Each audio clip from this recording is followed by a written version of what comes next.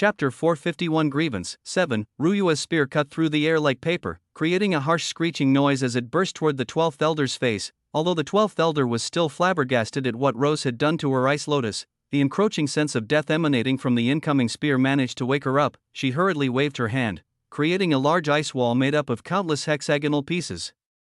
Of course, this wall was infused with the power of ice laws, so even though it was clumsily put together, its strength couldn't be underestimated. Ryua's spear rotated on its own axis as it moved, and what impacted the wall was a rapidly spinning disc emanating white and black light. When the two forces came into contact, an array of sparks rained down on the ground below. Out of nowhere, a large fire started. Seeing this, Rose flicked her wrist, utilizing her illusion affinity to banish it before it could spread and cause too much collateral damage. They were still outside the Empyrean dragon realm, after all. Even if they had retreated far away, there was still a chance that the present uninvolved parties could be implicated if they fought recklessly. Perhaps it was this thought in the back of everyone's minds that made sure the scale of this battle didn't reach a level they couldn't come back from. Even if they were fighting in life or death, they didn't use large-scale area attacks very often. Rose shook her head and returned her attention to the fight at hand. She couldn't get distracted while supporting her dear little sister. The clash between the spear and ice wall didn't just create sparks. The heat generated by the spear's motion interacted with the chill of the ice wall, creating a cloud of steam that impaired both Ryua and the 12th Elder's vision. But could Ryua be held back by mere steam? Her eyes glowed golden, allowing her to see the outlines of those in her surroundings: the 12th Elder, her spear, the ice wall, even Rose, who left for a second to talk to Damien. They were all clear in her eyes. Watch! Ryua almost yelled out, but stopped herself. A massive boulder had appeared above Rose's head while she was distracted. Surprisingly, it wasn't even an attack from the 12th Elder. Rather, it was collateral damage from one of the other fights taking place. But before she could even be worried, Rose had already dealt with the danger in front of her. Ryua smiled wryly and returned her focus to her own battle. Now, while she's distracted, Ryua's figure flashed away. The blood moon in the sky behind her rotated, sending out beams of light that showered her body and empowered her. Within a second, she was behind the 12th Elder, her aura hidden as far as she could do so. But the 12th Elder wasn't a fool either. Listening to her instincts, she turned around and slashed her arm at Ryua, threatening to cut the latter in two. But she was already too late. Ryua held her hand out, causing a formless essence that radiated an aura of extinction to shoot out from her fingertips. Erasure. The attack was never meant to be aimed at the 12th Elder. The second she cast Erasure, Ryua backed away, using ice flames to propel her and evade the 12th Elder's attack. At the same time, a flurry of lunar energy beams and ice flames barraged the 12th Elder. And it was at that moment that Erasure found its target, the negative aspect of Een, and most likely its most powerful effect, the ability to erase anything from existence. It was a move that Ryua created long ago, but needed stringent conditions to use. Plus, even when used, there wasn't a high chance of success. After all, it was far too powerful of a concept for her to be using wantonly at her power level. It was only her monstrous talent that allowed her to discover it so early, but this time, when Erasure impacted the ice wall, its effect rang true. Within seconds, the entire ice wall was banished from existence. Even though it was powered by ice laws, it couldn't resist the strong persuasion of such disastrous Een. Bang! Ryua's spear charged through the now empty space like a raging bull. The effects of Drifting Moon turned it into a deadly weapon with far more cutting power than it would have normally, and while the 12th Elder was busy fending off the barrage of beam attacks Ryua sent out earlier. Spurt, the rotating spear cleanly cut through her shoulder and returned to Ryua's hands. A fountain of blood sprayed from the wound as the 12th Elder's arm fell to the floor. Whoosh! A sudden wind picked up out of nowhere. It gathered around the severed arm and sliced it into pieces. A few tens of meters away from Ryua and the 12th Elder, Rose smiled mischievously. Can't let that arm get reattached now, can we? Was seeing her expression, Ryua smiled too. She truly was a trusty support. However, before she could exchange words with Rose, she was forced to twist her body as an overwhelming sense of danger encroached on her. Why, you slut? How dare you? A sword of ice appeared above the 12th Elder's palm and shot at Ryua. Despite her grand words, the size of the sword wasn't large at all, but perhaps that's what made it even more frightening. Due to its small size and rapid movement, Ryua couldn't track it with her senses at all. Although she managed to dodge an instinct, the sword still managed to graze her side, leaving a cold bluish-purple gash that didn't seem like it would heal anytime soon. Cook. Ruyue gritted her teeth in pain. This attack wasn't like her previous injury at all. She could clearly feel the foreign mana invading her body and trying to freeze her from the inside. I need to end this quick. She gripped her spear tightly and moved. Rose appeared behind her, green and colorless manas raging around her as she prepared to handle any unforeseen circumstances. Ruyue charged without worry. She lifted her spear and unknowingly entered a state of extreme concentration. Unconsciously, she approached the 12th elder with awkward and unpredictable movements. Seeing her rush in even though she was being obviously corroded from the inside, the 12th elder's face turned green. Why was this bitch so powerful at such a low level? Why was her beauty so much greater than my own? Why was she able to escape the horrible fate of a woman from the Shui clan, while I was forced to embrace it for the sake of power? The 12th elder's fury and envy melded into a flurry of emotions that could no longer be held back. Her mouth opened and she let out something akin to a roar. You are courting death, oh. She said it. She said the thing, with Ruyue in a state of extreme concentration and the 12th elder consumed by her negative emotions. Only Rose was still in a mental state to notice Damien's excited interruption, but even she wasn't in a position to respond. Ruyue's eyes were blank. Her golden irises seemed to have disappeared in a sea of white. Inside her mind, a spear movement was repeating over and over again in an endless cycle. As she approached the 12th elder in the real world, her mouth opened subconsciously. Moon Goddess Spear Art 6th Form, Distorted Moonlight, Chapter 452 Grievance, 8, / whether it be Damien, Rose, or the 12th elder. Not a single one of them understood what just happened. The black and white light around Ruyue's spear was distorted and melded together into a disgusting yet oddly pleasing gray color that stunned the senses. Her spear moved like a snake, her wrists seemingly becoming boneless and more flexible than the limits of the human body allowed. Her figure zipped by the 12th elder's side while performing these strange movements. She didn't even look like she struck the 12th elder when she did so, but the results spoke for themselves. A thin red line appeared on the 12th elder's torso. It spread until it made a full circle around her body and reconnected with its origin. The 12th elder's face turned pale.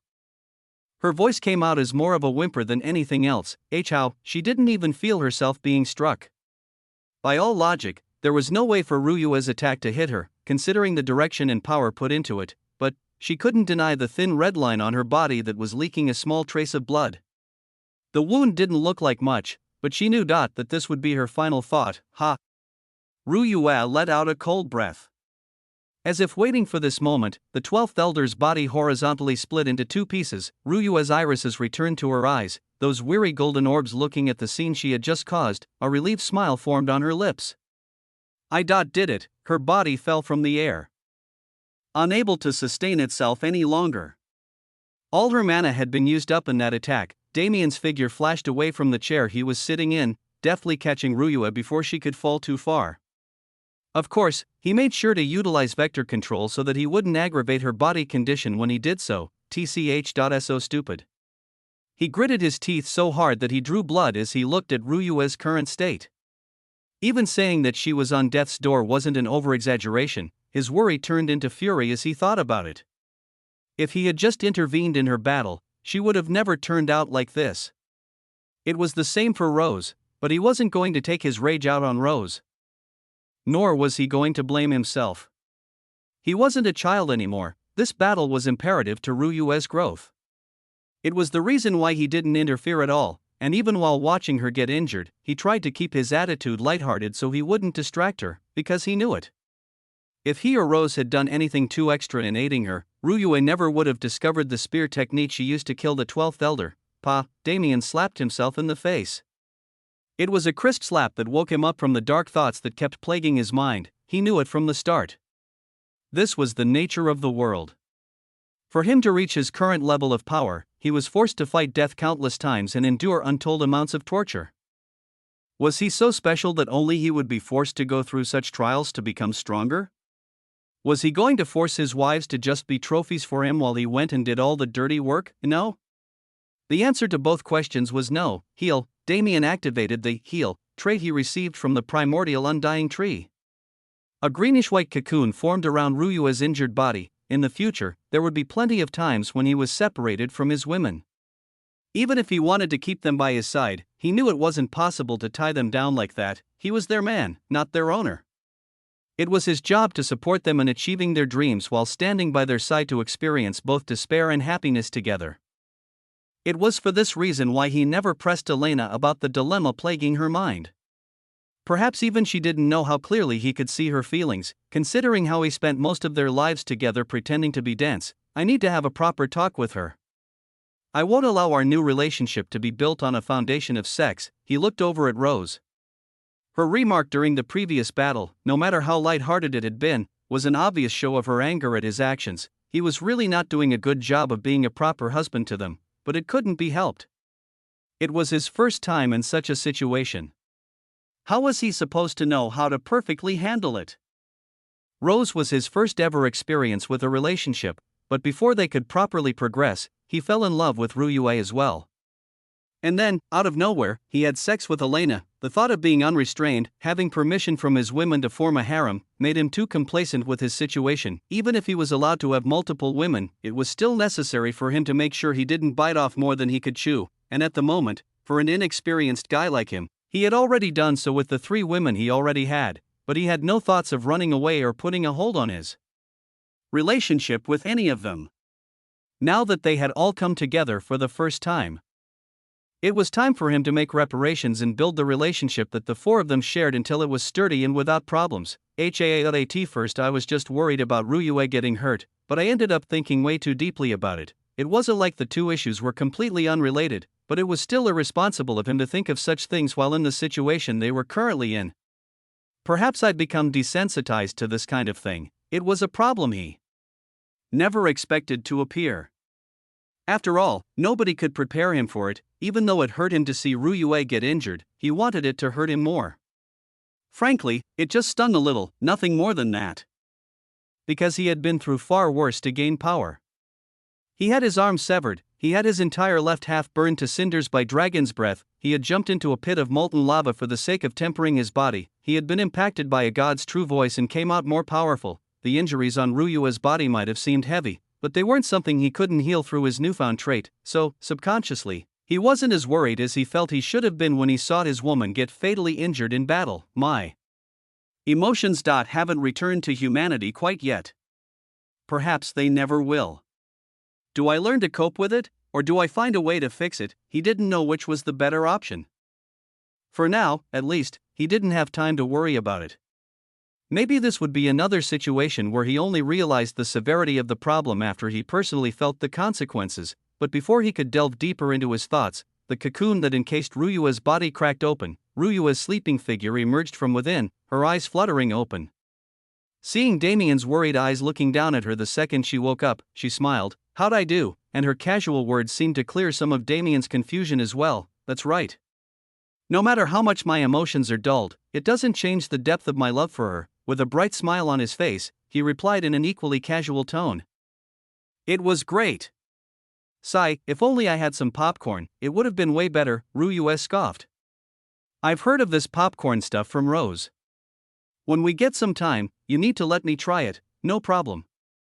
I'll even take you to meet my mom while we're at it." Actually, Damien's words were suddenly cut off. Boom! A massive explosion rang out. The Schweckland's palace abode was turned into fine dust particles floating in the air. What remained in its place was a frightening aura that far outstripped that of any elder that fought only a moment prior. Shui Yabai was finally making his move. Chapter 453 Fall 1. Short, pristine white hair that signified his status as a member of the Schweckland. Eyes like shining golden orbs that looked down on everything in contempt, and a body like a steel mountain. Everything about the man's appearance practically screamed the word imposing. Coupled with the massive aura that was being released from his body, Shui Yabai truly gave a first impression that dominated one's mind. "Who is it?"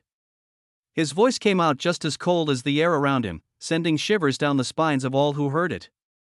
Even if their bodies wanted to drip cold sweat, it was impossible, as that sweat would freeze the second it was formed. "Who is it that dares to provoke my Shui clan?" His piercing golden eyes scanned the scene in front of him. The corpses of the 12 elders who were pillars of the Shui clan until this day were the first thing that entered his vision. And after them were the faces of those who killed them, but Shui Yabai's eyes remained passive. He didn't show a hint of rage or sorrow at the deaths of his clan members. In fact, The only emotion in his eyes was a trace of disdain. Just you? Has our clan fallen to the point where even ants have become brave enough to challenge us? Shui Yabai completely ignored Damien's fourth-class subordinates. His eyes were trained on the body of Ru Yue in Damien's arms. After all the years I spent raising you, this is how you choose to repay me? What a pathetic daughter. Ru Yue's body shivered uncontrollably. Seeing Shui Yabai's face again after so many years, she was overwhelmed by the lingering emotions she thought she had buried. Sadness, anger, hatred, vengeance. The thoughts in her heart were colored in a ghastly black. Yet, Shui Yabai's presence alone was enough to cause her to freeze. It wasn't a matter of power. She had always been aware that Shui Yabai had reached a level she couldn't even see with her current strength. Rather, it was about his identity in general. Ru Yue's mind was in chaos. She wanted to face him, she wanted to stand up and look at him in disdain like the frog he was, but she wasn't able to even move her fingers under his gaze. She thought she overcame her trauma in the trial of self, but it seemed that her trauma ran far deeper than she thought it did. Perhaps, this scar in her heart wouldn't vanish until Shui Yabai was dead in front of her. Damien's eyes hardened as he saw Ru Yue's mental state. The fury he had been containing until this moment threatened to burst forth once again. And for someone like Shui Yabai, he didn't have any intention of keeping said fury hidden. Damien's gaze was equally indifferent as he matched Shui Yabai's. I always imagined you as a pathetic dog with nothing to show for himself. It seems my mental image was on point. Shui Yabai's eyes turned to Damien. You are the one who led my daughter on this futile path?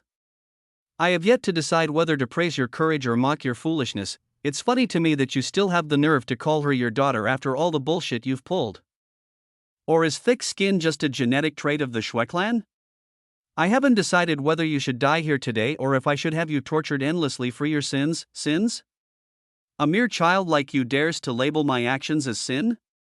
In this world, power is everything. And because I have power, I have no sin. Traceless mana coagulated in Shui Yabai's gaze and shot toward Damien at immeasurable speeds.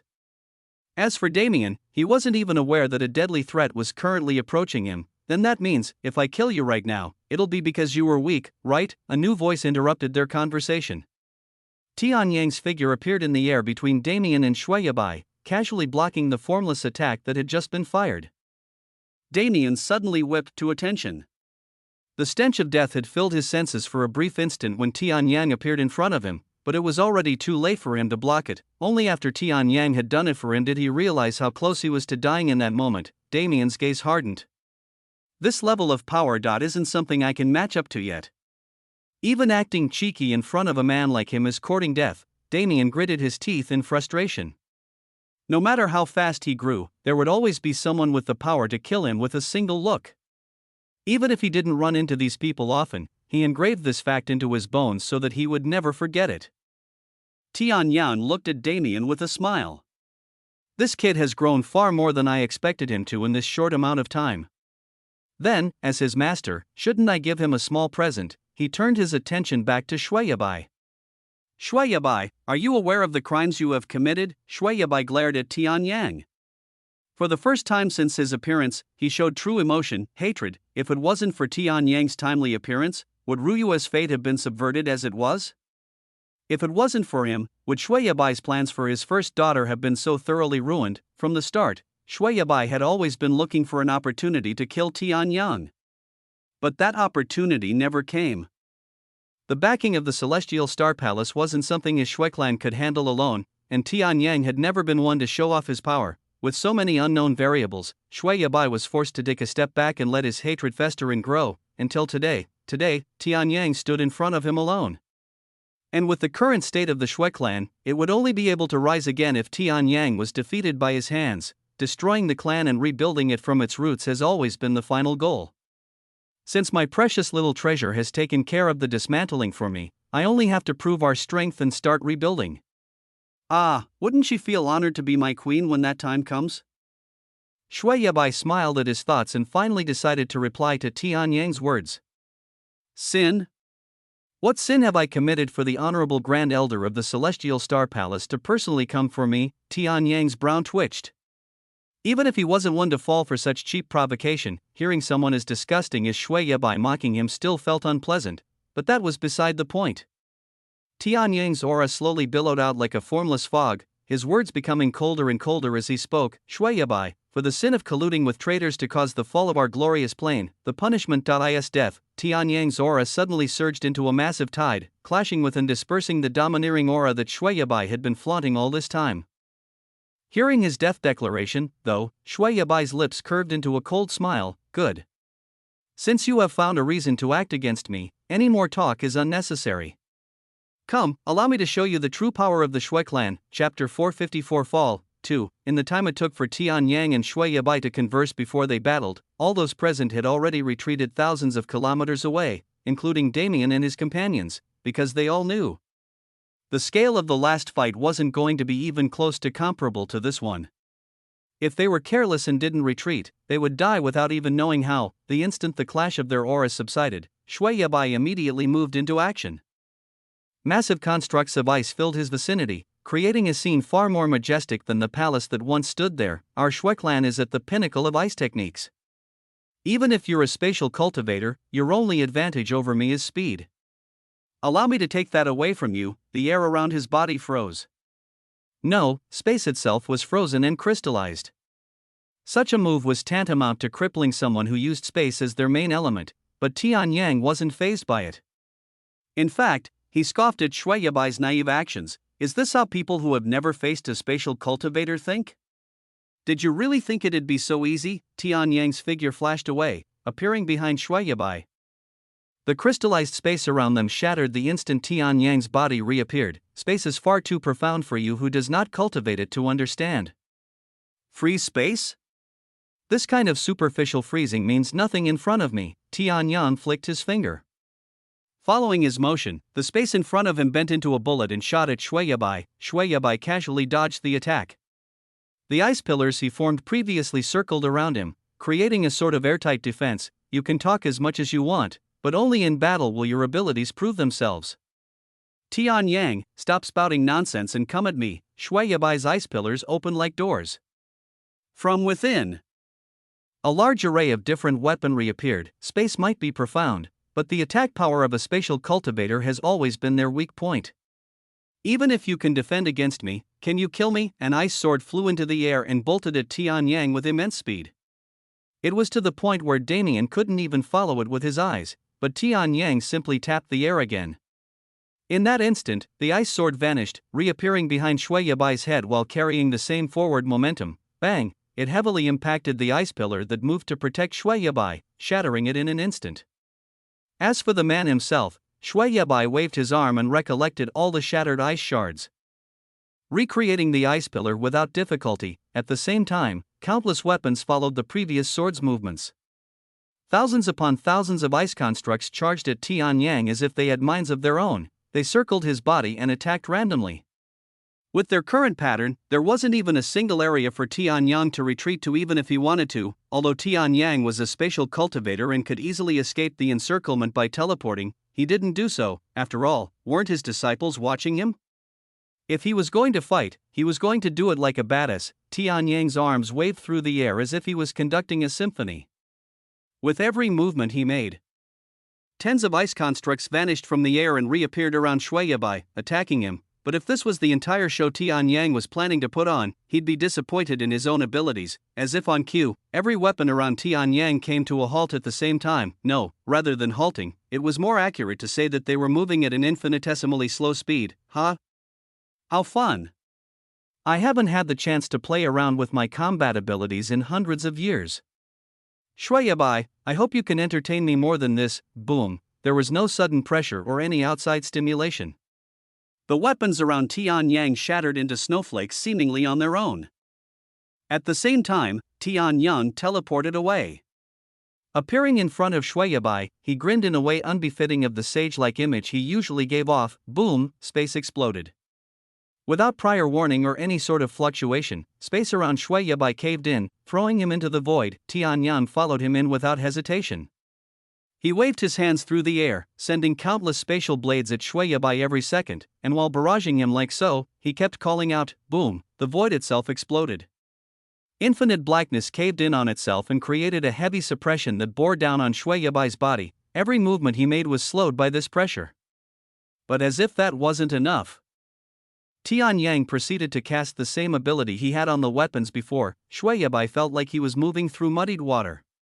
No matter how many steps he took forward, he was unable to move an inch from his spot. Tian Yang, he roared in frustration. Waves of icy mana emanated from his body, immediately repelling the spatial blades that were barraging him. Break, space shattered with his words. Even though he wasn't a spatial cultivator, he was able to pull off such a move with sheer power. Shui Yabai let out another roar. His mana raged, and an icy hell formed within the void. Behind Shui Yabai's back, a mirage of an ice palace slowly took shape. So you're finally taking this seriously? Are you? Couldn't afford to hold back anymore? It's a shame that a mere spatial cultivator without much attacking capability was able to push you to this point. Tian Yang's mocking words didn't end. While he spoke, he threw a heavy punch into thin air. Bang! Shui Yabai felt like his internal organs were rearranged with a single hit. The steel body he had trained so hard was no use against Tian Yang. His attacks ignored all barriers and physical defense to hit their desired target. His face turned red with rage. The ice palace finally finished taking shape. With this, Shui Yabai was ready to make his counterattack. Outside of the Empyrean Dragon realm, thousands of kilometers away from the ongoing battle. The crowd attempted to watch in a stupor. After all, one could easily gain life-changing insights from witnessing a clash between laws at such a level. Unfortunately, their clash had moved to a location where the common eye could never see. When they fought in the void, only the occasional sparks and collapsing space in the area remained as proof of their battle. But Damien was different. Even without straining his eyes, he could clearly see into the void. Only, their movements were far too fast. Nevertheless, he still kept his eyes trained on the figures of those two men. He didn't even dare to blink, remembering the words that Tian Yang told him before the fight began. Brat. Watch closely. I'll show you how a true spatial practitioner fights. That sound transmission had obviously piqued Damien's interest. From the start, he could tell that Tian Yang's comprehension of spatial laws was unfathomable, but seeing it in front of his eyes was completely different than just hearing or feeling it. Redirecting attacks back to their sender, mere spatial blades with the same amount of attack power as Damien's most heavy-hitting moves, the strange ability to manipulate distance and ignore barriers. There was so much for Damien to learn that his brain felt like it was on the verge of exploding, but at the same time, his insights on space principles skyrocketed at a blinding pace. Even if Damien had to choose between witnessing the battle between demigods in the 3000 Beast Mountain range and this one, he'd choose this one without hesitation. An admiration that he had never felt before rose in his heart as he continued to watch Tian Yang barrage Shui Yabai. Old man, your mouth is far dirtier than you let on. You're just like me for real. Such a thought. Perhaps it led to Damien finally and truly recognizing Tian Yang as his master. Chapter 455 Fall 3. The fight between Tian Yang and Shui Yabai continued to rage on. As soon as Shui Yabai's ice palace finished forming, he let out a guttural roar. The mana imbued in his voice scattered the ambient mana around him, repelling most of Tian Yang's attacks. At the same time, a wave of power emanated from the ice palace. Thousands of kilometers of the area around the two men were frozen solid. It wasn't just a layer of frost covering it. No, the molecular structure of the material that was frozen was changed into the purest of ice itself. Pillars rose from the earth, a crystalline ceiling formed above their heads, and jagged stalactites dripped down from above as well. Shui Yabai established his territory. All mana other than pure ice elemental essence was driven out. In this kind of situation, any practitioner that didn't use ice as their main form of attack would be severely disadvantaged. After all, they could no longer replenish mana, and they could no longer command ambient mana to do their bidding. This kind of move was essentially crippling all opponents caught in its grasp. Shui Yabai raised his arm into the air as his face twisted into a cold smile. Tian Yang, I'd like to see how you escape this time. His arm fell rapidly.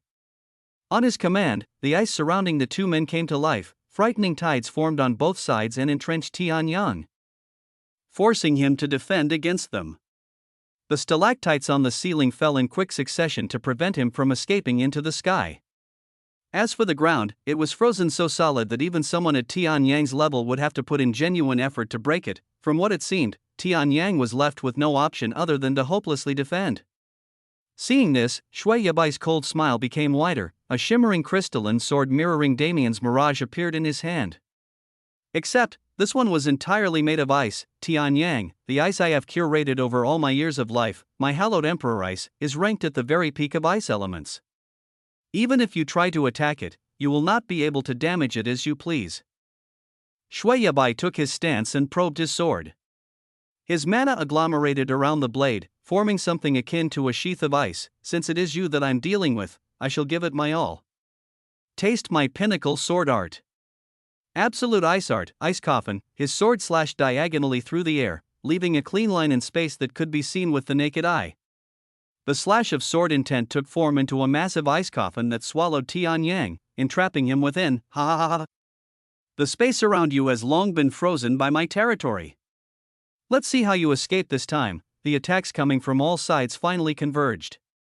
Even a layman could see that if Tianyang truly couldn't defend, he'd be gravely injured, if not killed. Tianyang's voice suddenly rang out from within the ice coffin.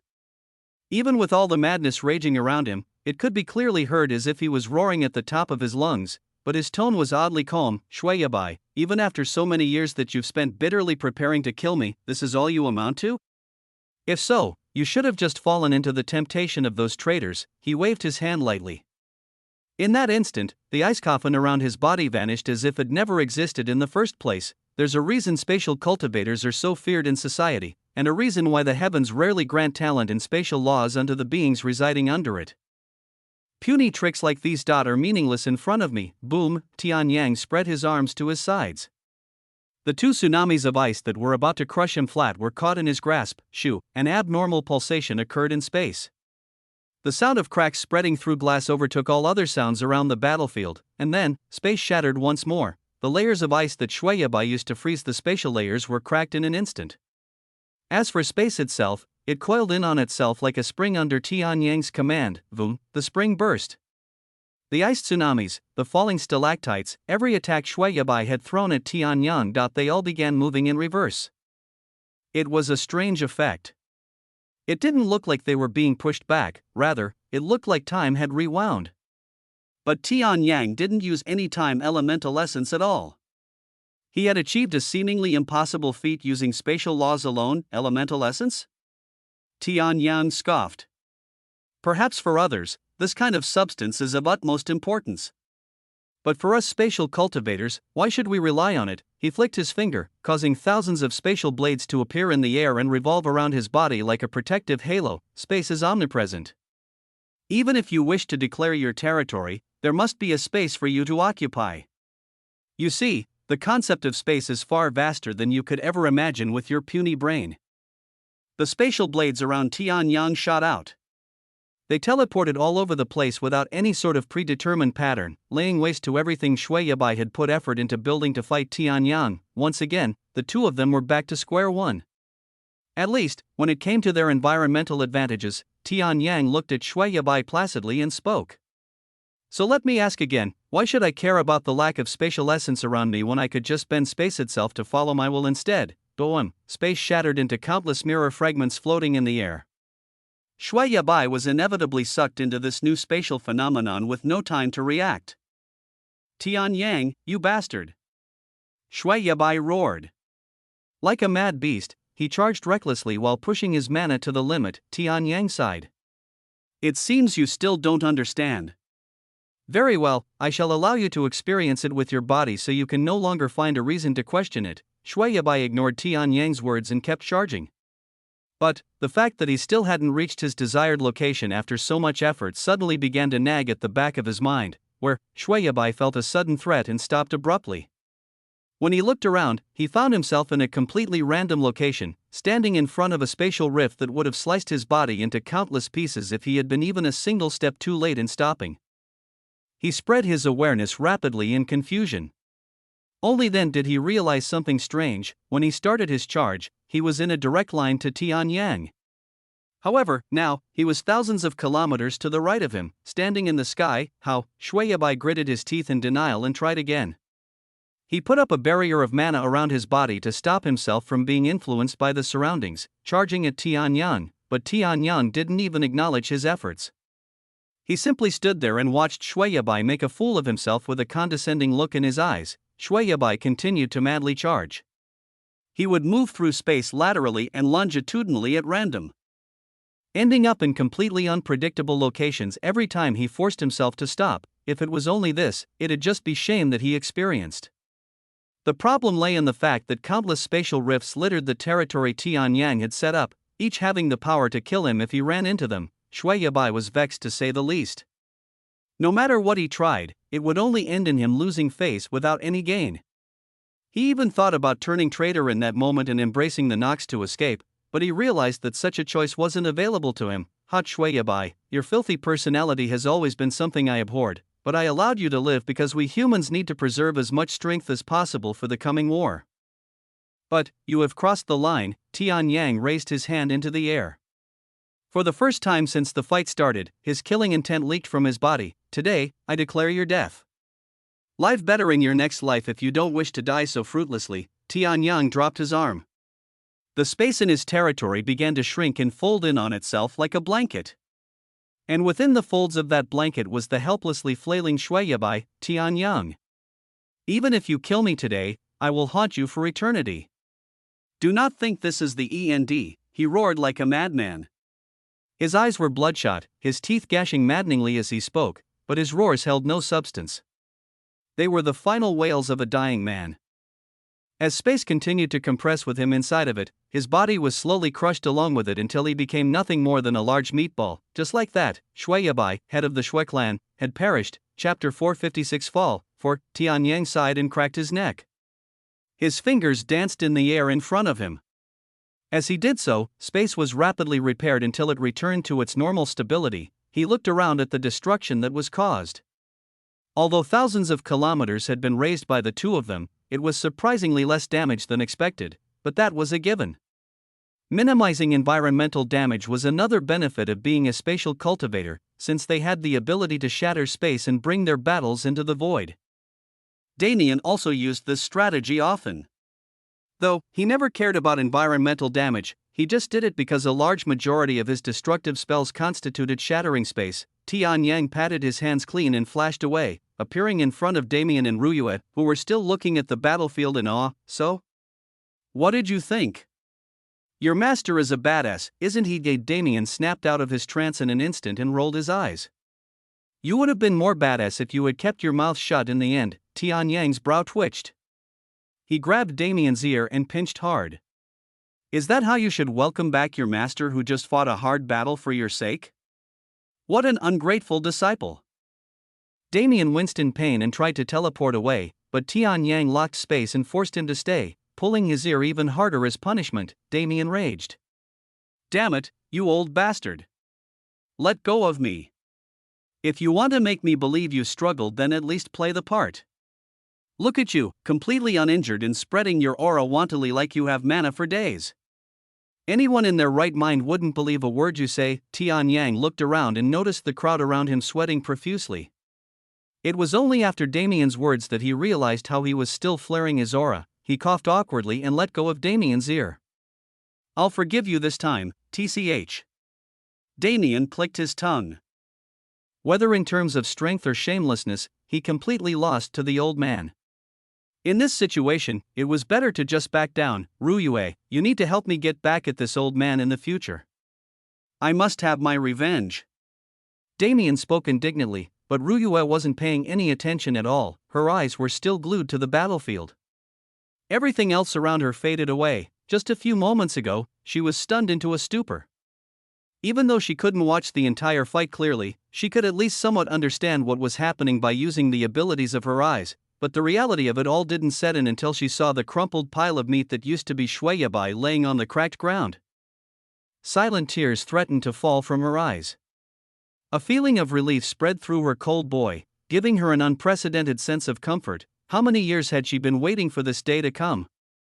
How many years was her hatred forced to seethe and marinate because she didn't have the strength to fight back? She had been dreaming of the day when Shui Yabai died for so long, but when it finally appeared before her, it was too surreal for her to accept right away. Her revenge was completed.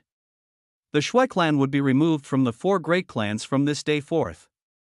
Even though she didn't achieve revenge with her own hands, it felt like she had done exactly that. After all, it wasn't a stranger that killed Shui Yabai. It wasn't a stranger that helped her get rid of all the elders, those were the master that had taken her in and provided her safety and warmth at her lowest point, and the man who taught her how to feel again. They were the two most important people in her life, so even though the majority of the work was done by them and those affiliated with them, Ryua didn't feel the slightest sense of loss at not having contributed enough. The tears that were threatening to spill from her eyes could no longer be controlled. Seeing her state, Damien and Tianyang stopped their argument. As if they had agreed on it beforehand, they teleported away to a secluded location, and Ryua burst out crying. She cried like a little girl for the second time in the span of the past few years, which was more than she had ever done prior. Damien and Tianyang smiled warmly as they watched her. Because they knew. These were tears of joy, tears of fulfillment. They couldn't be happier seeing that Ryua was finally able to release the tears she had been holding back for 20-something years. Old man, you finally did something good. Damien sent a sound transmission so as to not disturb Ryua. Tianyang rolled his eyes. Brat, I've been taking care of her for way longer than you have. If anything, you're the one that finally did something good. Just because you looked after her for longer doesn't mean you're better than me. In fact, I dare say she likes me more than you, ha. I've always treated her like my own granddaughter. There's no way she'd be so unfilial as to forget me after falling in love for such a short time. You're just saying that because you're a lonely old man without a wife of your own. She was so cold when I first met her, it was only after meeting me that her shell finally cracked. Admit it, I'm simply better than you, TCH. As if I'd ever admit it. Brat, since little Yuer is like my own granddaughter, that makes you my grandson-in-law. If you can't get my blessing, don't think about marrying her, huh? You're saying this now? You damn salty old man, if I'm a salty old man. Then you're a pretentious brat, huh, what? Want to fight, TCH? A little victory over a bitch like Shui Yabai must have made you conceited. If it's a fight you want, then I'll entertain you whenever. Brat, you speak as if you aren't leagues weaker than me. If this isn't asking for death, I don't know what is, oh ho? But you wouldn't dare to hurt your precious granddaughter's husband, would you? Imagine how distraught she would be. Cook. The two might have been arguing soundlessly, but the way they were postured begged to differ. Their auras silently clashed in the air between them, their fiery gazes locked as if battle would break out any second, that is, until Ryua's voice cleanly cut through the atmosphere they created. What are you two doing? She asked naively. 1 second she had been crying immersed in old memories, the next, she felt fierce battle intent filling the air around her. She really had no clue what had happened in the past few minutes for there to be a drastic change. As if on cue, Damien and Tianyang turned in different directions and coughed awkwardly. MW, what are you talking about? We're just having a casual conversation between master and disciple. Why yeah, little Yuer, no need to be mad. I would never beat up your future husband. I never said anything about that though. Ryua tilted her head, glaring at Tianyang in suspicion. Cough. Cough. Wow, I seem to have got something stuck in my throat. Tianyang replied hurriedly. His figure flashed, disappearing from the empty meadow where they stood. Damien's brow twitched in annoyance. Damn old man. How dare you snitch and then abandon me? I'm coming for your ass. Damien's figure disappeared as well. The two of them flashed around the meadow, reappearing occasionally in various comedic poses as they fought like children without mana. Watching their antics, Ryua burst into a fit of giggles. Soon, her giggles turned into a full-on bout of uncontrollable laughter. That's right. From now on, she would be able to experience warmth like this unhindered. This fact alone was enough to keep her content for eternity. Chapter 457 Break 1, with the death of Shui Yabai. The Empyrean Dragon Realm expedition and all the unexpected events that took place around it finally came to a conclusion. The event wasn't private by any means. Countless major powers and rogue cultivators from all over the cloud plane had come to participate in it. As such, news about what happened couldn't be hidden for long. The Shui clan and the Wang clan were both annihilated, traitors of the human race had appeared on the cloud plane, and new geniuses emerged in waves as if in response to the tumultuous times ahead. Of course, news about Damien didn't escape this effect, whether it be the central continent where he resided or any of the 4 surrounding continents. The name Damien Void became a heated subject for all those in the cloud plane. His feats in the secret realm weren't mentioned anywhere, as nobody had seen him within, but that didn't matter much in the grand scheme of things. After all, he made his grand entrance on the scene by destroying a major clan before entering the secret realm, and as if that wasn't enough, he did it once more after he exited. Nobody could tell whether the advent of such a genius was a signal for prosperity or calamity. But anyone with a little bit of strength could tell. A storm was brewing not only in the cloud plane, but in the universe as a whole, and just like that, a week passed swiftly. The celestial star palace had been in an uproar for the past week. An unknown genius in their sect had become a rising star in an instant, while the more famous Long Chen became the inheritor of the Empyrean Dragon Sword. From the looks of it, their sect would surpass the Jade Heavenly Palace with just a bit more time and effort. Actually, many people were rushing around the Celestial Star Palace in hopes of catching a glimpse of the renowned geniuses of their sect, but both of them seemed to have vanished into thin air after returning from the secret realm. The frenzied disciples even bombarded Elder Xiaosun, Long Chen's master, to the point where she was forced to move from her residence to a higher location on Celestial Mountain which normal disciples couldn't easily reach. The pandemonium continued on, but with the lack of response from the people in question. The commotion soon died down, allowing those involved to finally find a bit of peace. In a certain courtyard near Tian Yang's residence at the peak of the Celestial Mountain, two men sat across from each other at a table. Fuck, this is why I always try to keep a low profile. Being famous is such a difficult thing for a poor man like me to handle. A man in black robes lamented.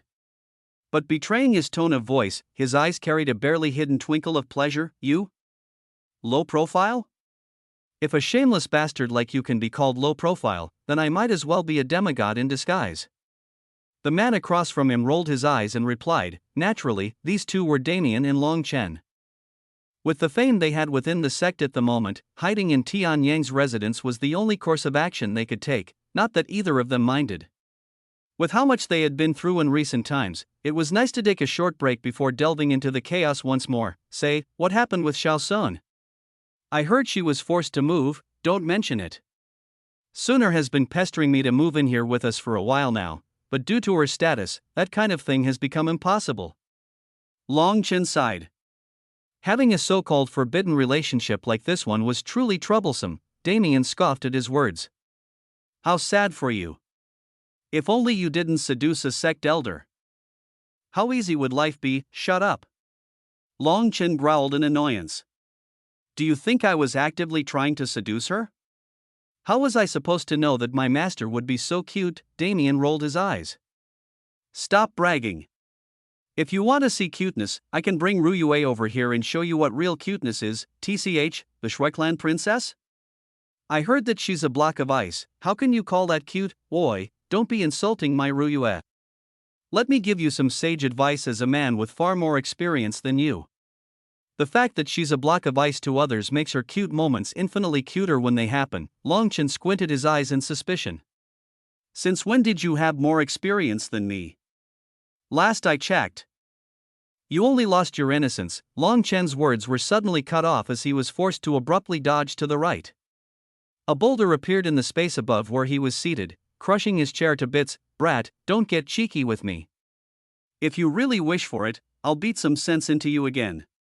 Damien growled, hiding his reddened cheeks. In fact, Long Chen had become a man far earlier than Damien had. In the romantic department, at least, Long Chen had a clear advantage. Long Chen shuddered lightly at Damien's threat. Remembering their spar from a few days ago, he shut his mouth instead of trying to provoke the latter further, even if his mind didn't want to admit defeat. His body remembered the pain. The fact that he was forced to call this bastard boss from now on was still too infuriating. Seeing Long Chen's frustrated expression, Damien grinned. He took a new chair out of his subspace and placed it down for Long Chen to sit. Well, it's whatever. As for that Xiaosun, if you want to bring her, just do it. It's not like the old man doesn't know about your relationship already, Long Chen's eyes widened in surprise. Damien looked at him with a dumb expression on his face. Don't tell me you actually thought you were hiding it well? Bro, the old man is probably at the peak of 4th class and uses divination techniques frequently. If he couldn't even guess your relationship with his qualifications, I'd be too disappointed in him to call him my master. You don't call him your master even now, though. Shut up. You get the point. Long Chen smiled. The peaceful days had indeed been a good stress relief for him, but he always felt something was missing.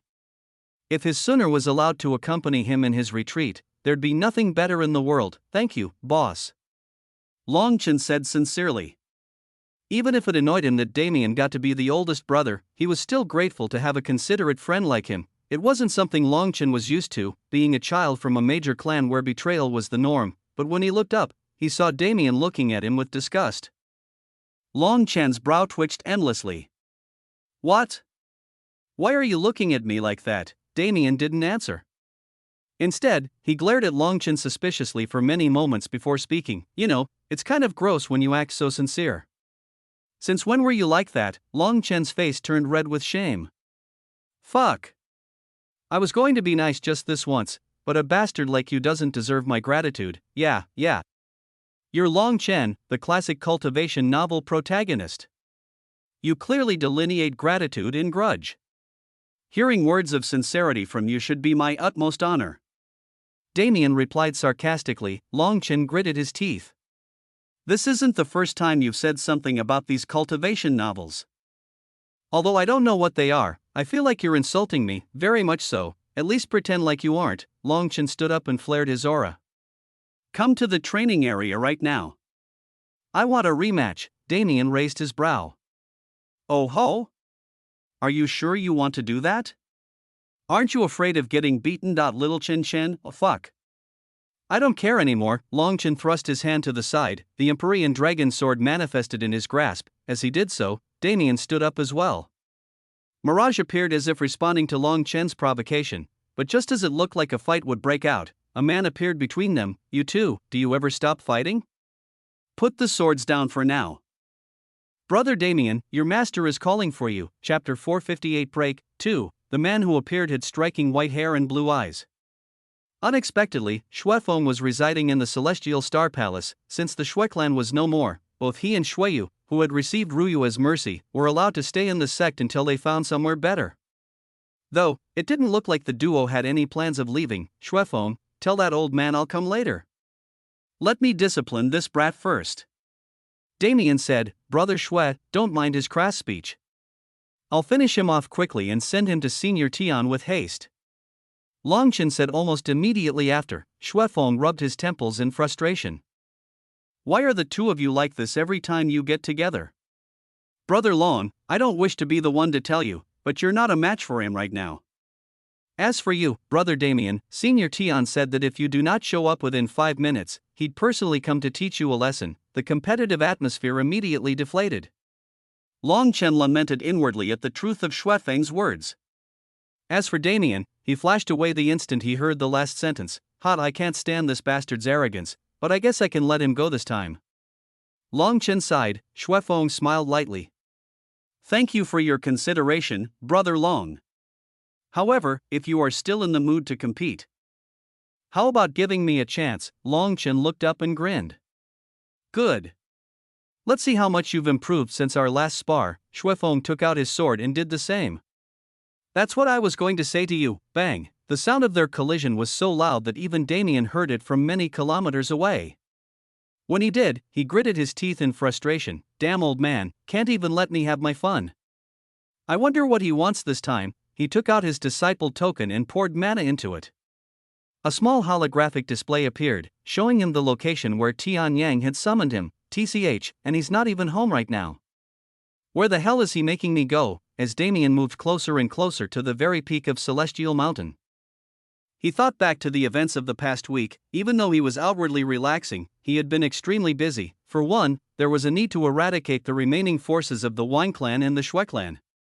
Although his help wasn't needed in the battles, his ability to distinguish devil worshippers from normal people was necessary at times, so he was forced to move back and forth through the central continent many times to provide his help. Fortunately, his teleportation was no longer restrained.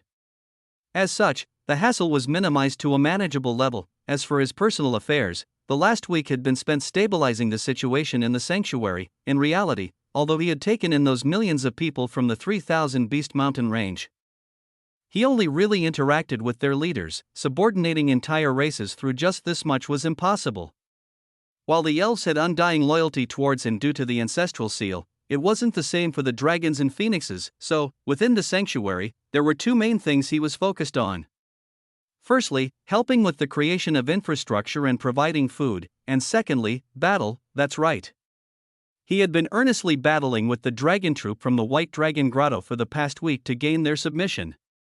Considering how the White Dragon King raised them, this method was the natural course of action. As for the phoenixes, they were far more difficult to deal with. In fact, he had no idea how he was going to tame them, but for now, it wasn't necessary. He could worry about it after dealing with the White Dragon Grotto. Other than those kinds of troublesome tasks, the rest of his time had been solely dedicated to Little Schwer and the Lily/May duo. Since those kids had been bugging him for a while about how negligent he was forced to entertain them for hours on end. In short, he was busy to the point where he couldn't even have his talks with Rose and Elena, who had also returned to the Celestial Star Palace with him. Thankfully they're understanding people. Damien sighed inwardly. After wrapping up the ordeals of the Empyrean Dragon realm, the first thing he did was make sure to make his intentions clear to the two of them. The fact that he wanted to have serious conversations with them had been privately conveyed to both for a while now, but he never got the time to actually carry out on his promise. But neither Rose nor Elena complained. Instead, they told him they were willing to wait until he had the time. For this, he was endlessly grateful. Today is a good day. Since I've caught up with Longchen already, after I talk to the old man, I'll pay my visits to them. Damien finally arrived at the location specified on his disciple token. Unexpectedly, he found himself in front of a massive black palace. Isn't this? Damien's eyes widened. Why the hell would the old man bring me to the sect master's residence? But before he could think about it for too long, Tianyang's voice rang out in his ear. Brat, you finally arrived. Come around to the back. We're all waiting for you. Damien raised his brow and spread his awareness, finding the courtyard behind the palace. Without waiting any longer, he teleported over. When his figure reappeared, he was immediately assaulted with a wave of suffocating aura. His eyes narrowed as he looked at the lineup in front of him. Tianyang sat nearest to where he was, at the foot of a long table. Other than him, there were only two figures present. One was Shangguanyu, the sect master of the Jade Heavenly Palace, and the other, a beautiful woman with a razor-sharp presence. The cold and detached look in her eyes made it clear that she wasn't someone who could be trifled with. As for her identity, she was Bai Sharon, the sect master of the Celestial Star Palace. Even though the three of them weren't consciously releasing their auras, just their passive presences alone combined into a fierce force that would cause most people to bow their heads in submission, but Damien refused to do so. Ignoring the other two, he looked at Tianyang defiantly and spoke as he usually did. Old man, you should know how busy I am. Quickly stop with the posturing and tell me what's up. Tianyang grinned, Shangguanyu smiled imperceptibly, and Bai Sharon's eyes narrowed. Tianyang spoke first. Brat, even in the presence of your own sect master, you still dare to act like this? Damien glanced over at Bai Sharon before turning his attention back to Tianyang and rolling his eyes. Knowing you, these two have already been informed about my personality before I got here.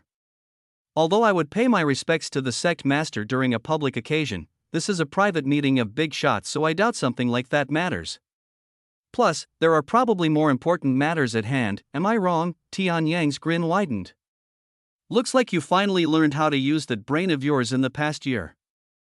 Indeed, formalities don't mean anything at the moment. Considering what you've achieved, during this meeting, you will be considered as our equal. Damien raised his brow in interest. Although it was true that he was being arrogant because of his nature, he was also testing the waters a bit. He wanted to know how much leeway his status as Star Master would grant him in front of these experts, but to be regarded as their equal? That kind of thing far surpassed his expectations. Tianyang didn't give him much time to be shocked, though. After the useless talk was out of the way, he cut straight to the point. All right. It's time for you to tell us about your conversation with the World Core. Chapter 459 Break 3. All right. It's time for you to tell us about your conversation with the World Core. Damien's gaze sharpened. He knew this day would come, but he didn't expect it to come so soon. He sighed inwardly. I was hoping that the peaceful days would continue for a bit longer, but I guess this is it. Regardless of his lamentation, he still did as Tianyang said and gave a rough description of what happened between him and the World Core. Of course, the fact that the World Core had sentience was enough to shock both Shangguanyu and Bai Sharon. After all, this wasn't a fact that was so easily known, but the main point of conversation naturally revolved around what happened after.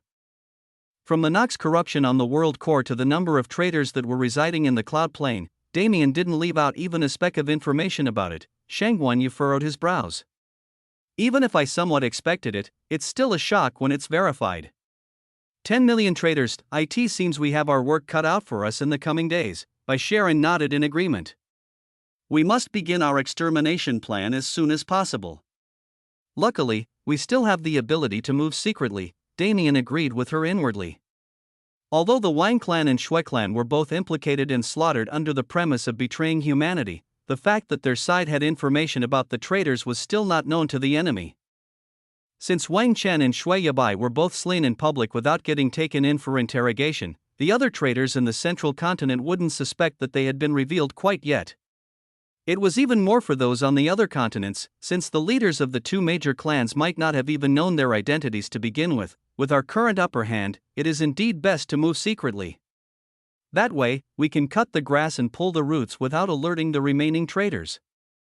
Though, even if they decide to go into hiding, there isn't a single place in the cloud plane that can escape my gaze anymore, Damien grinned. There was no need to worry about the success or failure of the extermination plan with his ability.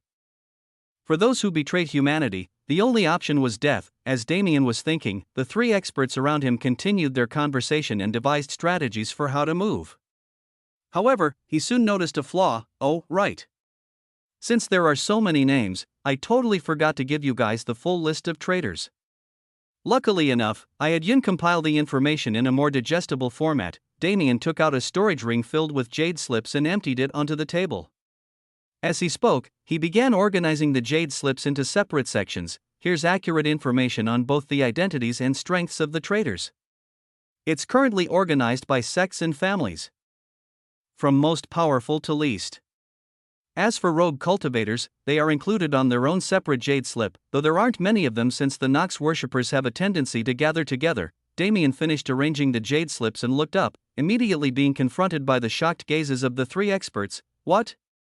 Why are you staring at me like that? Tianyang shook his head wryly. It's nothing. It looks like you've prepared thoroughly for the coming operation even though you didn't have knowledge of it beforehand, Damien shrugged nonchalantly. I mean, ever since I told you what I knew before we confronted the Shui clan, I was expecting this day to come. What, did you think I was such an idiot that I wouldn't understand even this much? Yes. Yes, I did. Tianyang replied matter-of-factly, earning him a death glare from Damien. Tianyang coughed awkwardly and picked up a random jade slip to read from. The second he did so, his shock heightened to another level. Oh, this is far worse than what I was expecting. To think I would happen upon the Jade Heavenly Palace's information first. Shangguan Yu's eyes hardened when he heard Tianyang's words. Although he was itching to see the jade slip himself, he knew he would get his turn eventually. Instead, he turned his attention to the other slips on the table. The Ping family, Yu family. Twisted Mountain sect, even the Empire's religion has been influenced by these demons. Shangguan Yu gritted his teeth in anger. To think they dare to act out while knowing full well about our power. Or do they think we won't do anything just because of our status? It seems our Jade Heavenly Palace needs to show our strength to the public once more so that they lose any thoughts of rebellion. His tone was extremely cold, but nobody could blame him for his anger. After all, they were all feeling the same, especially by Sharon. The second she saw the list of names from the Celestial Star Palace, she wanted to move and slaughter them all. But for the sake of the greater plan, she forced herself to calm down. Damien's tone became abnormally serious as he began speaking once more. Even though this number might look drastic, it's actually the Cloud Plane's good fate that there are so few traitors. When compared to the total population of the world, a mere 10 million is nothing. There are worlds out there in the universe that have been completely corrupted. Worlds where billions upon billions of Nox worshippers lie in wait for the day of war to come. Although I'm aware that all three of you have lived far longer than I have and have experienced far more, I feel the need to inform you of this. Never underestimate the temptation that the Nox bring to ordinary people. No matter how humble any of us try to be. The fact that we have the power to sit here and decide the fates of others so easily is because we have both talent and strength. Look at the elders of the Shui clan, for example. Even though they had some strength, they were lacking in talent and were killed off by someone on a far lower level than them. The universe is fair if you look at it from above, but as someone living within it, its unfairness is as clear as day. For those who have toiled away endlessly but were never able to see the boundary of fourth class due to their lacking talent, the devil's whispers of the Nox are like words of God. It's even more so for those who have tasted the bitterness and unfairness of life, although I've spoken so much. My meaning remains simple. The rallying power that the Nox possess is insane. In the coming war, rather than facing a horde of Nox, we should expect to face our own people until our spirits become dull from betrayal. This is our fate for opposing their regime. The courtyard was enveloped in a cold silence after Damien's words finished. Even though everyone present was already aware of this fact, hearing it said so explicitly still forced reality to sink in, but none of the four were weak-willed people. 3 of them had faced themselves and even the universe itself to achieve acknowledgement. It was impossible for them to falter here. Damien nodded in satisfaction after seeing their response. Although I am far weaker than you at the moment, I have no doubt that I'll reach your level if I'm given time. Therefore, I hope you can forgive me for being presumptuous. On the battlefield, we will all be comrades, so I have no plans of being tied down to unimportant things like status. Even if you are the sect masters of the most powerful sects in the cloud plane, in the future, you will just be part of the many fourth-class existences that participate in the war. So from now on, please include me in future meetings about these kinds of important topics. I have no desire to take a back seat in this war while being pushed around at the whims of others. Chapter 460 Break 4. Tian Yang grinned in satisfaction. Damien's final words and overall attitude were extremely arrogant considering who he was facing, but with his current position, this kind of arrogance was necessary if he didn't want to become a tool in the future. Belief in his own strength and potential, problem-solving ability that wasn't perfect, but growing at a steady pace, and a cool head that could view the situation objectively, Damien was slowly beginning to embody the traits that an expert should have. His cheeky attitude will probably never disappear though. Tian Yang thought to himself, "Brat, your final demand might sound reasonable, but words don't mean anything if there's no substance behind them. Although I can acknowledge you like this, for others, you must prove your value through strength. Your contributions thus far cannot be spread. Because if the fact that you are a Star Master were to become public knowledge, you'd be walking with a target on your back at all times. Therefore, even if the 3 of us agree with you, we can only support you secretly." Damien nodded. He expected this much. He didn't want to use a meeting like this, where more important matters were being discussed, to secure personal benefit, but he didn't have a choice. It wasn't a common thing for him to be in the presence of so many world leaders. Until now, his journey had been incredibly smooth because he was never on the Nox's radar. After all, he was far too weak for them to take notice of him. However, it was mainly because he hadn't encountered many true-blooded Nox before. The 2 that he had met were both dead, therefore his information wouldn't spread. It would be terrible if they had some sort of mental link skill that allowed them to glean information from their fallen soldiers, but even then I should be fine. Since third-class Nox have limited sentience, the one I killed shouldn't apply to that kind of skill. As for the demigod, I wasn't present during his death, and Alaric died along with him, so there should be nothing from that encounter as well. Damien's thoughts suddenly drifted towards a certain sibling duo. Although I'm aware that they aren't working for the Nox out of their own free will, that's what makes it more dangerous. There's no way a conniving race like the Nox would only use hostages to guarantee the submission of those they use. If there's some sort of technique to forcefully extract information from the 2, he might have already become a target unknowingly. Even if he didn't play a pivotal role in what happened in the 3000 Beast Mountain range, his role was still an important one. On the cloud plane, I'm safe. But I don't know what kind of dangers await me in the wider universe. From now on, I can no longer move with the goal of adventuring. But I can no longer stay on the cloud plane either. Damien furrowed his brows as he fell into thought. But before he could think too deeply, he was interrupted by Tian Yang's voice. With the extermination plan coming into effect, it seems the other plan must be put on hold for a bit. We can't afford to divert our attention from either matter. Sharon nodded. 6 months should be enough to finish off the traitors without alerting too much suspicion. What matters is how we deal with the situation once we finish. There's no way the Nox won't be alerted after so many of their forces are wiped. According to the information, there are 2 fourth-class Nox beings currently residing here. One is on the central continent while the other is on the western continent. Both of these Nox must be eliminated simultaneously in case they share some sort of connection that will alert them. Shang Guanyu continued, even then, killing them might alert the Nox that we are aware of their plans. Will we still be able to carry out the attack plan under this kind of suspicion? Bai Xiaoran questioned. Tian Yang shook his head. Even if it is so, we don't have another choice. Interference from their side is becoming more and more frequent. The large number of Nox worshippers in the world is most likely due to their involvement as well. Destroying them down to the roots will play a pivotal part in the coming war. Shang Guanyu rubbed his chin in thought. How have our communications with other worlds been? An alliance needs to be formed soon if we want to properly fight against the Nox. There have been both positive and negative responses. From what we've gathered so far, it doesn't look like a conclusion will be reached anytime soon. An assembly will be called sometime within the next 2 years for all of our powers to meet in person and speak of these important matters. Until then, we must work on our own. Damien felt like his brain would melt from all the information he was second-handedly receiving. As it turned out, his extended help was unnecessary. He smiled wryly.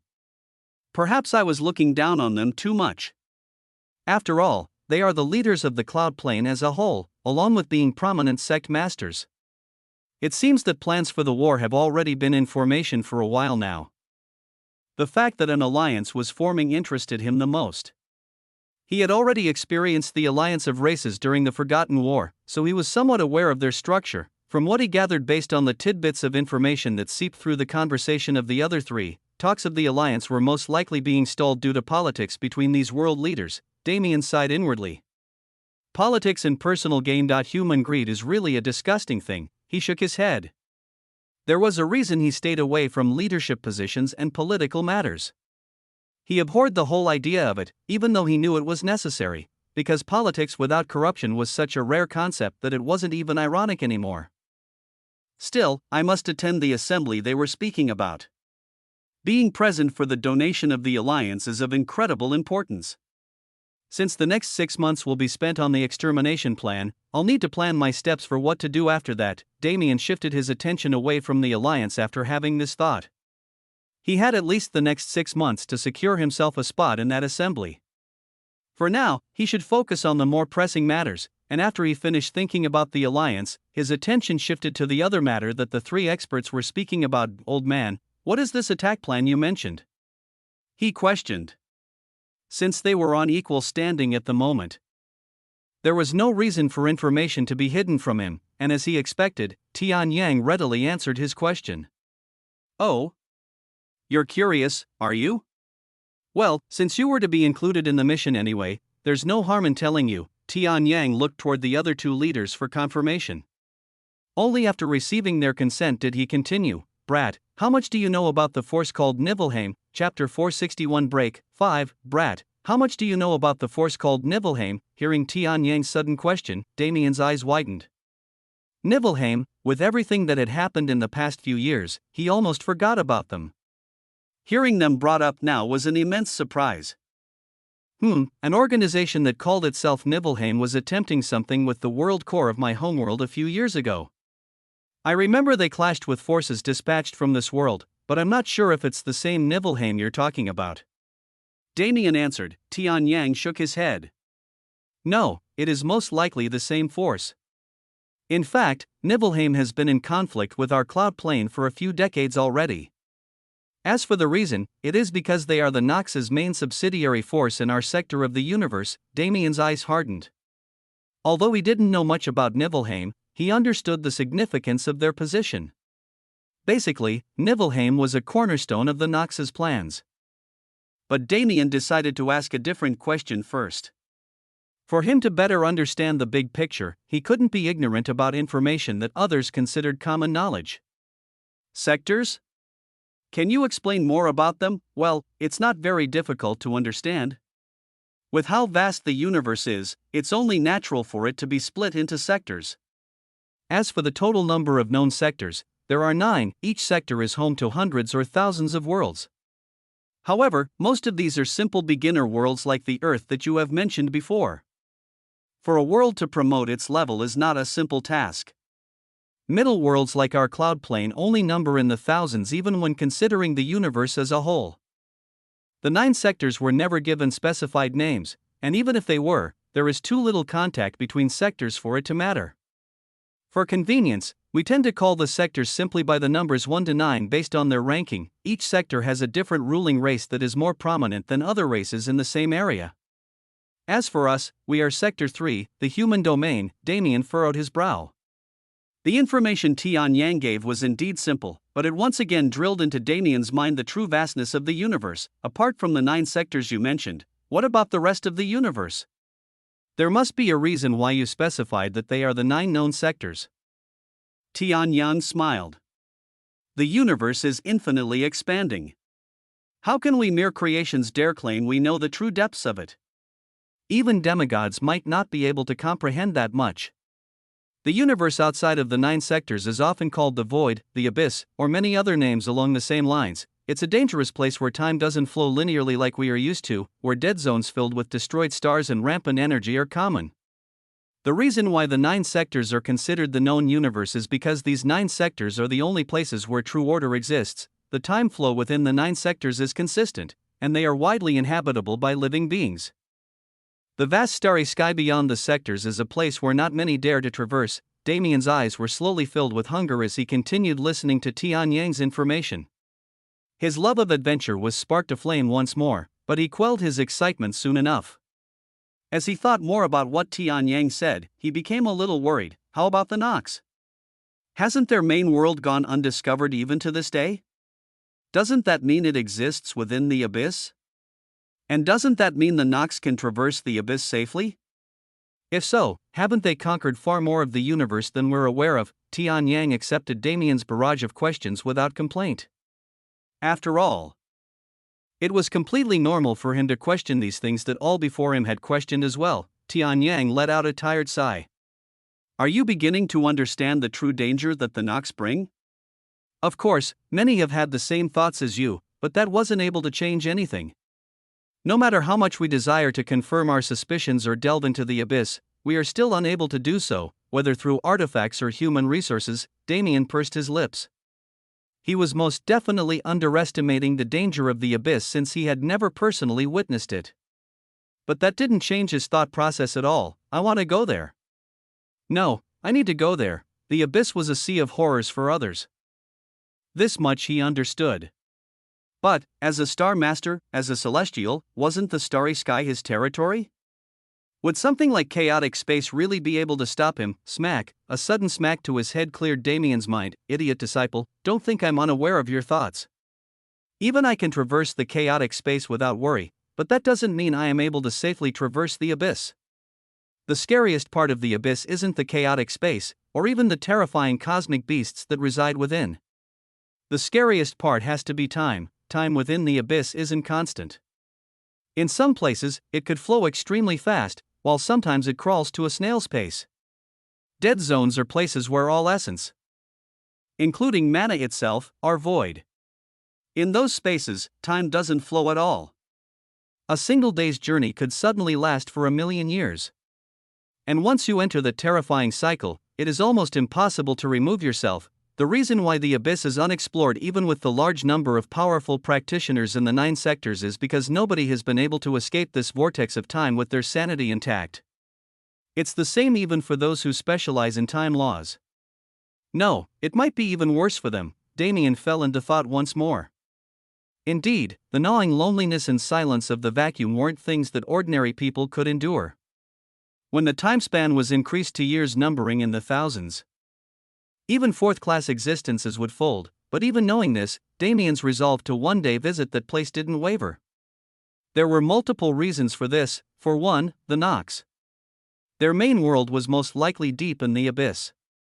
Therefore, to root out the threat, going there was necessary. Secondly, his class as a celestial.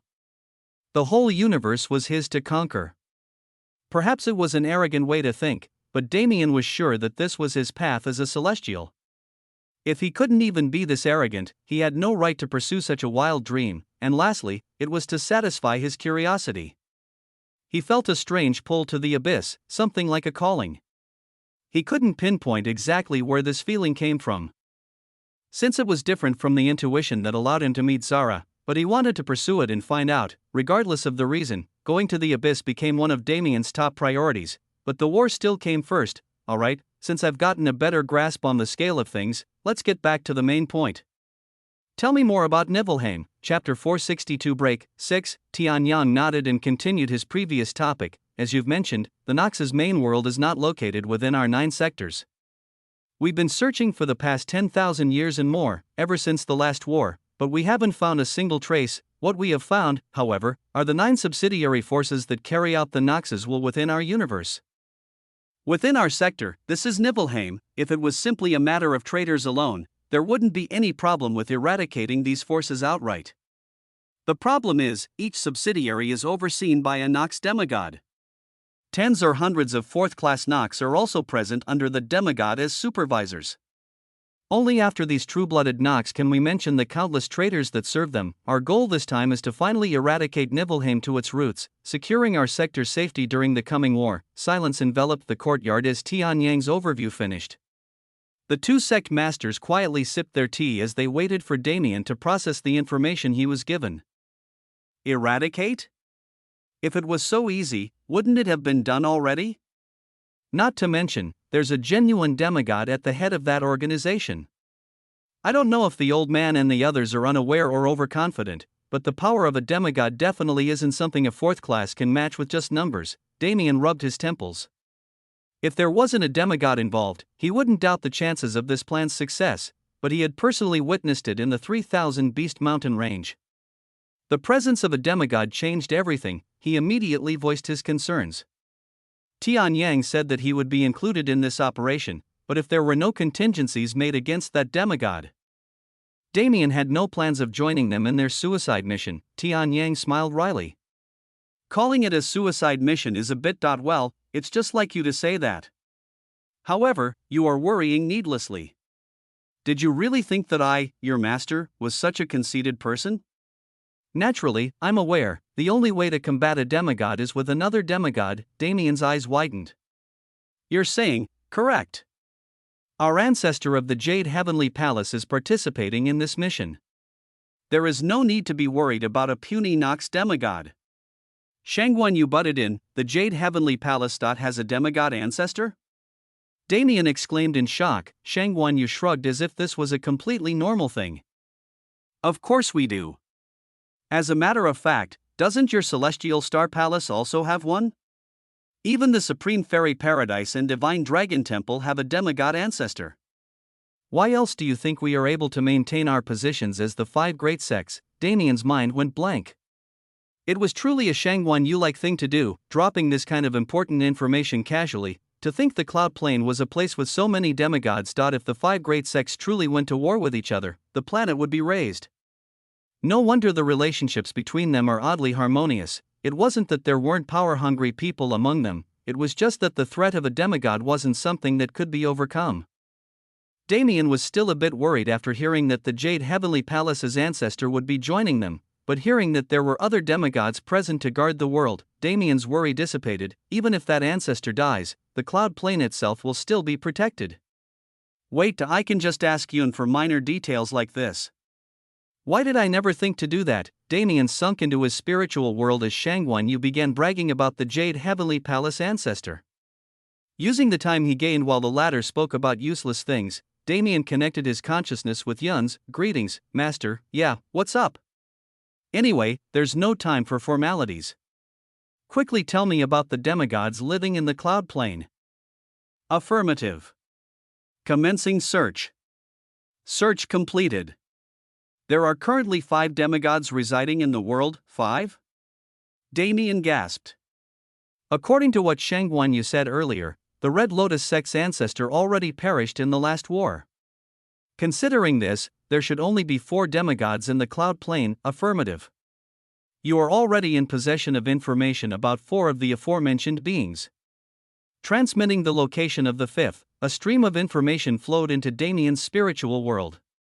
He closed his eyes and concentrated on it. His vision expanded suddenly. He found himself floating in the sky above the central continent. His eyes widened into saucers at what he saw.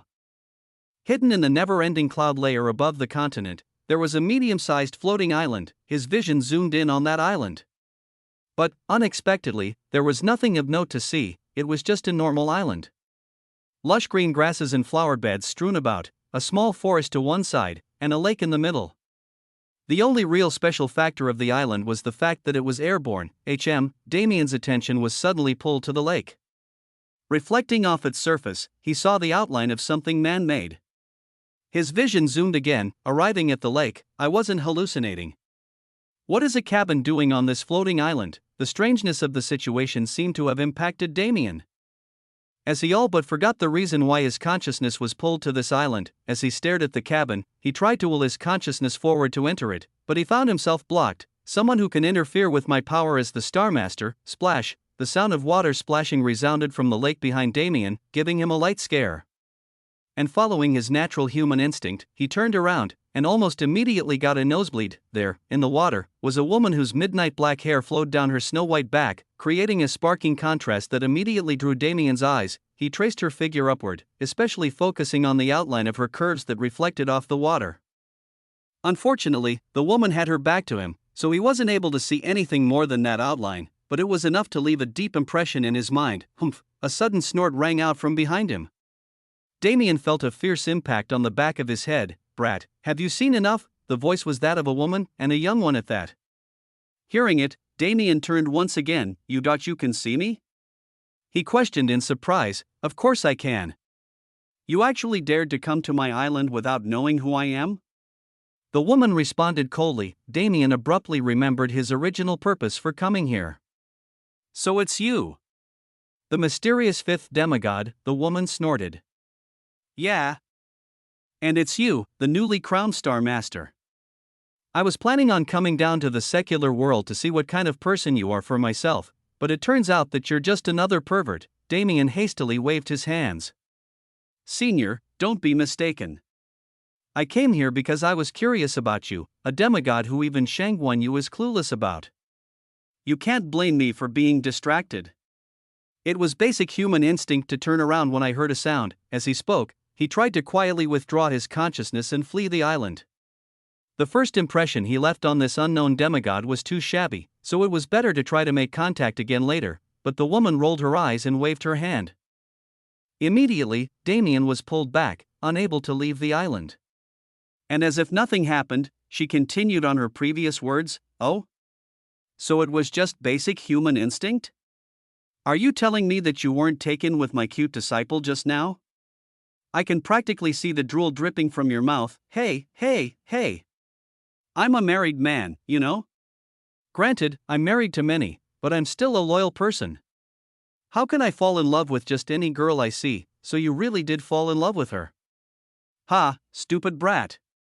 Don't try to fool me. Damien didn't know whether to laugh or cry.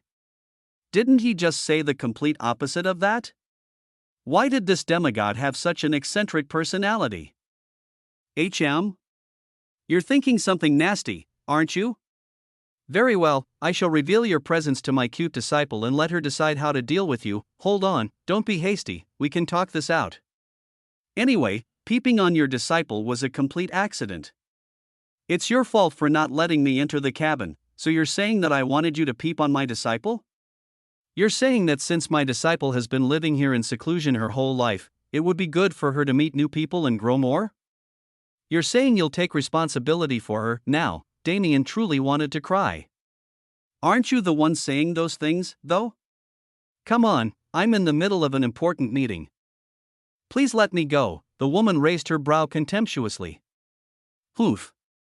It seems that I, an exalted demigod, am worth less than a few bugs.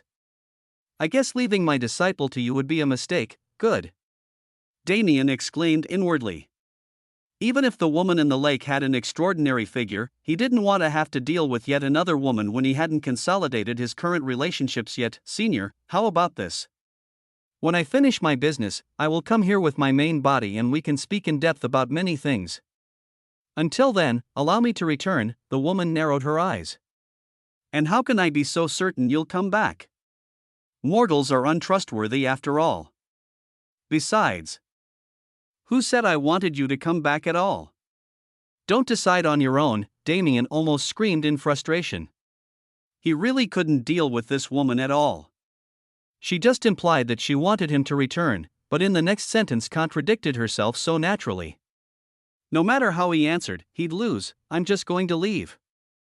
Let's put off recruiting this demigod until I'm mentally sane enough to cope. Damien retracted his consciousness from his spiritual world, and his vision of the Sky Island vanished at the same time. He sighed in relief. Good thing she didn't be back this time. Why are all the old people I meet so eccentric? Damien shook his head wryly. Well, that took up more time than I wished for it to. Let's get back onto the topic of Nibelheim. Chapter 463 Conversations 1. What an exhausting day. Damien sighed to himself as he left the courtyard where the three experts were staying at the moment. After his run-in with the fifth demigod, whom he still didn't know the name of, he returned to his body and conversed with them a bit longer about their plans for Nibelheim. Unfortunately, there wasn't much they could tell him. As they said before, the overarching goal was to destroy Nibelheim to the point where it could never resurge.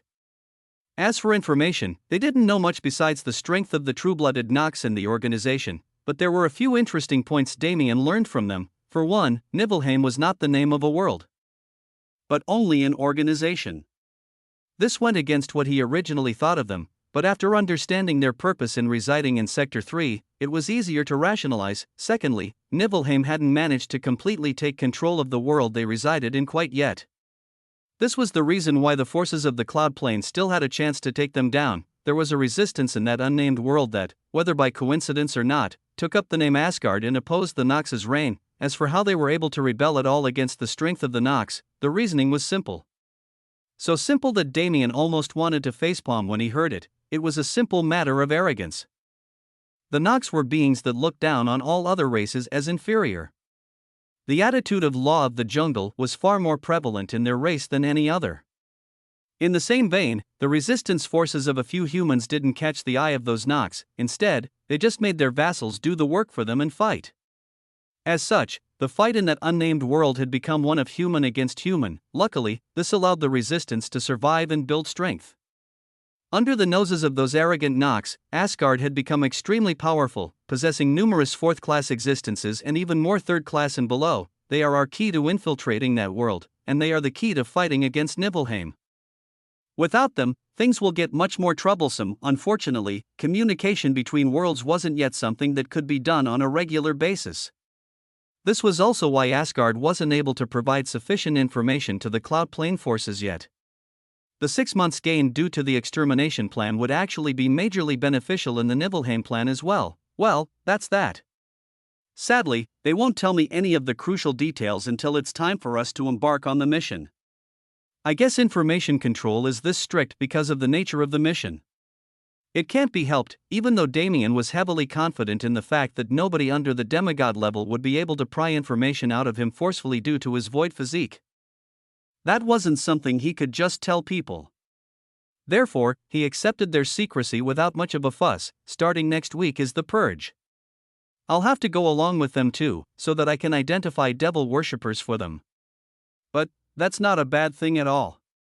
Even though it's been so long, there isn't a chance in hell that I would forget the eclipsing shadow sect that humiliated him and Ryue in the past, forcing them to flee into the 3,000 Beast Mountain range. ASA force that was competing for the Death Seed back then. It was natural that they found their way onto the kill list. Damien clenched his fists, a ferocious grin spreading across his face. Just you wait, you shadow bastards. I'll slaughter you all. His killing intent flared with so much force that it caved in the ground below him. Seeing the damage he unconsciously caused, Damien quickly recalled his aura. Phew, since I have Yun's help, there's nobody in the Cloud Plane that can hide from me. What a convenient assistant he is. Damien was feeling conflicted about arbitrarily giving the world core a gender, but since it made it more convenient for him when referring to it, he just went with it. Instead of focusing on nonsensical things like that, he turned his attention elsewhere. Although I need to participate in the purge, it shouldn't take up all my time. Soon, I'll warp back to Apiron and bind the world core over there as well. Then, I need to simultaneously purge both worlds. Earth was still there as well, but Damien didn't know if a full-scale purge was necessary there. Last time he visited, he already exterminated the Nox's forces and the worshippers they created. However, you can never be too careful. Those Nox bastards proliferate too fast for me to get complacent. To stay on the safe side, I should purge Earth as well. Damien rubbed his temples. He seemed to have developed a habit of doing so recently. It couldn't be helped though, since his plate kept getting filled with more and more tasks ever since he left the 3000 Beast Mountain range. Forget it. For now, I'll drop everything else. Let me go meet the two women I feel most apologetic to in this world. Damien's figure flashed away. As for his destination? It was the residence of a certain pink-haired beauty who he still held unreconciled longing for. Where there were seas, there was land. Where there were mountains, there were valleys, and where there was light, there was darkness. If the 3000 Beast Mountain range was the mountain of the central continent's 5 forbidden zones, the shadowless forest was the valley. It was a land of darkness where no living being could reside peacefully. It was a place filled with the stench of death and insanity. Even the beasts that resided in this place could hardly be called living. Instead, they were commonly of the undead and spirit variety, races with low sentience who didn't need the light to survive. Deep within the shadowless forest, there was an unassuming cave mansion. However, if one entered inside, they would hardly be able to call it unassuming. A vast throne room, many auxiliary areas, and more. It was the typical setup that a medium-sized sect would have, but even though the number of personnel made them seem like a medium-sized sect, their average strength didn't lose out to many high-ranking clans and sections. Within the throne room of this cave mansion, a man sat placidly on the throne. His eyes were closed as if there was a difference between having them open or closed within the shadowless forest. Whoosh, reporting to the Lord, a shadow conglomerate on the floor in front of him, forming into the figure of a man prostrating himself. First Shadow? It is rare for you to report something yourself. Speak. First Shadow bowed his head deeper. Yes, my lord. Although it is not confirmed, it looks like the man who stole the Death Seed has returned from the 3000 Beast Mountain range alive. The Lord opened his eyes and looked down at First Shadow.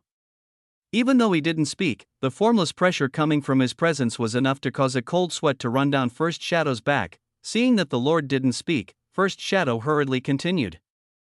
A man and woman pair made their debut at the Empyrean Dragon Realm opening 1 week ago. Based on their descriptions, they are the ones we chased into the mountain range after the auction. The Eclipsing Shadow Sect Master indifferently gazed at First Shadow. Why are you telling me this? My apologies, Lord. 5th through 12th Shadow have already been dispatched to confirm the information and assassinate the target. I merely felt that moving without the Lord's acknowledgement was unacceptable, so I have come to report. The Eclipsing Shadow Sect Master made a sound of acknowledgement. Hearing it, First Shadow's figure melted away from the room, leaving the Sect Master alone with his thoughts once more. The Death Seed. A brat who managed to escape my clutches. Maybe I should personally deal with him. First Shadow. The Sect Master called out, suddenly remembering something. As First Shadow's figure reappeared, the Sect Master posed his question. What? First Shadow furrowed his brows in confusion, but soon understood his lord's question. How did they manage to escape the 3000 Beast Mountain range that nobody has ever escaped before? The sweat trailing down First Shadow's back intensified. As he thought of the outrageous scene he witnessed while gathering information, he felt intuitively that it would have been better to not pry at all, but his lord's words were absolute, so he couldn't stop himself from answering. The 3000 Beast Mountain range no longer exists. The entire area has been razed to the ground. Chapter 464 Conversations 2. Have I been sighing too much lately? Damien closed his eyes and relished in the warmth he was currently feeling. With his body sprawled out on the soft bed with Rose pressed closely against him, this kind of nostalgic feeling really calmed his mind. Although he came here to have a serious conversation with her, he didn't end up doing so immediately. His mind was too clouded with other thoughts for him to properly convey what he wanted to convey. It was his fate as someone heavily invested in the coming war. Even though it didn't seem like it, every day since he left the 3000 Beast Mountain range was part of the gradual countdown to war. He realized it after everything he went through in the primordial undying realm. The rest and relaxation he could experience now might be the last for a very long time, so he closed his eyes. He desperately wanted to drift off to sleep and clear his fatigue, but he wouldn't allow himself to do so. At least, not until he finished what he came here to do. With his eyes still closed, he sunk his consciousness into his spiritual world. As he did so, he replayed the memories he built with Rose over the short few years they had known each other. She took a sidekick role for me because of my inability. By all rights, Rose is a genius who should be the main character of her own story. Not someone who just sits idly by and supports me. It was her unwavering attitude that made him unsure about how to proceed. Because even if she was mad at him, she would still unconditionally support him. It was a great trait to have, and Damien truly appreciated that side of her, but it also made it harder for him to come out and problem solve with her. Fuck that. Am I going to give in to my fear and return to being who I was before? There's no way in hell I'll be so pathetic ever again. Damien steeled his heart. He still didn't know what he was going to say, but he would start talking anyway. If he couldn't even manage to start the conversation, why would it matter if he didn't know what to say? Rose. His voice was quiet. Perhaps it was because of his fatigue, or perhaps it was his indecision leaking through. He sounded especially powerless at the moment, but Rose didn't point it out. She stayed silent and waited for him to continue speaking, and so he did. Back when you met me, I was at arguably the worst point in my life, at least mentally. Somehow, you managed to befriend that mentally unstable me and bring a dose of humanity into my life. I've always been thankful for that. Because back then, I didn't need anything like love or affection. No, even if I received those, I probably would have shunned them immediately. What I needed was humanity.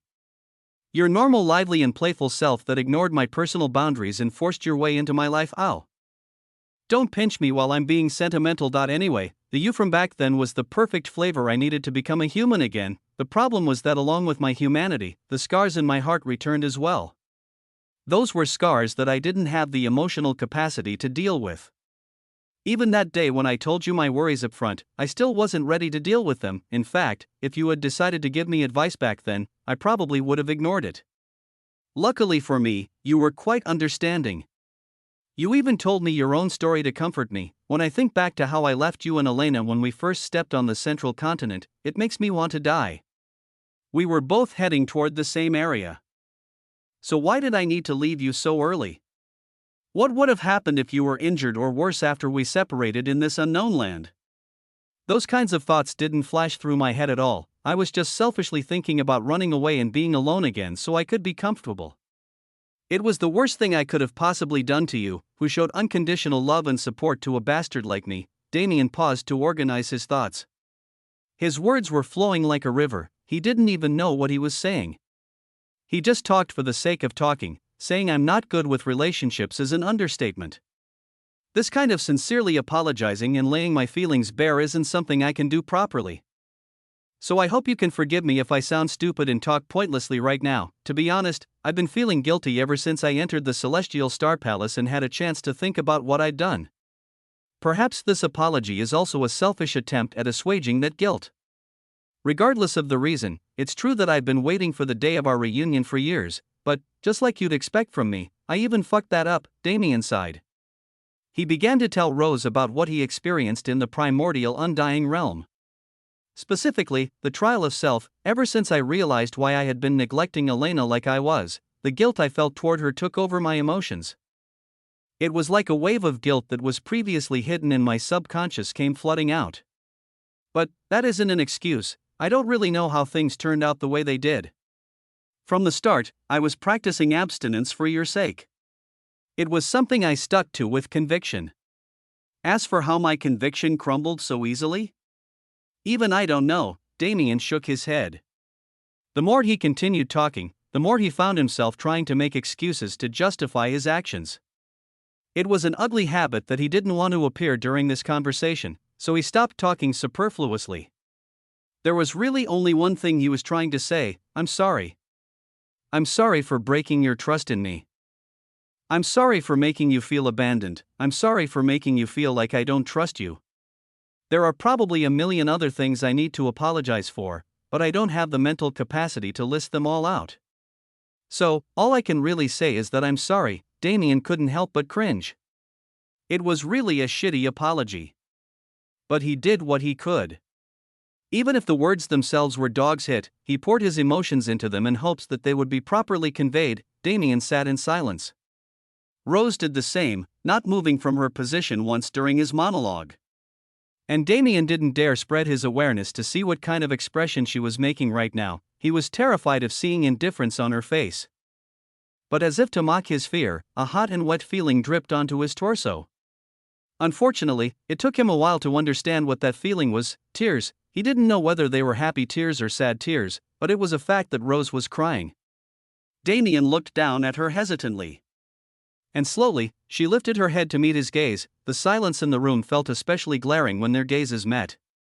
The only solace they could find was in the heat of their bodies pressed against each other, and as Damien waited anxiously, Rose opened her mouth and spoke for the first time. Chapter 465 Conversations 3. Truth be told, from the moment Damien came to visit her, Rose was elated. It had been so long since the two of them were able to spend quality time together, but when he started talking, her joyful feelings slowly faded. She already knew he was coming to have a serious talk with her, she just didn't know that it would come so suddenly. And as he continued talking, Rose was slowly forced to remember the feelings she was trying to bury. Was she angry? Yes. Did she know why she was angry? Very clearly. The problem was, a great deal of her anger cleared up the second Damien brought himself to apologize.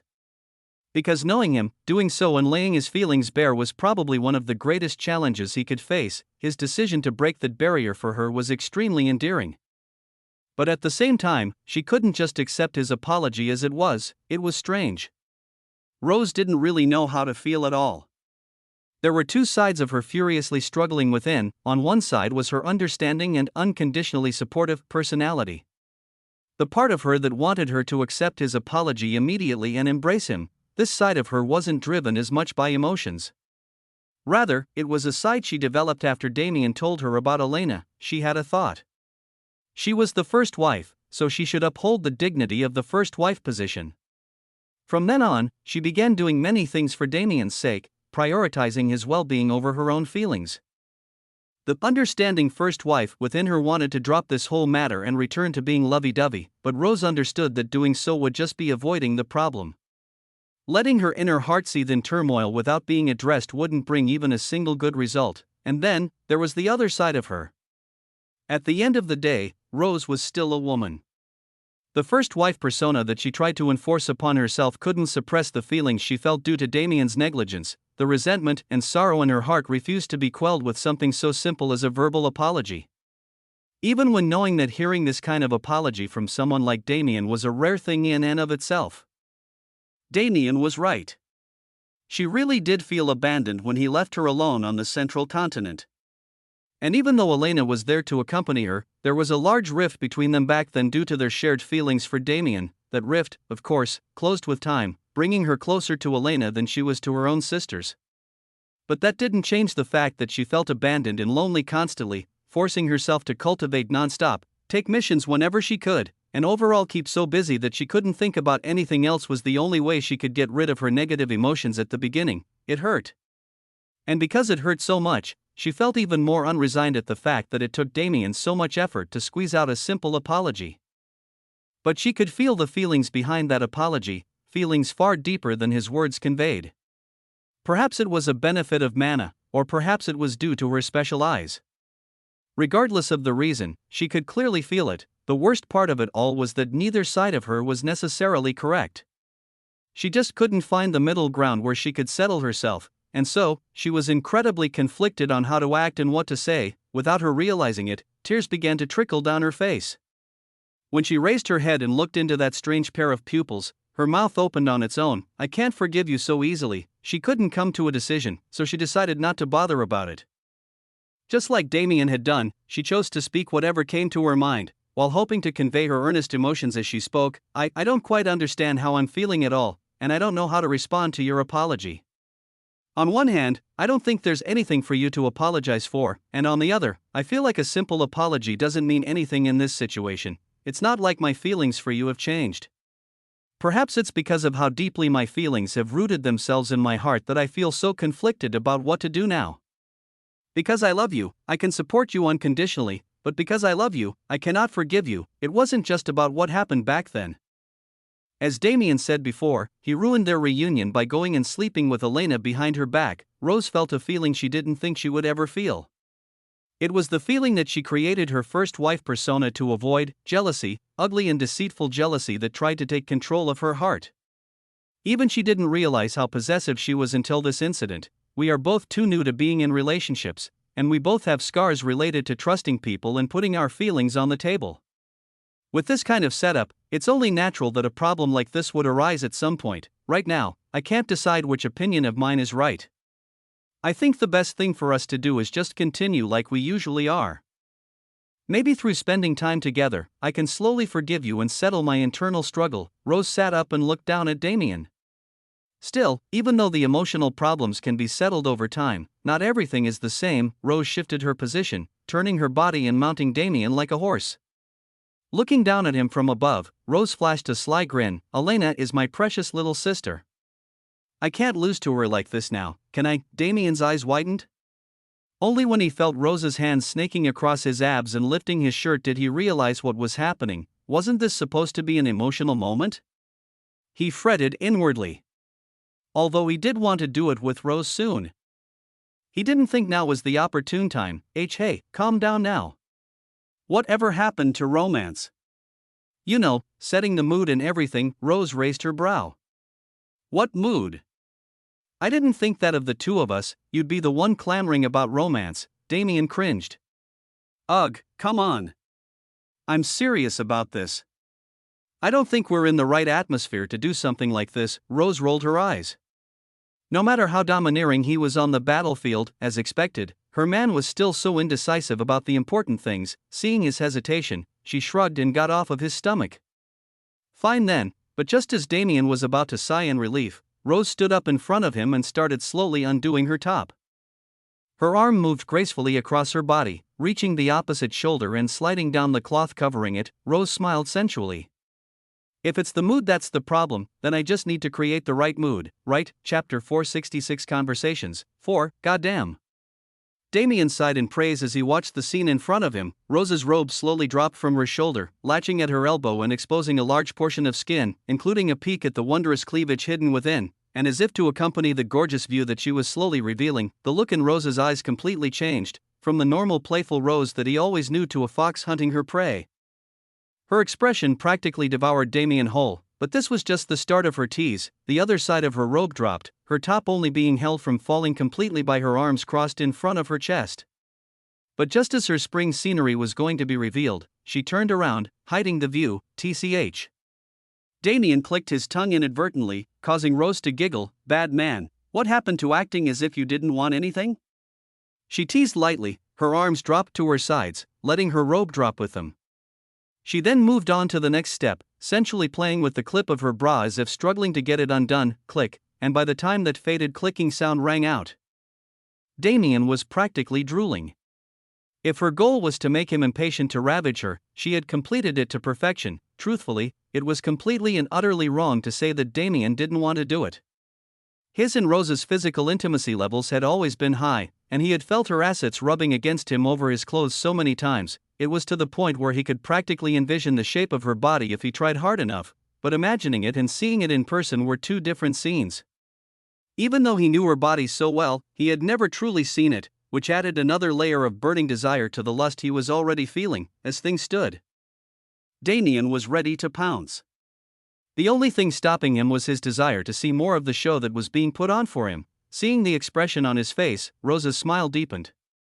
With her back facing him and her arm covering her breasts, she slowly undid the rest of her robe, letting it fall to the floor. The view of her pliant cheeks covered by panties assaulted Damien's eyes.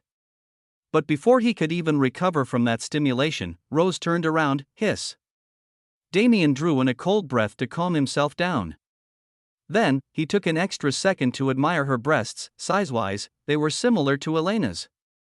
But their shape was totally different. If he had to say, Rose's were much perkier. Rose slowly walked to the bed where Damien sat.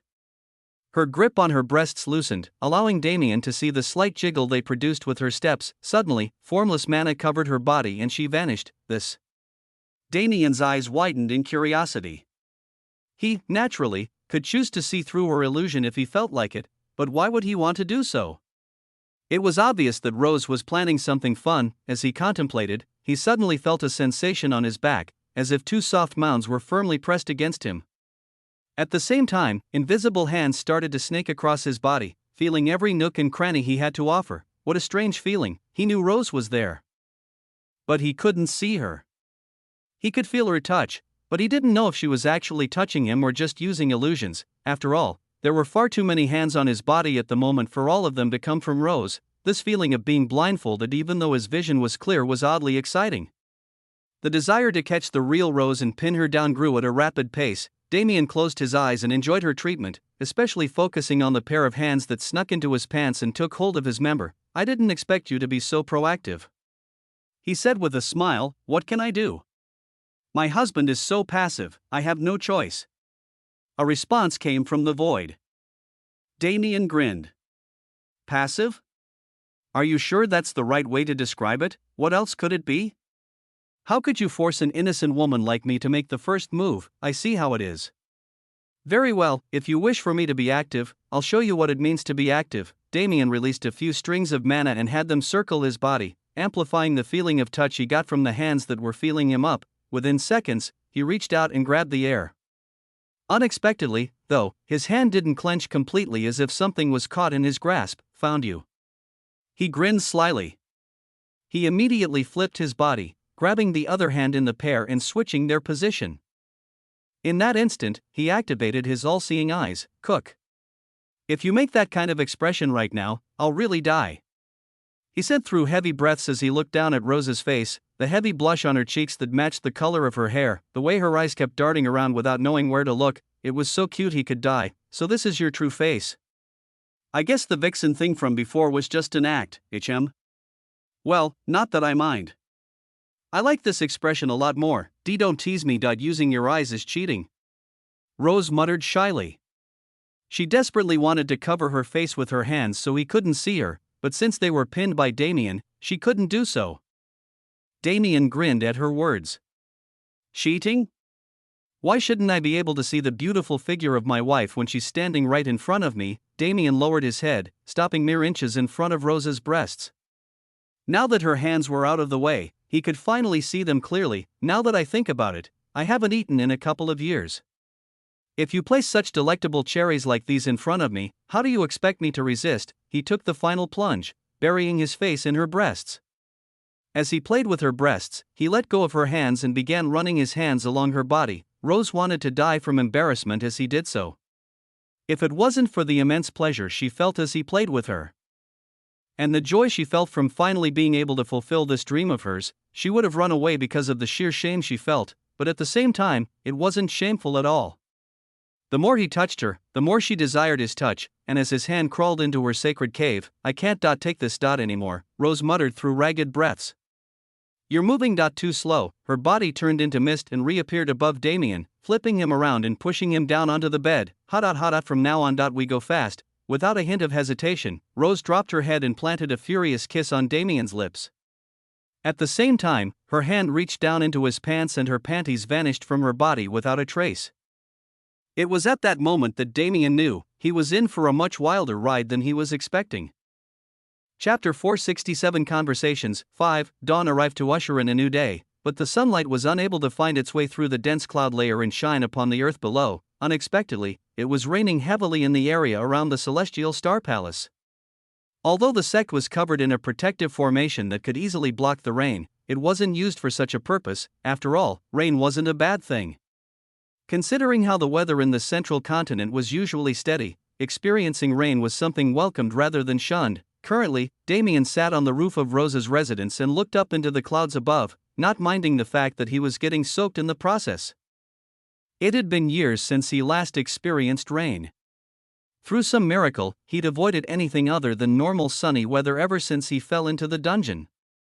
But he was always an enjoyer of rainy days, the naturally gloomy atmosphere brought about by rain, the quiet pitter-patter of water impacting the ground, and the chill of raindrops hitting his skin. It all created an ambience that truly allowed him to sort out his thoughts more peacefully. Rumble. Damien closed his eyes as thunder rang out above. With his entire body relaxed, he lay down on the roof and focused his senses on the rain falling on his skin. "I can't tell whether Rose is a vixen or a shy maiden, but whatever it is, her split personality in bed sure is interesting." Damien thought with a smirk. Last night was indeed a wild ride he wasn't expecting. From the second Rose took control of the situation, their pace rapidly changed. Gone was the copious amount of time spent on foreplay, the only thing remaining being hot passion as their bodies intertwined. Rose was far more active in this regard than Elena was, but at the same time, her shy look couldn't be faked. Even though her desires were bold and ambitious, she didn't have the confidence to carry them out so brazenly. It was only after Damien helped her along that her talent in the art of seduction truly showed itself. Damien smiled wryly. But I didn't expect her to suck me dry in a single night. Even after so many days with Elena, I didn't feel this tired. After all, his first time with Elena was as vanilla as it could be. They switched positions many times, but they weren't overly ambitious since they were well aware of their own inexperience. But Rose had no such reservation. In fact, her mana was in full use the entire night. Damien was able to personally witness the wonders of illusions. This time, she only stimulated my sense of touch. But with her capabilities, wouldn't it be possible to have multiple Roses at the same time doing? He shook his head as if that would shake off his stray thoughts. Having bedded 2 of his wives within a week of each other, his suppressed libido seemed to be acting up. He was even of the mind to go find Ruyua and do her too. But as Rose had learned last night, Damien was oddly a stickler for old rules. He wanted his first time with every wife to be a special moment for the 2 of them. He didn't want sex to become meaningless. It wasn't a bad thing, but it did mean that he was usually more passive than he would like to be. But that was something to be improved at a later date. For now, after so much thinking, I've finally realized how rough the next 6 months will be. If it was just the cloud plane, he wouldn't complain. But realizing that he needed to purge both the Pyron and Earth as well in the same span of time made him feel like his hair was actively graying by the second. Logically speaking, I should have enough forces to purge Earth and a Pyron without worry. If I team up with Malcolm and the Adelaire Emperor, it'll be much easier. The problem is, those 2 worlds are low in strength. If the enemies in those worlds were at the same level as the ones in the cloud plane, taking care of them with just the forces available in those worlds would be problematic. Of course, he could easily use the strength of the 4th classes under him to wipe out all the enemies, but he didn't want to do that. Just like the old saying went, teaching a man how to fish was far better than simply giving him a fish. Both the Pyron and Earth were problems bigger than the cloud plane for different reasons. For one, Earth's world core hadn't lived long enough to gain sentience. As such, easily getting a list of traitors to execute like he did from Yun wasn't an applicable solution. He'd have to personally scour the planet to root out the traitors. A Pyron's problem was different. Even if the number was incredibly low, they at least had a few 4th-class existences. And considering how there might be hidden experts that Damien wasn't aware of, the number could be larger than he expected it to be. The problem with the Pyron was something Damien only hypothesized about. And that was, its world core. The history of a Pyron was far more brutal than that of the cloud plane, even though the latter was a more brutal place. The population of a Pyron was almost driven to extinction during the previous war, and due to that, Damien began to have a suspicion. What if a Pyron's world core was in a situation similar to Yun's? What if it had also been corroded by Nox mana over a long period of time? Considering the damage a Pyron took in the previous Great War, it was best to assume that the degree of corruption was far worse than Yun's. In the worst case, the world core was already fully corrupted. I'm itching to go as soon as possible, but I at least have to stay here until the purge officially starts. Only after that can I take my mind off the cloud plane for a bit. According to the plan, the purge would begin with the other 4 continents. Since the largest congregation of devil worshippers was actually in the central continent, Damien just needed to return by the time the purge reached its final month so he could personally pay a visit to the eclipsing shadow sect. Although the immediate problems seem to be somewhat solved, I feel like I haven't sorted everything out yet. Was I overwhelmed by my previous conversation with Tian Yang and the rest? It was a plausible explanation. After all, he finally learned about the grand scale of the universe and acquired a calling to the abyss. It was natural for the sheer level of information to overwhelm him, but Damien shook his head. He wasn't one to obsess about things like that. When the time came for him to step into a bigger stage, he'd do so naturally. Besides, his strength was already enough for him to claim himself the peak of the younger generation, or at least, close to it. Therefore, his worries must have come from somewhere else. And that place could only be Nibelheim. Chapter 468 Conversations 6. The total lack of information about Nibelheim bothered him, and although the reasoning was justified, Asgard's limited cooperation did the same. He found it difficult to believe that a resistance force could survive under the tyrannical regime of the Nox without being snubbed out, even if the Nox's arrogance took hold of them. Still, as an outsider, these weren't matters he could carelessly speculate about. His worries would only be quelled once he stepped foot in that world himself. Actually, this is a perfect opportunity, now that I think about it. If the world was taken over by Nox, the world core must have been completely corrupted. If so, wouldn't it be the perfect subject to test the limits of Devour? Damien grinned at his own wild imagination. Even if it was just the core, it wasn't a stretch to say he was thinking of devouring an entire world, but that was yet another factor that would depend on the situation. Damien opened his eyes, immediately being forced to shield them with mana as the rain tried to land in them. He stood up quickly and pretended as if he didn't just embarrass himself. Jumping off the rooftop, the past few days have been spent in peace, but it's almost time to start working again. There was only one thing left on the agenda, and that was to have another serious emotional conversation. Thinking about it, Damien almost wanted to run away again. Pouring out his feelings to Rose was incredibly embarrassing, especially since it didn't achieve the desired effect. Perhaps it was too naive of him to expect forgiveness right away. Due to Rose's nature, he was somewhat expecting her to be incredibly lenient with him, but that was a misconception. Even if she was understanding, even if she wanted to support him unconditionally, that wasn't something for her to do while ignoring her own feelings. If that was the case, then she wasn't his wife any longer, she was just a slave obeying her master's orders. So, even though he was a bit depressed about the fact that he wasn't forgiven, he was also happy. The fact that Rose was able to earnestly admit that she didn't know how to feel was a sign of growth. Damien sighed. He knew from the start that Rose's upbringing would lead to problems relating to how she viewed the world. No matter how fine she seemed on the outside, she was also a person with heavy emotional scars. It was only today that Damien found about Rose's contrasting personalities. Or rather, about the false personality she created while believing it to be in his best interest. The toxic environment of the Adelaire Emperor's imperial harem gave her a severe misconception about her duties and the importance of her position as the first wife. That environment was both a blessing and a curse for her, though mainly a curse. It was a blessing in the sense that it allowed her to form her own personality and sense of freedom due to the sheer amount of oppression she faced. It also gave her a prime example of what a relationship shouldn't be, so she could actively work towards avoiding a future like that one. But conversely, the effects that environment had on her morals weren't all for the better. Even though Rose knew what to avoid, it seemed like she was overcorrecting in order to avoid it at all costs. The worst part was, her trauma ran so deep that she didn't even notice. Damien began walking aimlessly as he sunk into his thoughts. I can't help her this time. Any intervention from me would just fuel her false personality instead of helping her form her own views about how to act. This is something Rose needs to figure out on her own, or perhaps with the help of the other girls. Just as he had undone his heart knots through his own willpower, Rose needed to do the same. Even if self-realization was far slower, it was also the method that brought the most results. Damien cleared his mind of all thoughts. The fact that he was useless in helping Rose's growth irked him to no end. But it wasn't something he could change. Since he had experienced something similar himself, he couldn't find any justifiable excuse to butt into the matter. His eyes closed on their own as he focused on the rhythm of his steps. Nothing else seemed to matter anymore. Tap. Tap.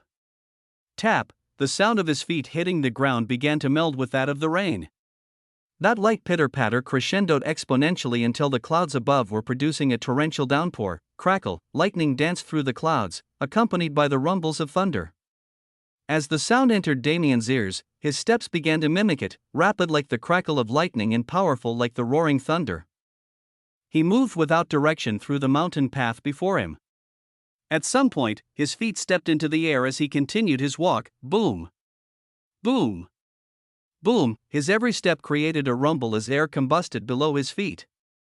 He moved hundreds of kilometers with each push of his heel as if he was an immortal descended onto the secular world, and as he did so, the storm raged even more violently. Damien entered a trance-like state. He danced through the air while becoming the storm itself. At some point, it was no longer him mirroring the storm. No, it was the storm mirroring him. As his steps became fiercer, the storm raged even more furiously. It got to the point where the sect's defensive formation activated on its own to protect the disciples from stray lightning. But Damien was already too far in the sky for such detail to bother him. He was practically submerged in the cloud layer. As he walked, his steps soon took him away from the celestial star palace, the storm following after him with ease. Finally, the disciples were able to regain a semblance of peace. Confusion spread through the sect. What was that storm? Why did it suddenly become so strong? Any random bolt of lightning held the power to incinerate a normal third-class disciple. For such a storm to appear naturally was incredibly rare, but there were a few within the crowd of disciples that realized there was no way for that sudden increase in strength to be natural. Someone caused the storm to rage. But who exactly was it? The answer was unknown to all but a few, but even those few who knew the truth of the matter still didn't understand what was going on. Tian Yang looked up at the sky with a complicated expression on his face. His gaze followed the retreating storm that was headed in the direction of the Jade Heavenly Palace. What a troublesome disciple. I wonder what he suddenly gained insight on to cause such a scene. Tian Yang shook his head in regret. Even though the storm is powerful, it can't rage on forever. I hope you come to realize that someday, preferably before it's too late. Without another word, Tian Yang turned around and returned to his small pagoda at the peak of the mountain. This avenue of Damien's growth wasn't something he could meddle in. If his disciple figured things out, it would be great, but if he couldn't do so, Tian Yang was forced to resolve himself to take responsibility for the aftermath. Chapter 469 Purge 1. Even as curiosity surrounding the spontaneous thunderstorm exploded, Damien continued moving without a single thought in his mind. In his current state, it was impossible for him to even consider thinking in the first place. A strange thing occurred. While Damien immersed himself in his thoughts, drifting aimlessly in the rain, he was submerging himself deeper and deeper into the atmosphere, in the gloom and peace that a rainy day brought. His feelings began to mirror the weather around him. He melded with the season, and as he started erasing thoughts from his mind and temporarily letting go of his worries, his immersion only deepened. His steps mirrored the raindrops, his body becoming lightning. He and the atmosphere slowly became one. As he rose to the air and subconsciously walked through the sky, the raging thunderstorm around him began to change. Damien was the storm, therefore, the storm was Damien. His attributes were being mirrored by the heavens themselves. And at the same time, Damien mirrored the storm. The lightning of the sky became the lightning of his body, the thunder becoming the howls of his footsteps. Black lightning crackled through the sky, laced with golden black flickers of flame. The phenomenon slowly grew in size as the parallel between the two thinned. By the time their paths became one, thousands of kilometers had been submerged into the darkness of the storm. Boom! A crackle of black lightning fell from the sky, impacting the ground in an instant and creating a crater tens of kilometers in diameter.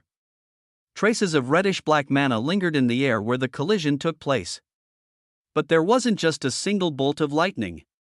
No, the area in Damien's immediate surroundings was transforming into a lightning storm, but only a few stray bolts actually crashed to the ground. The target of these lightning bolts wasn't the earth at all, no, it was Damien himself. As the disaster around him grew more terrifying, heavier and denser bolts of lightning crashed against Damien's skin. Boom! The color of the lightning was no longer the regular black that his lightning usually was. At the moment, this lightning had a striking white color. And every time another bolt struck him, that color became closer and closer to silver. Meanwhile, Damien was barely conscious to even register the pain in his body. His senses were inadvertently spread to the surroundings, taking in the sensation of the surrounding storm. Damien's mind was becoming clearer and clearer. The more he observed the storm, the impact its ferocity had on the environment below, the interactions between elements as the storm raged on, he felt infinitely close to realizing something new. Bang! A pure silver bolt of lightning finally descended from the clouds above. The second it made contact with Damien's body, his skin was seared off entirely, his muscles began to char, suffocating him and causing immense pain, but transcendent regeneration kicked in immediately to offset the damage. Waves upon waves of lightning mana entered his body, trying to crush him from the inside. But his void physique sprung into action and devoured everything that came. Unknowingly and ironically, a heavily offensive combatant like Damien, who rarely prioritized defense, developed something akin to an absolute defense before his attacking capabilities could catch up. But due to this defense protecting his body, the silver lighting that should have been deadly wasn't able to wound him enough for it to matter. Therefore, Damien's consciousness was never disturbed from its trance-like state. As Damien continued to subconsciously observe the scenes around him, the lightning striking his body slowly changed from silver to gold. The damage he was taking was becoming extreme, to the point where it wouldn't be an exaggeration to say he had died and returned multiple times already, and although transcendent regeneration was able to help him survive until now, it was still a skill that relied on mana. With the amount of work his regeneration was being forced to do, it was only natural for his mana capacity to run dry rapidly. After all, it wasn't any normal lighting that he was being struck with. Unfortunately, Damien couldn't sense the condition of his body at all. Even as he inched closer to death, his mind was enamored by the new sensation he was feeling, and unknowingly, he traveled thousands of kilometers away from the celestial star palace, heading towards the very center of the continent. But that journey was cut short before it could be completed. the figure of a woman appeared beside Damien without a single hint of how it got there. The woman looked at the scene around her and scoffed, "This kid, I can't tell whether he's an idiot or a genius." The woman rolled her eyes and held out her hand. "Well, since it's you, I guess I can help just this once." Her finger curled gently, and before a single instant could pass, Damien's eyes rolled back in his head and he passed out. The woman waved her hand, catching Damien's limp body with her mana before he could fall out of the sky. At the same time, her other hand waved toward the sky. "Yooi. He's already passed out, so there's no more need for you to be here." Scram, and as if heeding her words, the thunderclouds that were wreaking terrible destruction only moments prior vanished into thin air without a trace. The woman clicked her tongue and looked back over at Damien. "TCH? I can't let him go in this state. Kid, you should thank this lady for being benevolent." The woman's figure disappeared from the sky, taking Damien's figure with her. The seemingly apocalyptic storm that those in the central continent were forced to experience finally came to an end, and unknowingly, Damien created another legend within the cloud plane. Rumors of that storm, of the insane damage it caused, spread rapidly. Tens of thousands of kilometers were scorched and destroyed, left borderline uninhabitable for many years to come, and as rumors continued to spread, cultivators flocked to the scene to confirm the news with their own eyes. And once they did, another shocking revelation spread through the world. This storm wasn't a natural disaster, it was something caused by a passing expert. It was at that moment when people went wild. They no longer cared for the destruction and tragedy of the event. After all, this world worshipped the strong. The fact that a hidden master appeared in the secular world again spoke to major changes. It meant that maybe some heaven-shaking battles would take place, battles that many were dying to see happen. A trend started taking shape as excitement grew.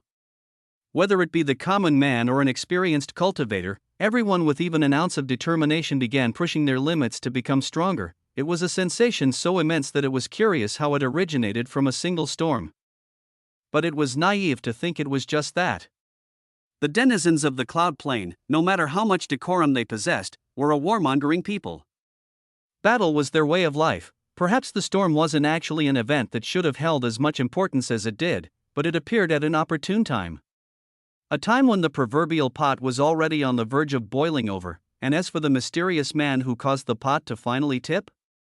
Even though his strength was unknown, his actions granted him a title among the people, Heaven's Wrath, and like that, an entire month went by. Chapter 470 Purge 2. Even after an entire month, there was no news of Damien's whereabouts. It was as if he vanished along with the storm that he wrought, but even without him, people were forced to continue moving. Since Damien already provided the list of all traders on the cloud plane, the purge began only a week after his disappearance, starting from the southern continent, and at the forefront of that purge were three women whose level didn't match their true strength at all. Naturally, they were Rose, Ruyuet, and Elena. Currently, the trio was in the sacred mountain province of the southern continent. As its grand name suggested, it was the central province of the continent, and the home of the ruling Yi clan, but that clan was no more. For their sin of colluding with the Nox, they and many other big and small clans all along the continent had been exterminated. The Yi clan was the final target on the southern continent, but surprisingly, no news of the southern continent's events spread to the other four continents. The purge took place in secrecy, just as planned. All spies and informants were killed. In fact, anyone who tried to leave the southern continent was killed without mercy. Even when sect after sect was extinguished, there wasn't even a hint of communication with the outside. It was, of course, the work of Shangguanyu. It wasn't by coincidence that he was known as a formation emperor. As long as he was present, he could turn any area into an inescapable death trap. With his formations in Tianyang's seemingly omnipresent eyes, it was impossible for anyone to escape their wrath. The number of deaths piled up until close to 2 million traders were put to death. And at the same time, thousands of cultivators who fought against them died as well. Rose, Ruyue, and Elena stood at the forefront of the forces fighting against the traders. Of those millions who were executed, at least 10,000 met their deaths to this trio alone. Their fighting power was astonishing, especially when they worked together. There were even some pseudo-fourth-class experts similar to the 11th elder of the Shui clan who fell by their hands, now that the small war was over. The three were taking the time to relax in a house that was designated just for them. Phew. Rose wiped the sweat off her brow with a towel and sat down on the sofa behind her. The southern continent sucks when you compare it to the central continent. The weather here is way too hot. Ruyue walked out of the nearby bathroom with a towel covering her body. Perhaps the only curious things about her current appearance were the ice crystals floating around her at all times. You're at least lucky to practice more neutral elements. I'm completely natured, and my body mirrors that. I feel like I'm going to die every second of every day. Elena shook her head from the side. I don't get it. It's not even that hot here. Back in my home city, it would get this hot every single day. Ruyue shot Elena a glare. This heat is being stimulated and exponentially increased by the ambient mana of the continent. It's impossible for your home city to reach the same temperatures. Rose nodded in agreement. The heat is really sweltering. If a normal person from Earth was dropped here, they'd most likely melt on the spot. Even the common people of the southern continent are born with monstrous levels of heat resistance to cope. Little Elena, are you sure it's not just you that's abnormal? Elena turned her head away with a blush. Well, considering how she had affinities for light and life. Elena's natural body functions far exceeded that of any other person at her level. Regulating her body temperature to something comfortable could almost be done passively. If Elena said this out loud, there was no doubt that Ruyue and Rose would call her a monster. Fortunately or unfortunately, she couldn't be bothered to do so. The Yi clan was really something, wasn't it? Rose suddenly mentioned. Elena nodded heavily. Their geniuses were surprisingly good. It's a shame they didn't come to the Empyrean Dragon realm, Ruyue scoffed in response. What would it change if they went? It's not like you would have seen them considering how busy you were. Elena blushed fiercely at Ruyue's jab and replied quietly. Still, I could have met them afterwards. Rose and Ruyue burst into giggles at Elena's poor attempt to make excuses. The atmosphere between the three became extremely harmonious as they spent time fighting side by side, but just as the three of them relaxed after such a long conquest, Ruyue suddenly asked the one question that could immediately dampen their mood. Do you think he's safe? She muttered under her breath. Until this moment, talking about it was something none of them wanted to do, lest their concentration be disrupted because of their worry. But now that they had a few weeks to rest before moving to the next continent, Ruyue could no longer hold back the question. Rose sighed. Of course, he's okay. Aren't you the one who knows best? What is your soul connection telling you? Ruyue looked down at the floor. The answer was the same as every other time she had been asked the question. His vitals were stable, as if he was peacefully sleeping, but it was that stability that worried Ruyue. If he was doing anything, his vitals would at least show some fluctuation. For him to have such a steady pulse after so long, she was afraid for the worst, but even though the three of them knew there was a problem, there was nothing they could do to help. Even Tian Yang, as powerful as he is, couldn't divine Damien's location, so the only thing they could do was wait. Wait and use the blood of traitors to assuage their negative emotions, and pray for his safety. Elena sighed to herself. The current situation was the one she hated the most. Just like it was back then, when Damien was pushed into the dungeon, she was powerless to help him in any way. They were forced to separate just as their relationship was being repaired, and Elena blamed herself for not being strong enough. Resolve grew in her eyes. She didn't want to be weak anymore. Even though she was arguably at the peak of the younger generation in the Cloud Plane, that wasn't enough, because Damien already surpassed that peak. He was already stepping into the ranks of experts. If she wanted to stand by his side, she needed to throw away her current perception of the word genius. She needed to start seeing those heavenly geniuses as average stepping stones in her path. She needed to set her goal as the peak genius in her heart, the one who would always surpass those around him, and she needed the strength to do so with dignity. She could no longer stay hesitant about leaving. Due to this situation, her decision was made. After this purge is finished, I will leave. I will leave and then come back stronger than ever before. At that time, I will stand by your side with confidence. I hope I can see you at least once before I go. Her thoughts were only known to her, but her sentiments seemed to catch the sympathy of the surrounding mana. Her strong emotions. Perhaps they would truly be able to reach the one they were intended for. Chapter 471 Partial 1. On a small island submerged within a sea of clouds, there stood a small cabin with humble origins. And within that cabin, a man sat cross-legged, submerged in deep concentration. This isn't right. Where is that feeling? His thoughts raced constantly, unable to slow down for even a second. That feeling used to be so vague, but after a month of tireless effort, he was getting closer and closer to realizing it. Ha! The man's eyes slowly opened, revealing a mix of amethyst and red as he sighed in frustration. Failed this time as well, but I'm close. If I just stumble upon a single spark to guide my way, I'll get there in an instant. He shook off his thoughts and stood up, exiting the cabin and going to sit at the shore of the small lake outside. As he did so, he stared past the trees blocking his vision into the cloud layer outside. Phew.to think it's been an entire month. That old lady still won't let me leave, Damien sighed again. Truthfully, he woke up not even a full day after the catastrophe he caused. After all, the reason he fainted was only that demigod woman knocked him out. The problem stemmed from the woman in question. No matter what he tried, she wouldn't let him leave the island. Instead, she would come back every day to ask him the same question. How did you do that? The water in front of him twisted into the face of a woman and spoke. However, at this point, Damien wasn't even scared anymore. This woman would always pop up in the most random ways, so he had long gotten used to it. Damien rolled his eyes in response to the question. I don't understand why you're so obsessed with this. I already told you I just got a little spark of insight, the woman scoffed. A little spark of insight? Do you even understand how arrogant you sound? Even if you're the Star Master, it's wholly illogical for you to grasp even an entry-level understanding about laws, so that's what it was.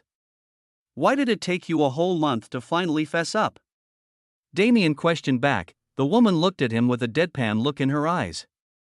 Kid, if you didn't realize what you'd done even after having a heavenly tribulation summoned to smite you, you'd be too much of an idiot to be the Star Master. Damien smirked at her words. It wasn't like she was wrong, he always had an inkling about what he did. But getting confirmation from a demigod was the best way to affirm his thoughts, so that lightning was a heavenly tribulation, huh? I guess the universe didn't like that I was overstepping my bounds?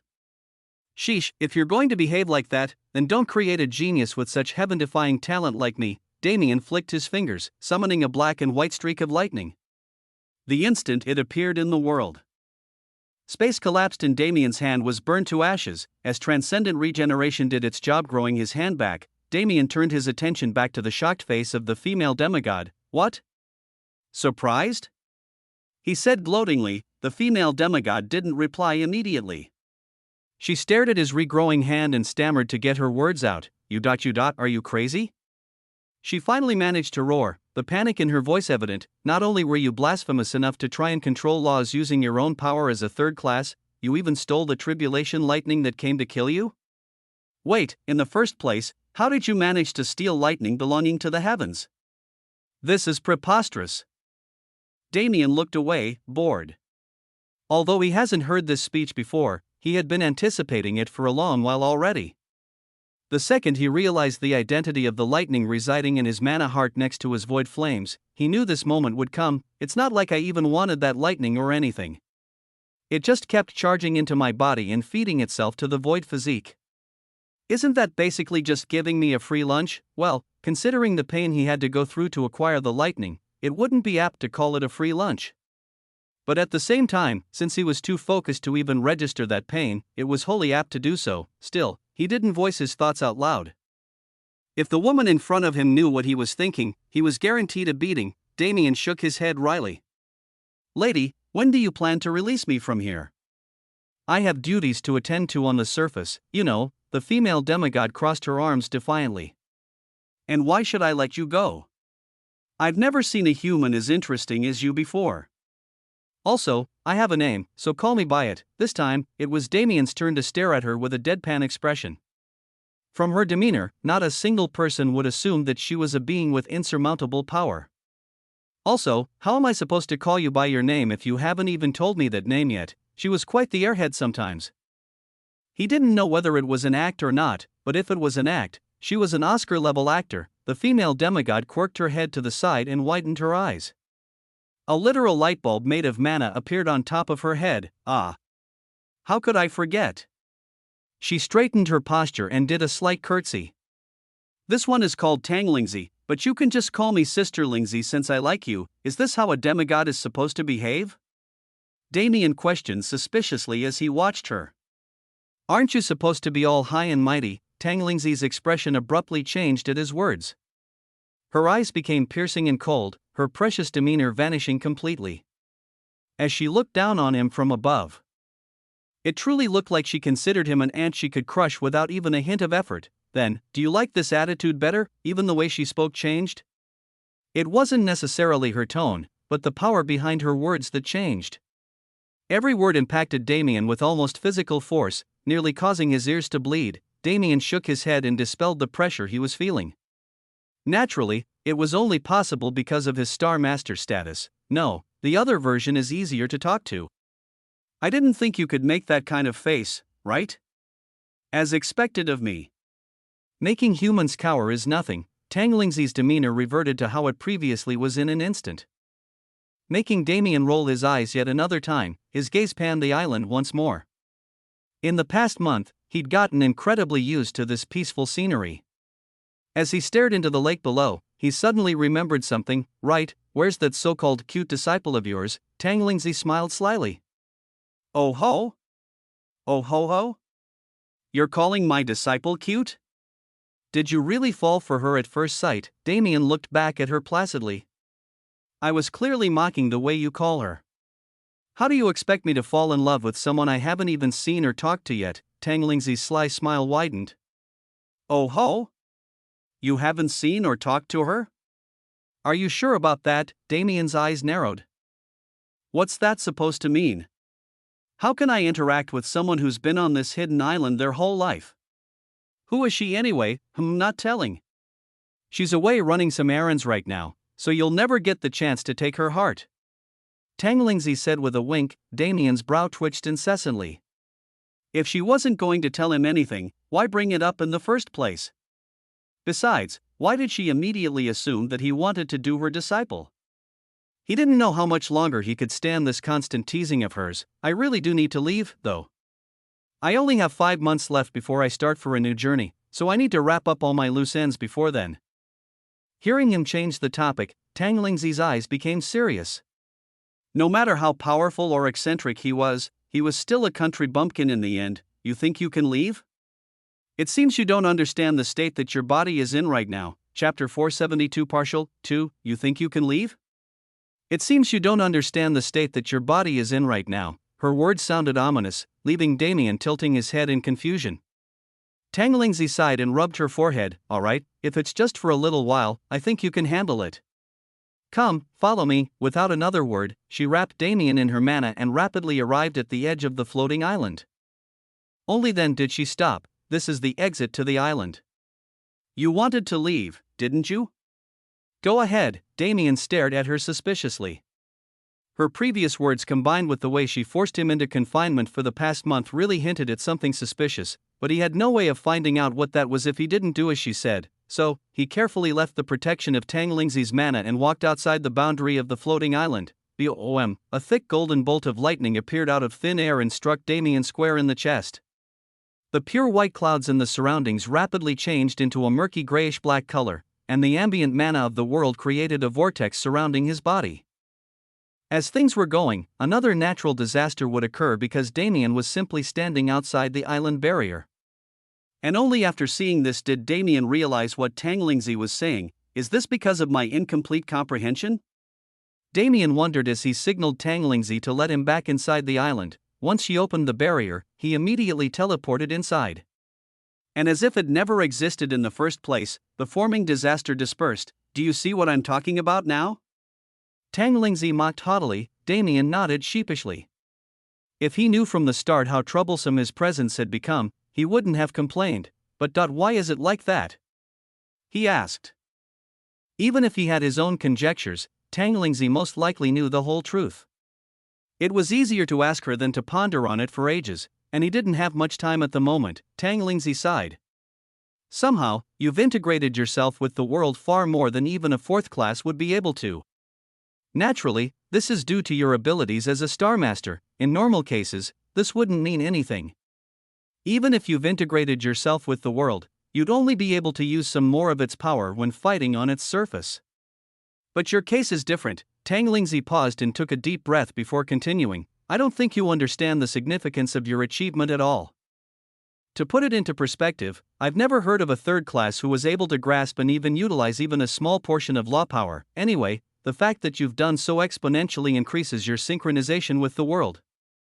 Now, even stepping into that world normally would mean having the world embody you.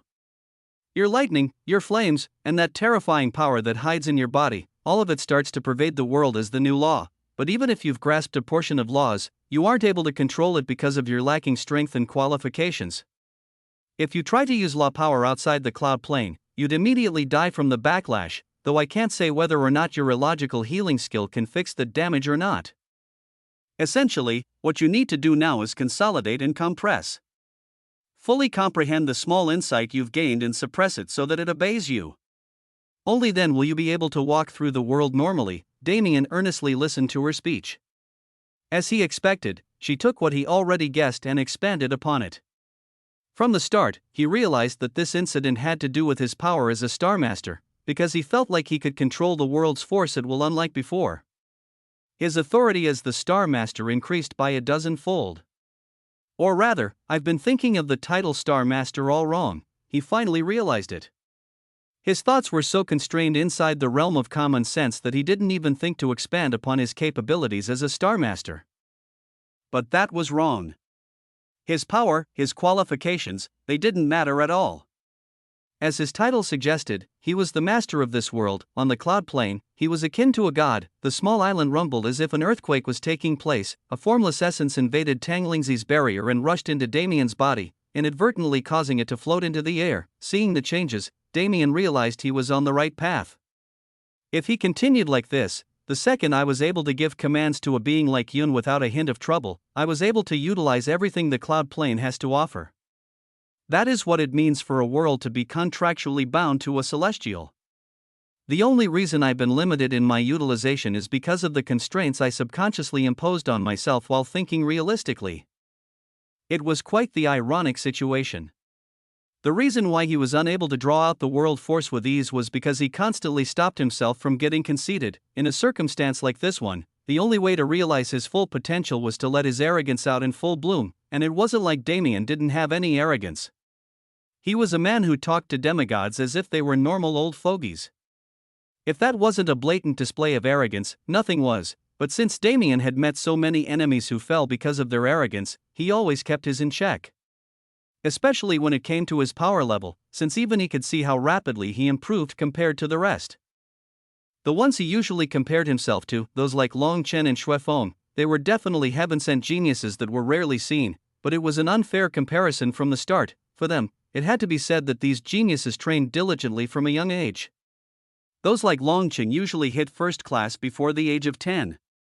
Due to the difficulty in leveling and the need to face life or death situations to do so properly, their progress would inevitably stall in the third-class range and increase at a slower rate. This was why they were still at third class over a decade after they hit first class. In fact, since they were infinitely close to reaching fourth class already. They were considered as 1 in 10,000 geniuses, but what about Damien, first class? He only achieved that in the dungeon. Compared to the 15 or more years that those geniuses spent to reach their level, Damien had only spent a little over 5. With this kind of speed, how could he not be arrogant? And even if he was arrogant, he wholly deserved to be. Damien's eyes opened with a flash.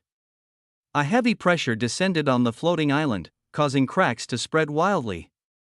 From the looks of it, the island would collapse soon. World force descended from the heavens in droves, covering Damien's body and allowing him to bask in the essence of laws and natural forces. It wouldn't take long for him to gain control over his power. Looking at his figure floating in the air, Tanglingsy's expression was truly a sight to see. Her mind was in utter chaos as a single thought took control over her. Is this kid receiving a baptism? Chapter 473 Partial 3. World force continued pouring into the small island in droves, nearly shattering it to pieces. If it wasn't for Tanglingsy's divine power, the place would have already fallen to the surface. Damien stood in the air, his body being invaded by the world force in an extremely chaotic manner. If it wasn't for his void physique regulating the incoming energy and making it more compatible with him, Damien's body would have long exploded, and because the void physique made Damien's intake limit nigh infinite. The world force vortex swirling around him only continued to increase in size. Who this is? Even though he looked unconscious, Damien's mind was still working at full power. Along with the world force, he was receiving countless insights about various things. That's right. There was no need for Damien to remain clueless about everything anymore. Since he was connected with Yun, a world core that had been alive for tens of thousands of years, he had access to a massive library of knowledge. If he were to remain ignorant even after having access to this level of information, it would be his own fault for being too stupid to understand his abilities, and because he was finally able to realize his idiocy. The first thing Damien did was enter that library and begin taking in all the relevant information it held, disregarding most history-related facts and things that would only affect the cloud plane. Damien absorbed everything from information on the previous Great War to battles of experts which he could watch to gain insight. Most of all, though, he focused on general knowledge about the wider universe, his knowledge of the sectors, the abyss, even the heavenly world that was only mentioned in rumors, all of it increased exponentially. And at the same time, your legend has been greatly advanced, you have acquired the title, Heaven's Wrath, through spreading your legend. You have received partial acknowledgement. A flurry of system notifications flashed across his vision. Although Damien was still unaware of what a legend signified, he could understand the latter two notifications. He could feel the power coursing through his body after receiving the Heaven's Wrath title. His lightning had been strengthened by many-fold. As for the final notification, the world force vortex encasing Damien's body slowly diminished until no trace of it remained in the atmosphere. Damien's floating body also descended to the ground. Phew! Tang Lingzi sighed in relief. Luckily, her little paradise didn't get destroyed. But the circumstance she just witnessed was far too odd to just let go. What have you done? She questioned in a small voice. It seemed like all her dignity and playfulness vanished. Neither of the personalities she had previously shown Damien were in front of him right now. Instead, Tang Lingzi was completely subservient. Damien looked at this new version of her curiously. He couldn't understand why this demigod would act anywhere close to subservient to him, who was far weaker than her. He looked into Tang Lingzi's eyes and finally noticed something off. Her gaze wasn't necessarily focused on him, it was more like she was enamored with just his presence. The thought suddenly clicked in Damien's mind. World force was a strange energy that wasn't mana at all, but at the same time was like the purest kind of mana. Even though it differed from divine power, it was an energy on a similar or even greater level, and just now he had been baptized in that energy. His overflowing aura wasn't something anyone could resist, at least not while they were on the cloud plane, but that doesn't mean I'm invincible. Damien thought as he retracted his aura. It shouldn't be hard for Tang Lingzi to break out of this state if she tries. No matter how much world force I can utilize, my control will still be reflective of my own abilities. Subduing a demigod is still far away, but unlike what he expected, Tang Lingzi didn't immediately break out of her dazed state. Instead, she stared at him with a hungry look in her eyes. Out of nowhere, 2 fox ears and 9 tails appeared on her body. Damien raised his brow in confusion. What was that for? He already knew Tang Lingzi wasn't human, since she often referred to humans by their species name, but he didn't know why she suddenly showed her ears and tail. There was no point to it. Tang Lingzi's eyes finally cleared up after hearing his question. Oh, this? It's just something that happens when I get too excited. Don't mind it. Tang Lingzi returned her attention to Damien's body and slowly crept forward. Not only were you able to receive a partial baptism with such weak strength, you were able to overcome it and take 100% of what it had to offer. This body is incredibly special. Her words trailed off, a hint of drool dripping down her chin and falling in between her voluptuous breasts. Although the sight would have been seductive in any other situation, Damien couldn't feel the slightest bit of arousal. She will devour me, he thought instantly. And he wasn't talking sexually at all. No, Tang Lingzi's eyes looked like she was going to cut him open and devour all his secrets. That wasn't the expression of a woman, but that of a mad scientist. I need to leave expeditiously. Damien backed away from the voracious Tang Lingzi slowly, spreading his awareness as he did so. The second he did, he smiled widely. Well then, Sister Lingzi, I hope to see you again later. His body began to disappear. Due to the world force baptism from earlier, the defenses that trapped him on the island had weakened considerably. Seeing his movements, Tang Lingzi's eyes cleared up. Wait. Where are you going? Damien rolled his eyes.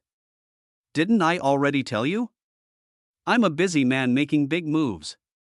I don't have time to sit here idly. Anyway, I'll be going now. Tell your cute disciple I said hi. As his final word fell, Damien's body completely vanished from the floating island. Left alone, Tanglingzi blankly stared into space, and out of nowhere, she broke out into a fit of giggles. This kid is quite interesting. She spoke to herself with a mysterious smile. And he dares tease me? How audacious! Even though she sounded offended, her smile never left her face. And with that same smile, she turned around and continued talking. My cute disciple, did you hear him? Why didn't you respond to his greetings? The bushes rustled in response to her words. The shadows they cast on the ground coagulated and formed the figure of a woman. Master, how can I face him like this? I'm afraid he won't see me the same way anymore. Tanglingzi rolled her eyes.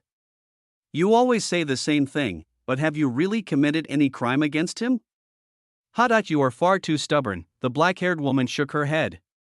Even so, I cannot face him right now. Perhaps one day, her gaze shifted to the horizon, looking in the direction that Damien most likely teleported. As for her thoughts as she did so, they were only known to her. Chapter 474 Partial 4. Whoosh, Damien's figure reappeared in the sky above the cloud plain. His location was the southern continent, the sacred mountain province that was once ruled by the Yi clan. His gaze panned the area, his awareness spreading in full. Within an instant, the entire southern continent was present in Damien's gaze. Looks like they finished everything over here. He nodded to himself.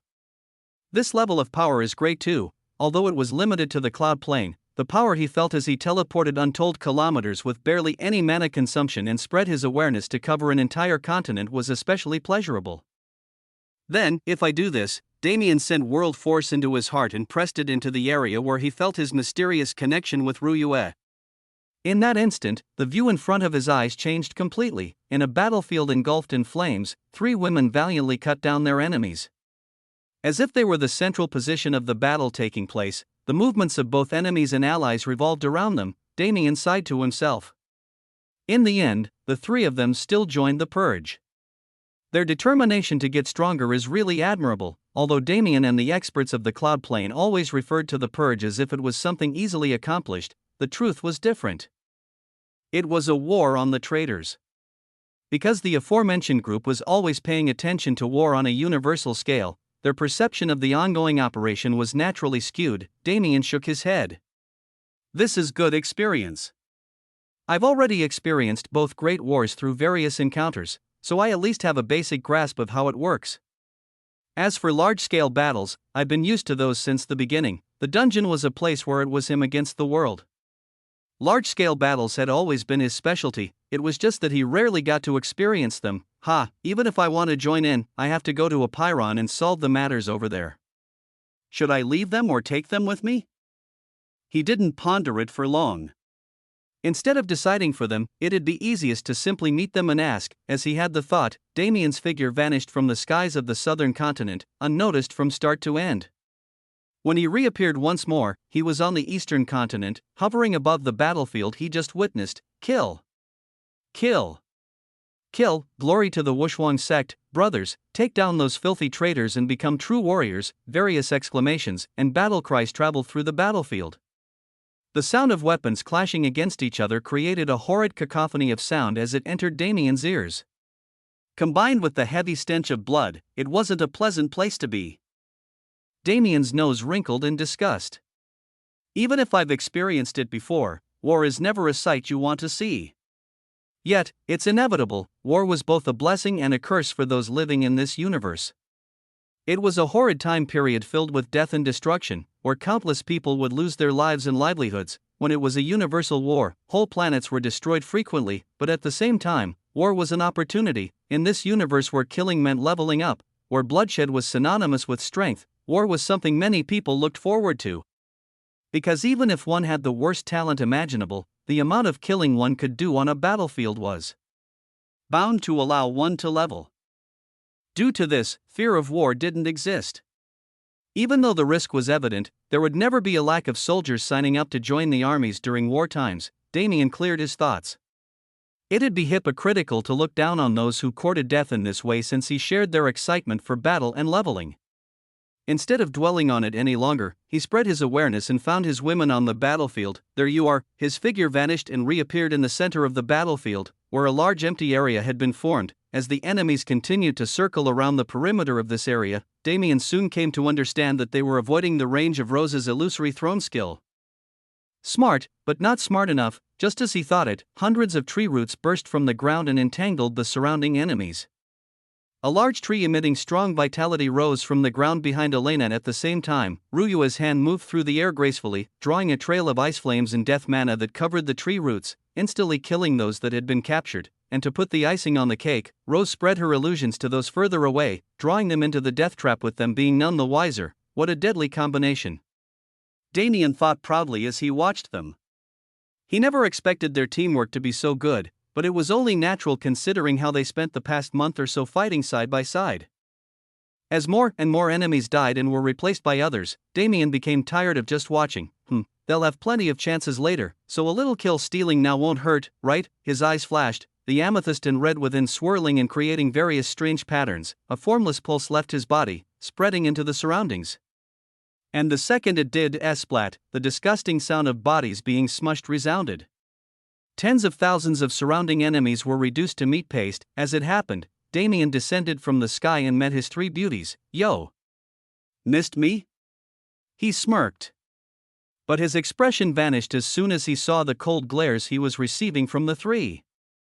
I am sorry? He stuttered, not knowing what to do. This wasn't the reunion he was imagining at all. Oomph! Rose snorted and turned her head away. As if on cue, the other two followed suit. Damien smiled wryly. Well, I understand why it's like this, but I can only explain my circumstances later. For now, how do the three of you feel about visiting a Pyron? Rose's eyes widened unintentionally. Before she could even start giving Damien the cold shoulder, she was forced to stop. Really? We're going back? Rose questioned suspiciously. Damien nodded. Now that the Allied forces are cleaning up the Cloud Plain, there's no reason for us to stay as well. We need to clean up a Pyron and Earth before they finish up here. This time, it was Elena's turn to be surprised.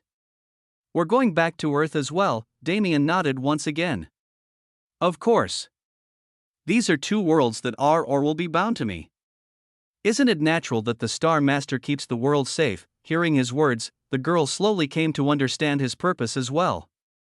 But since they didn't know about the Nibelheim raid that would occur in 5 months, it was normal for them to be confused. But the main hesitation that the three of them shared was the fact that they'd have to leave the battlefield. Since their power was showing noticeable improvements already, they wanted to continue, and Damien solved that hesitation before they were even able to voice it. Cleaning up the two worlds meant they'd still get to constantly battle. And since the forces of those worlds were weaker, they'd have more prey for themselves. Good. Rose exclaimed with a smile. We can show little Ruyua around our home worlds while power leveling at the same time. It's the perfect plan, Damien grinned. Right? Not to brag, but your husband has become a genius in this past month. Oh-ho? A genius, you say? I'll be needing proof of that later. Rose retorted. Damien nodded. Later, then. For now, I'll send you guys back to the sect so you can prepare to leave. Rose and Ruyue nodded in agreement. And since they agreed, Damien immediately teleported them to the Celestial Star Palace. As for Elena, Damien, She struggled to get the words out of her throat. The firm decision she made only a few days prior was crumbling now that she'd seen his face. Damien observed her seriously. Her hesitation and desire, he could see it all. And knowing her personality, he knew she would fold if he didn't say anything. Go. He said lightly. It was only a single word, but its meaning was infinitely deeper. Elena's eyes widened. You, Damien smiled. I've known for a while, though I don't know the details. If it's something you wish to do, then go. Don't worry about me, Elena frowned. But, how about you spend the next few months with me? We'll slay enemies and enjoy ourselves to the fullest.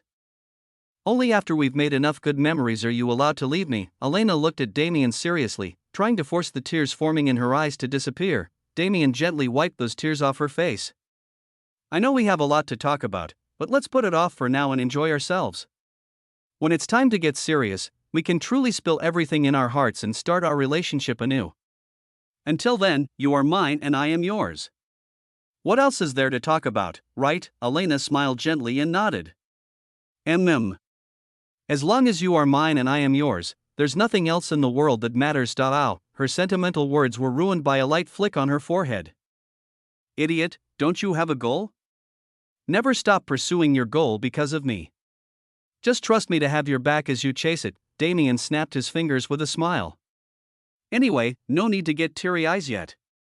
These next 5 months. I'll make sure to completely defeat those tears. And as his words ended, Elena's body also disappeared from the battlefield, returning to the celestial star palace. Left alone, Damien looked around placidly.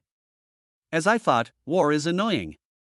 Let me get rid of this scourge before I leave. His hand waved through the air, a mysterious force pervading it along with his movements, and with that single motion, every enemy that was at the 3rd class or below died in an instant. Chapter 475 Third Return 1. At the peak of the celestial mountain, a small group of people were gathered. Among them was a certain old man, whose sagely aura had been replaced by battle intent due to the recent environment. Tian Yang stood with his 2 disciples, separated from the others that joined them on the peak. The 2 of you grew your wings long ago, and have been exercising them constantly. Although I have plenty that I still wish to teach you, I think that your paths will flow better if you discovered the rest for yourselves. His eyes were sentimental as he spoke. Unknowingly, he had gotten far more attached to these disciples of his than he ever thought he would. Brat, you've only been here for a year, and most of that time was spent on your own. I'm hardly qualified to call myself your master, he said to Damien, but Damien shook his head in denial. Even if the time I spent with you is short, the benefits I gained were still tremendous. Not only my spatial abilities, but even my comprehension of my other facets improved due to your teachings. Plus, my mental development is something you contributed to a lot. Don't think I didn't realize what you did back then, Tian Yang smirked. Right, who would have thought the little brat from back then was finally able to grow into a man? However, you still aren't worthy of my little Yuer. Beat me first, and then I'll consider letting you marry her, master. Ruyue shouted in embarrassment. Tian Yan laughed uproariously. Yuer, you've been my disciple for many years, to the point where our bond has truly become familial. But even then, I wasn't able to break the wall you put up around your heart. The fact that you were forced to carry that burden alone was one of my biggest regrets. Luckily enough, this brat was able to do my job for me. Seeing the you that stands in front of me now, I am immensely proud of how far you've come. Tears formed in Ruyue's eyes. Master, Tian Yang shook his head. Don't say anything. Although I wish I could watch over your progress forever. It's fine as long as you just visit me once in a while. Don't leave this old man in the dark, will you? Damien nodded heavily.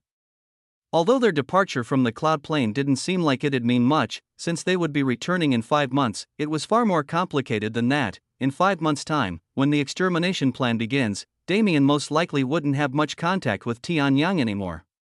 Hell, he might not even have contact with Ruyue and Rose. In essence, it was a military operation. No matter how much Damien hated being tied down, he would need to obey his superior while the operation is ongoing, lest he messes up the carefully crafted plan that they would follow. So even if, by some miracle, he ended up on the same team as Rose and Ruyue, he wouldn't be able to chat or joke with them as he usually did. As for Tian Yang, he was one of the most influential people in the entirety of the cloud plane. His position would be far too high for someone like Damien to visit frequently. The peaceful days would end in 5 months. The days of freedom and carefree life would vanish along with them. And so, Tian Yang gave his disciples an earnest farewell. After speaking with Tian Yang for a little while longer, Damien and Ruyue returned to the main group, where the Supreme Fairy Paradise Master was saying goodbye to Rose and Elena. When Damien arrived, the Paradise Master immediately turned her attention to him. S-Class body, S-Class face. I don't know about his personality, but it looks like you've scored yourself quite the treasure, eh? The Paradise Master said toward Rose and Elena, whose faces immediately turned red. Boy, what do you think? How about leaving my disciples alone and playing with this little lady instead? Damien smiled wryly, but inwardly, he was vomiting everything he'd ever eaten. The feeling of being flirted with by an old lady is not pleasant. As expected, none of the old people he met were normal, but before he could say anything in response, Tian Yang appeared before him. Old hag, leave my disciple alone. He isn't a man who'd fall for your petty charm, petty charm? The Paradise Master scoffed mockingly. I remember a certain someone fell for this so-called petty charm so deeply that he pursued me for dozens of years before finally giving up. What was that man's name again? The Paradise Master pretended to go deep in thought, causing Tian Yang endless embarrassment. But on the surface, he kept his cool. He couldn't show his weak side when he was supposed to be looking cool in front of his disciples. That man must have been a lunatic to pursue you. Instead of talking about lunatics so much, how about we properly send our disciples off? They seem quite busy. Tian Yang gestured toward Damien, who rolled his eyes and stepped forward. The old man was way too obvious in changing the subject, but he decided not to mention it. Instead, he turned around and faced the three girls. Ready? He asked with a smile. Of course, why yes, with three different sounds of acknowledgement, the last and shakiest being Ruyuez, since she was still nervous about leaving the cloud plane for the first time. Damien faced forward and put his hand out into space. Warp, heeding his command, the space in front of him shattered into an oval shape. The chaotic void within slowly swirled until it perfectly moved in a clockwise motion, stably rotating. Damien smiled to himself. The process of creating a portal is far less cumbersome now. Considering the distance between this world and Apiron, the mana consumption has also decreased heavily. As he thought, the three girls turned around and gave one final bow to their masters. Damien observed the portal for a little longer before turning around as well. Old man, don't die to the trash infesting this world. Next time I see you, I expect you to be so powerful that I can't even see the wall anymore. Tian Yang grinned in response. It's arrogant for you to think you can see the wall even now, but very well, brat. I'll accept your challenge. Good, then if I win, you let me marry Ruyue, ha? You really think 5 months is enough time to catch up to me? Definitely not. Damien replied firmly. His lips soon curved into a sly smile. To catch up won't be possible, but I don't believe I can't beat you. Tian Yang's grin widened. Brat, you've become more arrogant since the last time I saw you. Though, it's not like I don't like this change. Now, get going already. The more time you waste, the less chance you have at defeating me, TCH. Damien clicked his tongue. 5 months, right? In 5 months, see how I make you lose face in front of Ruyue. Tossing Tian Yang one final battle intent-filled glance, Damien stepped through the portal. And the girls followed soon after. After so many years away, they were finally returning to Apiron. Chapter 476 Third Return, 2. Cloud-free skies where the sun could freely spread its glory, a refreshing breeze, perfect temperature, and an overall peaceful atmosphere that couldn't be replicated. Damien closed his eyes and took a deep breath. It'd be a lie to say he didn't miss this environment. Truthfully, the second his feet touched the ground, he felt like a huge burden had been lifted off his shoulders, but that was simply reality. The cloud plane was a place where even the ambient mana was laced with a trace of battle intent. Even when one wasn't on guard, they'd subconsciously stay vigilant because the ambient mana forced them to do so. Like this, every second staying in the cloud plane could be labeled training. But it was a kind of subtle training that would only show results in the long run. Experiencing Apiron's calm atmosphere was actually the first time Damien even realized the constant tense state his body was previously in, but currently, that didn't matter much. Damien had a single goal in coming at Apiron. Perhaps he'd visit some old acquaintances and sightsee later, but his first priority would never change. Damien spread his awareness, easily covering tens of thousands of kilometers. He soon found an inconspicuous mountain a few hundred kilometers to the north. I'll go over there and try to connect to the world core. My relationship with Apiron is already far deeper than what I had with the cloud plane. So it shouldn't take long. This world is pretty much 100% safe for third-class beings, so you guys can wander freely without worry. I'll come find you when I'm done. After receiving nods from the girls, Damien immediately teleported to the mountain. No matter how much he wanted to just spend time with them and relax, he couldn't allow himself to do so. As long as the work was finished, he'd have plenty of time to relax. But for now, he needed focus. When he arrived on the mountain, he found himself an inconspicuous cave to meditate in. And once he sat down, he immediately submerged his consciousness into the earth. This was completely different from how he contacted the other two world cores. But for some reason, his instinct as a celestial told him this much was more than enough to catch Apiron's attention, and his instinct was soon proven correct. his consciousness was dragged away from his body, appearing like a hologram in a massive cave where the world core presumably resided. You have finally come, Damien's eyes widened. He didn't expect the world core to immediately speak to him. We have been waiting for you for many years. You achieved your class as a celestial within us, so we assumed you would bind us immediately. Damien rubbed his head sheepishly.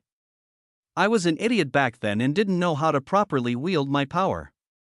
In fact, I only recently learned what my authority entails. I apologize for making you wait. You are forgiven. As you are the fated one, we shall follow you wholeheartedly. Please bind us with your authority. Damien's widened eyes grew even wider. This world core was far different from the world cores he had met so far. Earth was like a child, so nothing needed to be said there. As for the cloud plane, it was cold and calculative like a machine. It didn't care about its people, it only cared about survival, but a pyron was like neither. With the way it was practically begging him to bind it, he could infer that it had far more emotion than Yun did. Perhaps it even held endearing feelings for the inhabitants on its surface. You are correct. There was once a man who could communicate with us. Although the level of communication cannot compare to a celestial such as yourself, he was able to freely speak to us and hear our voice. It instantly clicked in Damien's head. Kurt Galloway. That guy did something amazing again, Damien sighed. Kurt wasn't a celestial, he was a normal spatial grandmaster. It would have been different if he could communicate with the world core after forming his divinity, but it was unprecedented for him to do the same beforehand. Kurt's talent was astonishing even to Damien. So, because of the time you spent with that man, you were able to develop emotions? He asked curiously. We believe it is so. That man was the only outside influence we have experienced before meeting you. Damien furrowed his brow. It should have been obvious that the conditions in which they spent their lives would influence their personalities, since that was a completely normal thing for humans, but the ones Damien was thinking about were world cores. He didn't think the rules of mere creations could be imposed on them, but maybe that was just another naive thought. If plants could become sentient and even gain human form, who was to say that world cores couldn't have emotion? Although he enjoyed having Yun as an assistant, he couldn't talk to Yun casually. Ignoring the occasional snarky comment that the latter sometimes made. Damien smiled. It looked like his journey as a celestial would never become boring. If world cores really had differing personalities, he wanted to see how many of them he could experience. Well, then. There's nothing more for us to talk about. Let's form the contract. That is currently impossible. As you have guessed before arriving, we have been heavily corrupted by foreign mana. You must remove this mana first. Damien grinned. Nice. My mana capacity will increase yet again. After voicing his agreement to the world core, Damien experienced the familiar feeling of his body being transported to the location of his consciousness. And just like that, he found himself physically standing before the starlight blue world core. Well, at least a portion of it was the original starlight blue color. Around 50% of the world core was made up of disgusting inky black mana instead. Damien wanted to whistle at the sheer scale of corruption, but unfortunately, he didn't know how to. Due to this, he was forced to settle for sucking in a cold breath instead. Damn, he spoke out loud. Last time, it only took around a day. This time, I guess I'll need a week or more. Damien clicked his tongue in annoyance. These damn knocks messing up my timetable. See how I deal with you after I find out where you stay at from the world core. Snorting once more, Damien put his hand into the inky black mass and activated Devour. And he kept devouring for a week straight without rest. His body actually felt more invigorated by the time he was done, considering how his mana capacity surpassed the 100,000 mark by 15,000 units. 2 threads of mana, one from Damien and the other from the world core, met in the middle and entangled with each other. An eternal bond was formed between them in that moment. It is our honor to serve you, Master. We look forward to seeing what you will achieve. Damien cracked his neck to the side. You want results? That's easy enough. Just direct me where to go, and I'll kill every Nox bastard and traitor that dares to step foot in this world. That is our wish as well. Whatever assistance you require, we will provide it to the best of our abilities. Damien grinned in response. As information poured into his mind through his connection with a pyron, he only had one thought running through his head. It was time to go hunting. Chapter 477-9-1 On an unknown planet, so far away from the cloud plane that those residing there wouldn't even know of its existence, two men stood amongst a large pile of rubble. Is the job finally done? One of them asked, wiping the sweat off his brow. Not sure yet. We need to check for any stragglers before we go, or else the boss will kill us. The other replied, TCH. That damn boss. If he's going to act like a tyrant, at least do it properly. It can't be helped. You know that's a pseudo-divinity we're working under. Even if he has no leadership skills, his power alone is enough to keep his subordinates in line. The two men shook their heads in unison and stepped out of the rubble. As they did so, the scenery around them slowly came into view. Calling it a wasteland would be far too generous. The scene around them was closer to purgatory than anything else. The ground was charred and cracked as far as the eye could see. Small flames still raged as an aftereffect of the fire that had burned down all of this planet's flora. The sky was covered in black clouds made up of the ash from that flame, clouds that carried an insane amount of mana. That mana turned the sky into a hell worse than the land. Mysterious phenomena and bursts of random elemental essences filled the sky. If anyone dared to fly into a sky like that, they'd be killed instantly, and the most gruesome part of the image, the piles upon piles of corpses that littered the ground as far as the eye could see. The entire population of the world. Was eliminated. This place has really become a hellhole. It's surprising that it only took a month to do it. TCH, don't mention it anymore. It still makes me feel disgusting. Paul, you're too sensitive. The other man spoke seriously.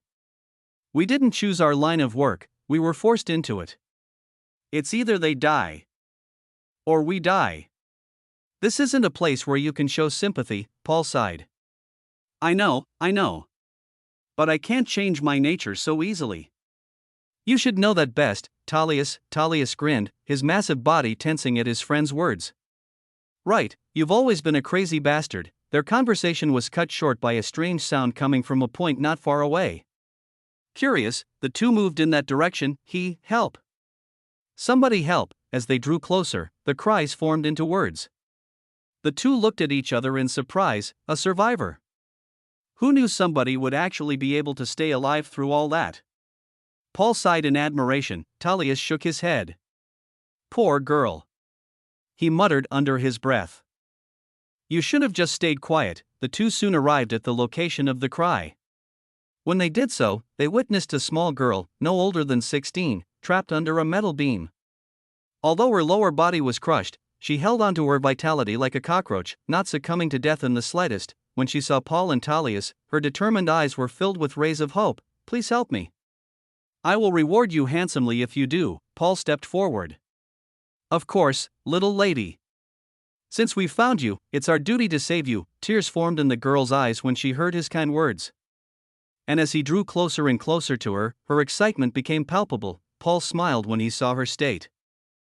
His hand went to the hilt of the sword on his hip. Little girl, stay still.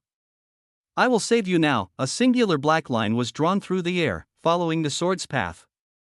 When it reached its end, the air was filled with red. Now, you have been saved. This is the best escape from those nasty bastards. Your will to fight will only burden you further. I pray that you will live peacefully in your next life. The girl's head dropped to the floor a few feet away from her body. As her blood dyed the charred ground red, Paul's lips slowly curved into a smile. But he suppressed it quickly. Turning to Talius, he spoke in his usual tone. Let's get moving. We need to see if there are any more survivors for us to save. Talius shook his head, but still followed along.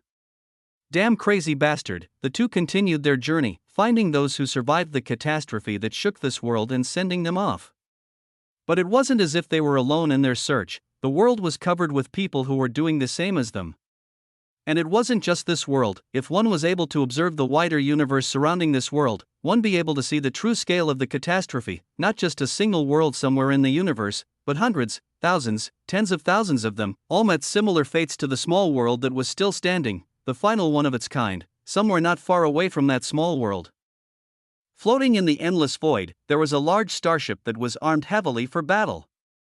Its sleek black design almost let it blend in with the surrounding blackness, making it a stealthy yet deadly weapon, and considering its size as a vessel that could easily house hundreds of thousands of people, this camouflage ability wasn't something to be looked down upon. This place is no longer habitable. The mission is nearing completion. In the control room of that starship, a man in a white suit spoke to the ship's captain, who sat at his desk placidly. Is the information confirmed? This isn't a small operation. There can be no mistakes. The man in the suit shook his head and waved his hand. Dozens of holographic screens appeared in the air, depicting different scenes, but those scenes all shared a single commonality. They were scenes marred with destruction and gore. Of a total of 100 billion planets, we have discovered 132,627 worlds that were suitable for life.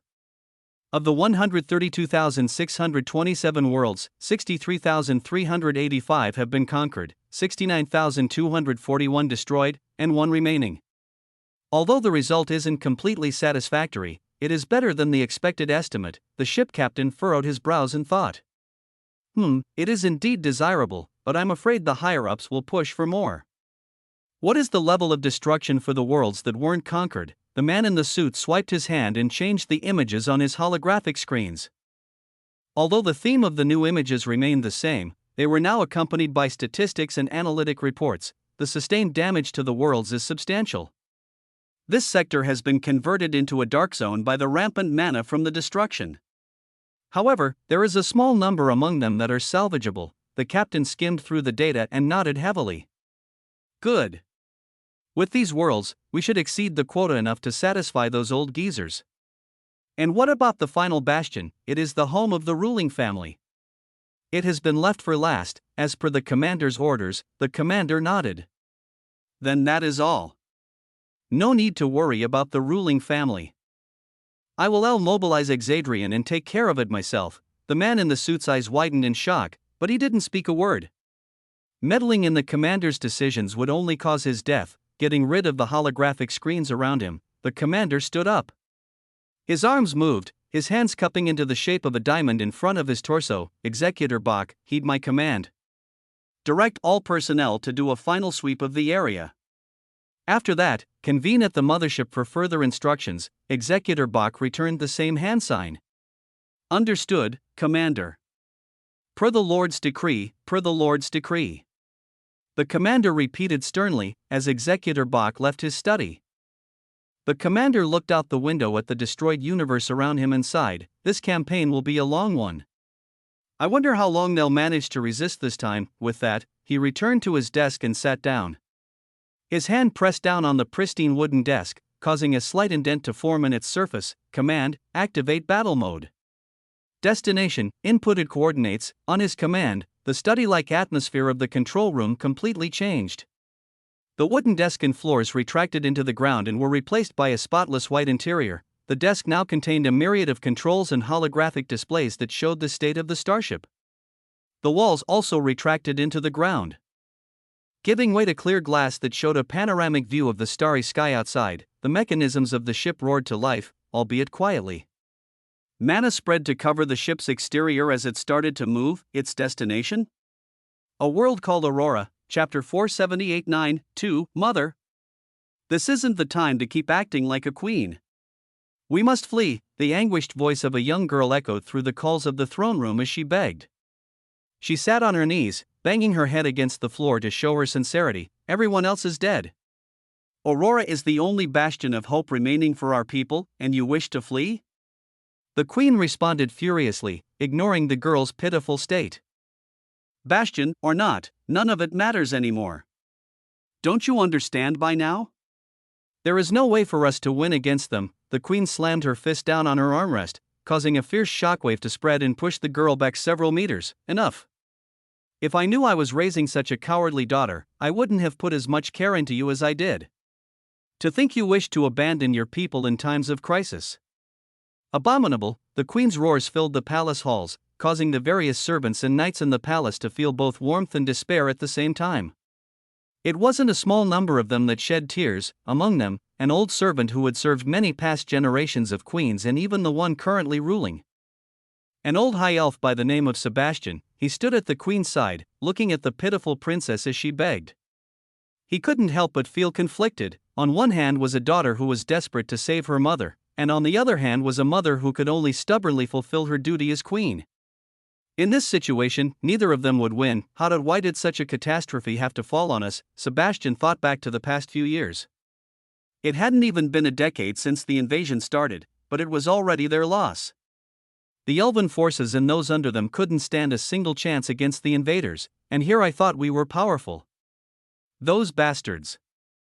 They planned well for this day. Sebastian's fists clenched so hard they drew blood as he thought of the invaders. It wasn't his first time seeing them, but it was his first time feeling so hopeless in front of them. During the previous war, they were only equal to us. How were they able to grow so much in the short span of 10,000 years? But it wasn't just their strength, it was their numbers. There aren't as many of those disgusting barbarian ones as there were in the past, but they have corrupted leagues more people within our ranks. Rather than losing a war, we fell to internal strife. How embarrassing, even Sebastian, the most loyal subordinate of the royal elven family, considered fleeing at one point, but his loyalty prevented him to do so. But now isn't the time for my queen to be arguing that if she doesn't gather our forces to at least put up a final fight, then soon, his thoughts were cut off by a massive shadow that covered the heavens. Because the throne room of the palace had an open roof that embraced nature, they were able to witness it even from within. Sebastian's face paled. It wasn't just him, but those of every warrior present on Aurora. No matter where on the planet they were, they could see the massive shadow that hung in the sky. People of Aurora, hear me. Your trial begins now. For daring to rebel against the will of the lords. Your punishment is death. The queen bit her lip hard as she looked into the sky. Although her face still showed fighting spirit, her hope was quickly draining internally. What chance do we even have? Although she always said she was planning to fight with her people, her words weren't necessarily true. From the start, her only plan was to die with her people so that she would at least be somewhat absolved of her sins. I couldn't save any of you. I'm so sorry. The queen shed a silent tear, her eyes quickly filling with flames thereafter. It is time, her figure flashed, appearing beside the princess and grabbing her with a thread of mana. Without another word, the queen dashed through the throne room until she reached an inconspicuous area of the wall behind her throne. Mother! What are you doing? The elven princess screamed. But the queen didn't listen at all. She tapped on the wall randomly with varying amounts of strength, using fine mana control to deliver bursts of mana into its surface, and as she did so, the shadow in the sky began to shift. Large cannons appeared along the sides of the starship, a massive ball of light gathering at its front. Without warning, 3 of the side cannons shot bursts of crystal and blue light that descended upon Aurora. Boom! The massive explosion rocked the planet. A crater hundreds of thousands of kilometers in diameter formed in the surface of the world, killing billions in the process. Witness your fate before you meet it. The voice from the starship rang out again. This is the only end for those who oppose their regime. Boom! 6 more cannons fired at the same time, turning half of Aurora into a charred wasteland in an instant, but the queen ignored it all. With tears of blood streaking down her face, she used her body to endure the shockwaves that kept impacting her, shielding the elf princess in the process, and all the while, she continued randomly tapping on the wall like a madwoman. It was to the point where even the elf princess questioned her sanity. So that is your decision, your majesty? Sebastian thought to himself, without another word. He sighed and floated into the air. Feeling his movement, the elf queen turned to face him, giving him a final stern nod. Sebastian smiled lightly.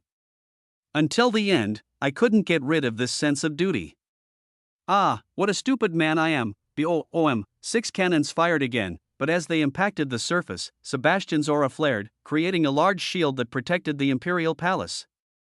But even still, the shockwaves from the explosions incessantly threatened to crack the barrier. Boom! Boom! Boom! The explosions that were randomly impacting the surface of Aurora started to come together, crashing against the barrier of the castle. Without them realizing it, Aurora had already been destroyed. The only place left where life could persevere was the imperial palace. Boom! Boom! Boom! Cook! Sebastian coughed out a mouthful of blood, cracks spreading across his barrier. But just as he was about to give up, he felt a pair of rough hands on his back. Mana poured into his body in droves, allowing him to maintain his protection of the castle, as Sir Micah. Sebastian greeted while wiping the blood off his lips. The knight named Micah shook his head in response. Do not speak. Focus on maintaining the barrier. The Night Order and the refugees from the magic forest will aid you as long as we can. As Sebastian turned his gaze to the ground below, his vision was filled to the brim with elves, magicians, knights, even common maids. They all stood watching him protect them, sending their mana into the sky so that he would never run out of steam. Seeing them, Sebastian's bloody lips curved into a warm smile. Very well. If you are all putting your hopes into me, then I can only do my best to live up to them. The strength of the barrier increased many-fold as Sebastian utilized the mana of those supporting him.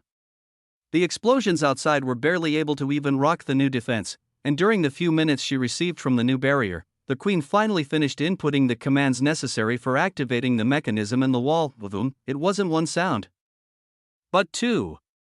One came from the throne room, where the wall in front of the elf queen and princess began shining with blue light. As for the other, the ball of light that had been gathering at the front of the starship finally took shape. It revved with such grandiosity that it caused a small earthquake on the surface of Aurora. The commander's voice blanketed the area soon after. I must praise you for holding out until now. It isn't a lie when people praise your kind for your immense talent in mana. However, it all ends here. As a reward for surviving, I shall allow you to witness Exadrian's most powerful weapon, the World Destroyer. The elves' faces paled instantly. The massive waves of mana emanating from that light ball were enough to crush weaker practitioners in an instant. Yet, that was only the mana leaking from the attack. The actual attack dot was aimed at them. Any hope they had of survival vanished in an instant. Where is the queen?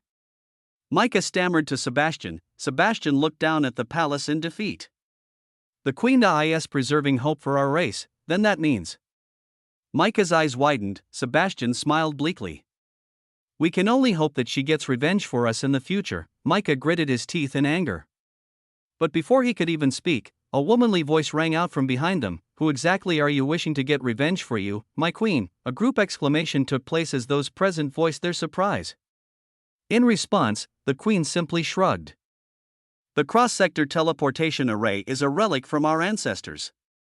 It's so beat up by now, there's no way it could carry the weight of two people. In fact, I wasn't even able to properly input the coordinates. I have no idea where she'll end up, I only know she'll be safe. The elf queen looked back at the throne room and sighed. It's a shame. I couldn't take my focus off activating the array, and after I was finished, I could only send her off immediately lest the array broke. She must be lost and afraid. I hope you can forgive your mother. The poor elf princess who had been sheltered since childhood was now thrust into the vaster universe without even an ounce of protection. There was no way for the queen to not be worried. Unfortunately, there was no time for her to worry at all. By the time her thoughts finished, the sky was covered in bright white light. A short gasp was the only sound the elf queen before that bright light completely enveloped her. It was painless. Because the scale of the attack was so big, for the few tens of thousands that were still alive to experience it, it was painless, but that didn't discount the amount of destruction it did. A shining white beam of light pierced the world called Aurora, like a sword through the body of a man. A hole was created through the center of the world as the beam faded. Cracks spread through the remaining two halves of the planet that desperately tried to stay together. And then, they shattered altogether. Aurora had been completely destroyed, all life on it exterminated along with it. From the control room of the starship, the commander indifferently gazed at the destruction he caused. With this, it is finished. Sector 9 has been completely annihilated. Chapter 479-9, 3. The 9 sectors that made up the observable universe were each home to a different dominant race, just like how Sector 3 was the domain of humans. Sector 1 belonged to the angels, Sector 2 to the demons, Sector 4 to the beasts, Sector 5 to the dwarves, Sector 6 to the giants, Sector 7 to the spirits, Sector 8 to the plant races, and finally, Sector 9 to the elves. Currently, within the Sky Castle Luxurian, the main neutral zone in Sector 1 that was used for only the most important meetings and gatherings, a fierce discussion was taking place. Sector 9 is gone entirely. The area has been turned into a dark zone. According to the scouts we sent out, it's a complete dark zone, meaning it will never become inhabitable for living creatures ever again. Even if we were the ones to enter, we'd die within weeks. A golden-haired man spoke seriously. He was joined at a round table by 15 other executives who represented major forces in Sector 1. But even though their affiliations differed, they all shared one characteristic: the pure white wings on their backs that signified their status as angels. This isn't good, another man stated. The Nox are making their move already, but we have no way to keep up with their movements. How is it possible that they annihilated an entire sector within a single month? Don't speculate so much, Parcial. How certain are you that this is the work of the Nox and not some catastrophic natural phenomenon? A third man questioned. The angel names Parcial scoffed in bemusement. Are you even listening to yourself? That is the most idiotic reasoning imaginable. Do not evade the issue just because you're a coward. Their mana has been identified at the scene, so it is guaranteed that this was their doing. The first angel that spoke nodded in agreement. They made no attempt to hide their tracks. It was almost as if they were mocking us, tch. The third man scoffed and turned away, not speaking any longer. But his silence didn't matter in the grand scheme of things, since the important conversations continued with those more willing to participate. Sector 9's destruction isn't something that should be hidden. We must communicate with the other sectors and warn them ahead of time in case something like this happens again. Why can't we just order them to strengthen their defenses? Even if our sector is numbered first, we do not rule over the others. We cannot order them to do anything. Besides, not all the sectors have the manpower to guard the entire periphery of their territory. And even if they did, there are many selfish individuals who wouldn't listen to us. What's the use of being selfish? Even if they are selfish now, they'll fall with the rest of us if we lose this war. What a bastardly mentality to have. Parcial sneered. Even though he didn't say it to anyone specifically. The third man who spoke felt like he was stabbed with a knife. Lucille, the first angel that spoke, opened his mouth once again. We cannot make any drastic moves at the moment, for we have no information to go off of. The best we can do is warn the others and pray for the best. We aren't yet ready to engage in a full-scale war. What about the assembly? Another angel asked. Lucille furrowed his brows in thought. Although I wish to bring it forward, it won't be possible. The assembly was already organized at the earliest possible dates. Because of the movements of the other sector's forces, things will inevitably be delayed until then, tch. It must be those useless humans in Sector 3 again. Were they even able to receive word of the assembly with their backwards technologies? The third man scorned. Lucille shook his head. They are aware of the assembly date, but I'm afraid they won't receive the message if we decide to change it. Unfortunately, Sector 3 was hit the hardest in the previous war. Their societal standard regressed heavily. Still, do not shame the humans. Even though their people had the most traitors among them, they also fought the hardest for the safety of our universe. Parcial nodded in agreement. Although I have never been there myself, I have heard many rumors. Sector 3 is a land of geniuses despite their low level of technical achievement. It isn't a place to look down on. If only they could fix their cross-sector teleportation array, things would become much simpler, but we cannot rely on ifs at a time like this. Since Sector 9 and Sector 3 are relatively distant from each other, there is no need to inform the human domain about what happened. They will come to know the truth at the time of the assembly anyway. Lucille said. The other angels all voiced their agreement. Even if the human domain was a reliable asset, that was only if they could rejoin the wider universe again.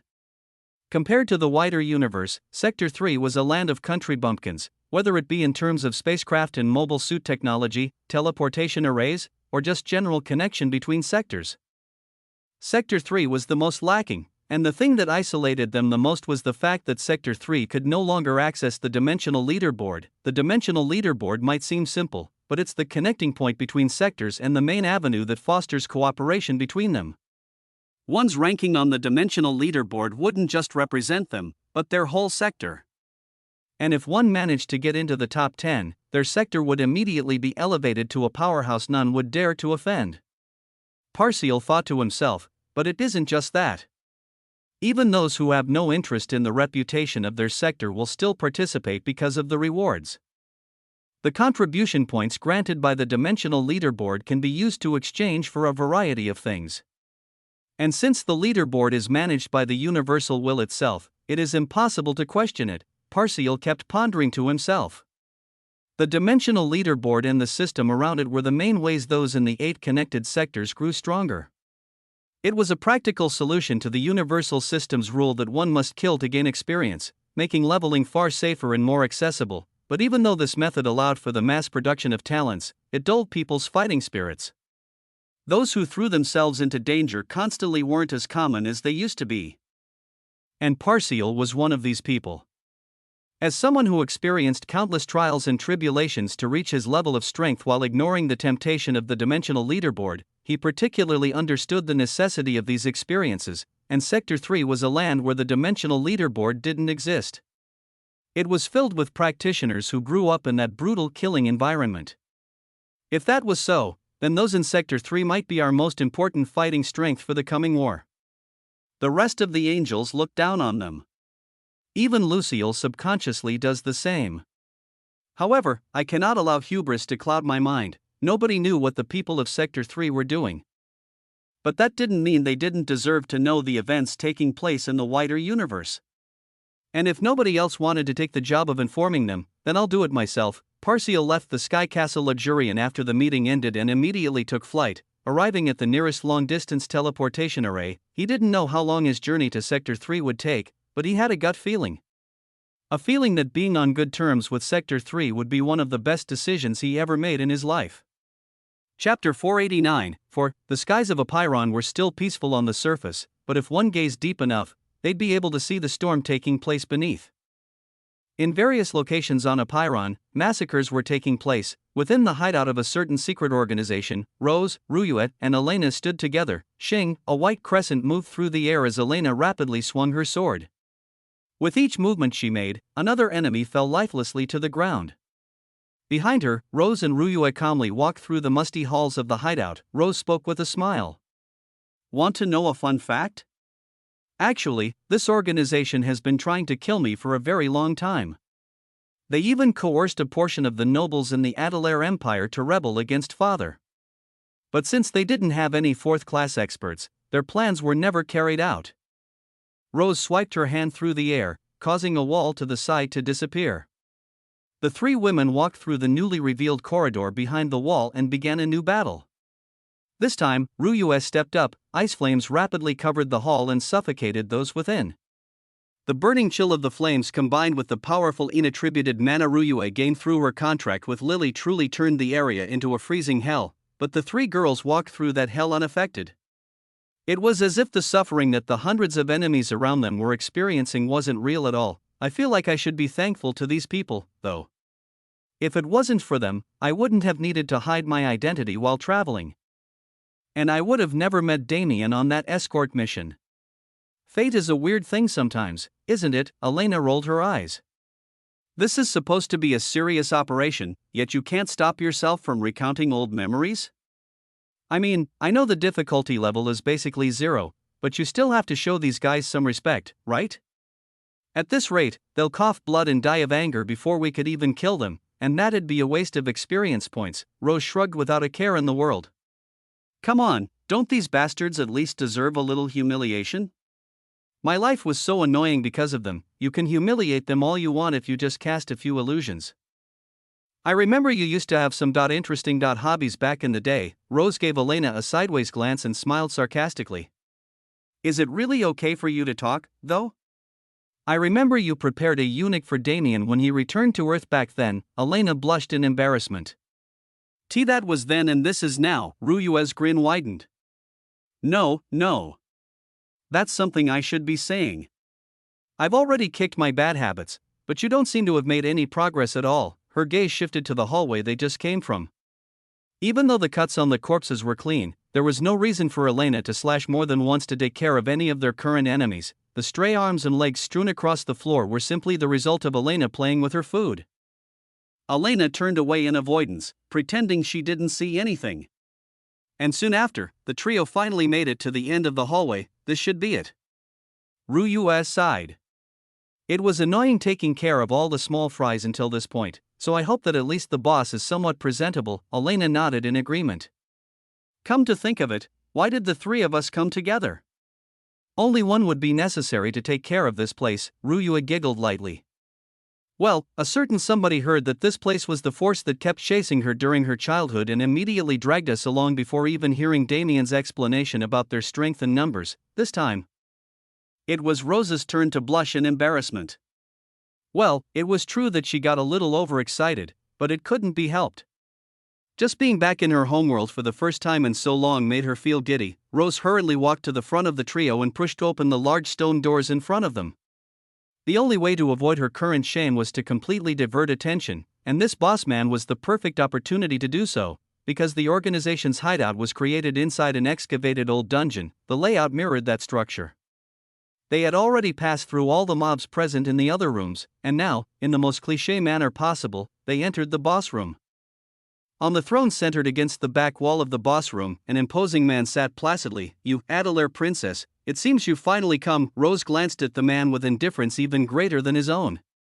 She looked him up and down with such a fierce gaze that it felt like she pierced his body and directly examined his soul. "Disappointing," Rose muttered under her breath. "You. What the hell did you just call me?" The man on the throne boomed. Rose rolled her eyes and raised her voice. "I called you a fucking disappointment, deaf bastard. I can't believe someone as weak as you actually had the audacity to plot against me and my father. Bitch, you vanished for a few years and came back far too arrogant for your own good. Let me show you, what's with old people and their insistence on trying to prove their power to me? It's so damn pointless." Rose cut him off before his speech could crescendo. "If you want to make a cool villain speech, then at least have the power to do so. Anyway, I have no time to waste on you. After you die, I can finally go see father again. So, goodbye." Rose clenched her fist. Space distorted around the throned man, crushing him into meat paste in an instant. "Wow." Ruyue whistled.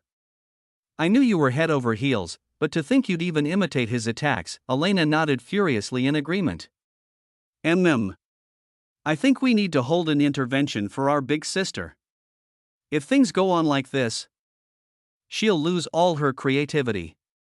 Her naming sense might even become as bad as Damien's." Gasp. Ruyue gasped exaggeratedly. "Anything but that. It's been a while since you two have seen him fight, so you wouldn't know, but do you even understand how many different attacks and abilities he's named with the word void? I think it's better if we name his abilities for him from now on." Rose's eyes widened in realization. It's not just the void physique, the void sword art, and his last name anymore? When it was just 3, it was acceptable, but more than that. Rose's eyes hardened as she spoke. "Alright, I accept your intervention. There's no way I'll allow my naming sense to deteriorate so much." Elena and Ruyue nodded in solidarity with her. As the three of them continued to talk and joke, they exited the now destroyed hideout of the nameless organization. We finished 1, so Damien should have finished at least 5 by now, I think? Looking at the time, it's around time for us to meet at the palace. Elena said. Rose nodded with an excited smile. Good. Little sister Ruyue, it's finally time for you to meet both my father and Damien's mother. Let's go. Ruyue smiled in nervousness and excitement.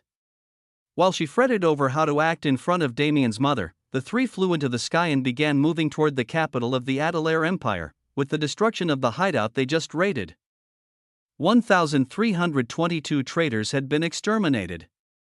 And according to the estimate made by Damien, close to 250,000 remained. Chapter 481 Empress 1. Achoo. Damien turned to the side and sneezed suddenly.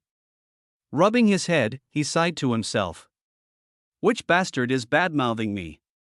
TCH, he shook his head and continued walking at a steady pace. With every step he took, a pulse of world force emanated from his body, flattening all the mobs crowding around him, and without suspense, Damien arrived at the location of the strongest practitioner in the area. But this was a Pyron, not the cloud plane. Strongest practitioner? Even he was just another dreg at the lower end of third class, to crush him. Damien didn't even need to move. A single look turned him into meat paste. Looking at the gory scene he caused, Damien nodded in satisfaction. This is the 5th. Since the girls are taking care of that guy's hideout, it counts as 6. But there are still another 200,000-ish traitors left. It'll be too annoying to do it alone. Although Damien had only destroyed 5 locations, the numbers per gathering place differed greatly. Sometimes there would only be a few hundred in one area, while other times, thousands or tens of thousands of traitors came together. If it wasn't for the World Corps' guidance, it would have been a pain choosing which places to prioritize. but now wasn't the time to continue hunting. The current activities were just a warm-up for him and the girls. Only after getting aid from the various empires of Apiron would they truly begin. Speaking of empires, well, I'll let father-in-law take care of that. For now, shall I pay a visit to the Beast Empress? Damien smiled lightly. Although they made an appointment to meet after the Nexus event, he ended up completely forgetting it until just now. Well, I'm going to see her now, so it should be fine, right? He tried to comfort himself. But at the same time, he didn't know if the Beast Empress would treat him with the same familiarity when they met again. The Beast Empress was a wolf. Damien didn't know which species she was exactly. But she was a purebred wolf with royal-level bloodline. And back then, even if he was the most impure variety, he was still essentially a wolf beastman. But now, his wolf bloodline, along with all the other random impurities in his body, had long been purged. His current bloodline was, I have dragon blood running in my veins, but I don't feel like a dragon. Then there's the mysterious demonic bloodline of unknown origins. Well, the point is that I no longer have any relationship with the wolf species besides Zara. I might be welcomed with hostility. Regardless, he still needed to visit the Beast Empress. Steeling himself, Damien turned into a flash of light, disappearing and reappearing in a certain part of Helia Forest. Interesting. I didn't expect it to be so modern. As Damien picked a location close to the Beast Empress when he teleported, he found himself in the midst of a bustling city filled with joyful cries, beastmen who walked on 2 legs, beasts that walked on 4, even those who flew through the air. They perused the streets and lived with a level of society that one wouldn't expect from a beast. But since Damien had been to the 3000 Beast Mountain range, he wasn't too surprised. Instead, he took his time and walked the streets of the city. I don't know anything here. Even with the universal language, I can barely understand what they're saying. It wasn't that he didn't understand their words. It was just that the terminology used wasn't what he was used to. But as he walked the streets for a few hours, he slowly became acclimated to the environment. Old man, give me a few kebabs. He called out to a nearby shop vendor. He still had plenty of gold left to rot in his subspace, so money wasn't an issue at all. Taking the kebab from the old man and paying with an entire gold coin, almost giving the old man a heart attack, Damien continued his casual walk down the street. Little beastmen and beast children scurried through the streets playing games. The adults worked diligently in their establishments, creating such a harmonious atmosphere that it made Damien feel uncomfortable. Unexpected, isn't it? When one thinks of beasts, one usually believes us to be savage and uncouth. Seeing this type of scene, has your opinion changed? A silvery voice rang out from behind him, immediately capturing his attention. Damien smiled without turning around and replied. Perhaps for anyone else, this scene would bring an immense amount of culture shock. But you'd be surprised at how normal this is for me now. Really, now? You truly know how to make me curious about you. What, don't tell me you're planning to court me? Damien's brow peaked in interest. Do I look like the kind of man to chase after a married woman? Please don't devalue me like that, milady Beast Empress. Damien turned around and faced the stunning beauty that had been following him around for a while. Her long silver hair flowed down her back and framed her face. Her piercing red eyes looked incredibly alluring. When it came to bust and hip size, the Beast Empress was really second to none. Combined with that mature charm she emanated with every movement, her appearance was truly enough to kill a man. But even with how stunning she looked, only Damien took note of her presence. Or rather, he was the only one with the ability to do so. The Beast Empress smiled slyly at his words. Oh ho! But shouldn't you already know by now, Mr. Starmaster? This little girl is pure and unsullied. Damien rolled his eyes. Even so, I don't think the Beast Emperor particularly enjoys green hats. Wouldn't his pride be damaged regardless of whether your marriage is fake or real? The Beast Empress shrugged. Why should I care what that geezer thinks? My life is my own. The only reason I became the Empress is because my bloodline purity is far higher than even his. Ha, dear Empress, do you really feel so much satisfaction in teasing me? It seems you've strayed the topic so far away from where it was originally that it'll be hard to get back. Damien sighed and shook his head. Humph, can't this little girl have a bit of fun? Playing the Empress role all day is so boring.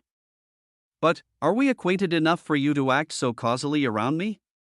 Last I checked, we've only met once, and that was an official setting where I was far too weak for us to converse properly, and in the short few years that you were away, you become a man that has the qualifications to compete for my heart. Don't you feel it? The pull of our bloodlines, Damien's gaze sharpened.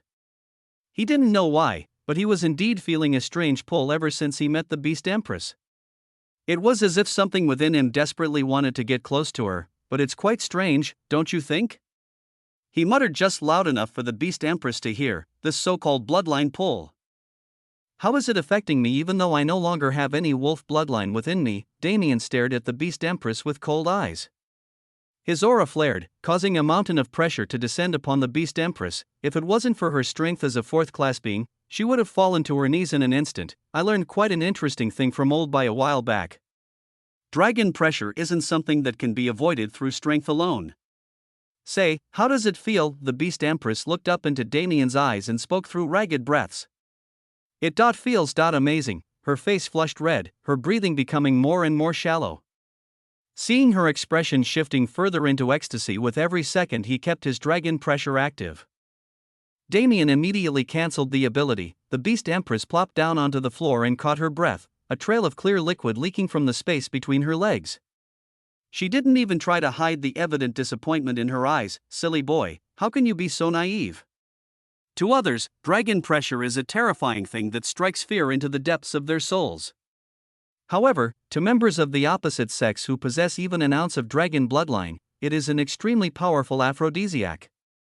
The Beast Empress licked her lips seductively as she spoke. Damien cringed at her words. No wonder that old bastard was smiling so evilly when he taught me how to use dragon pressure. So it was because of this, but even though he now knew, he couldn't take back his actions. Besides, it was his own fault for not realizing something so obvious. Just like how peacocks strutted their feathers to attract a mate, dragons could entice female members of the species through their pressure. Dragon pressure was a symbol of a dragon's pride, and now, Damien had effectively subdued the Beast Empress using this pride.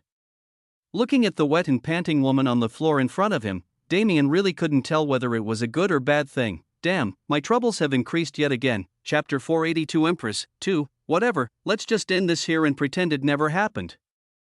Get up off the floor so we can start talking about important matters. Damien held his hand out to the Beast Empress, who stared at it in suspicion. Moments later, she furiously shook her head. Do you think I'm in any state to walk at the moment? If you didn't know, you cut this Empress off at the edge of a climax, and my legs no longer wish to listen to my commands. Damien sighed in exasperation. Then, what do you want me to do? Carry me? The Beast Empress' response was instant. Her eyes gleamed with a childlike enthusiasm.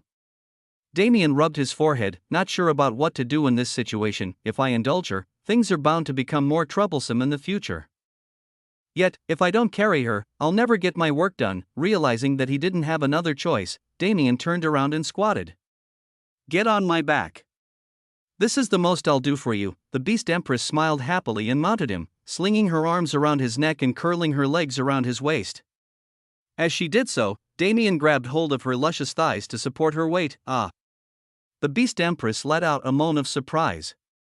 Hearing it, Damien's brow began to twitch. Don't make needless sounds or I'll drop you on the side of the street and leave. He declared coldly. The Beast Empress simply smiled and shut her mouth, resting her chin on his shoulder and enjoying the new experience she was having. So anyway, Damien started. The reason I came here today was to request your help.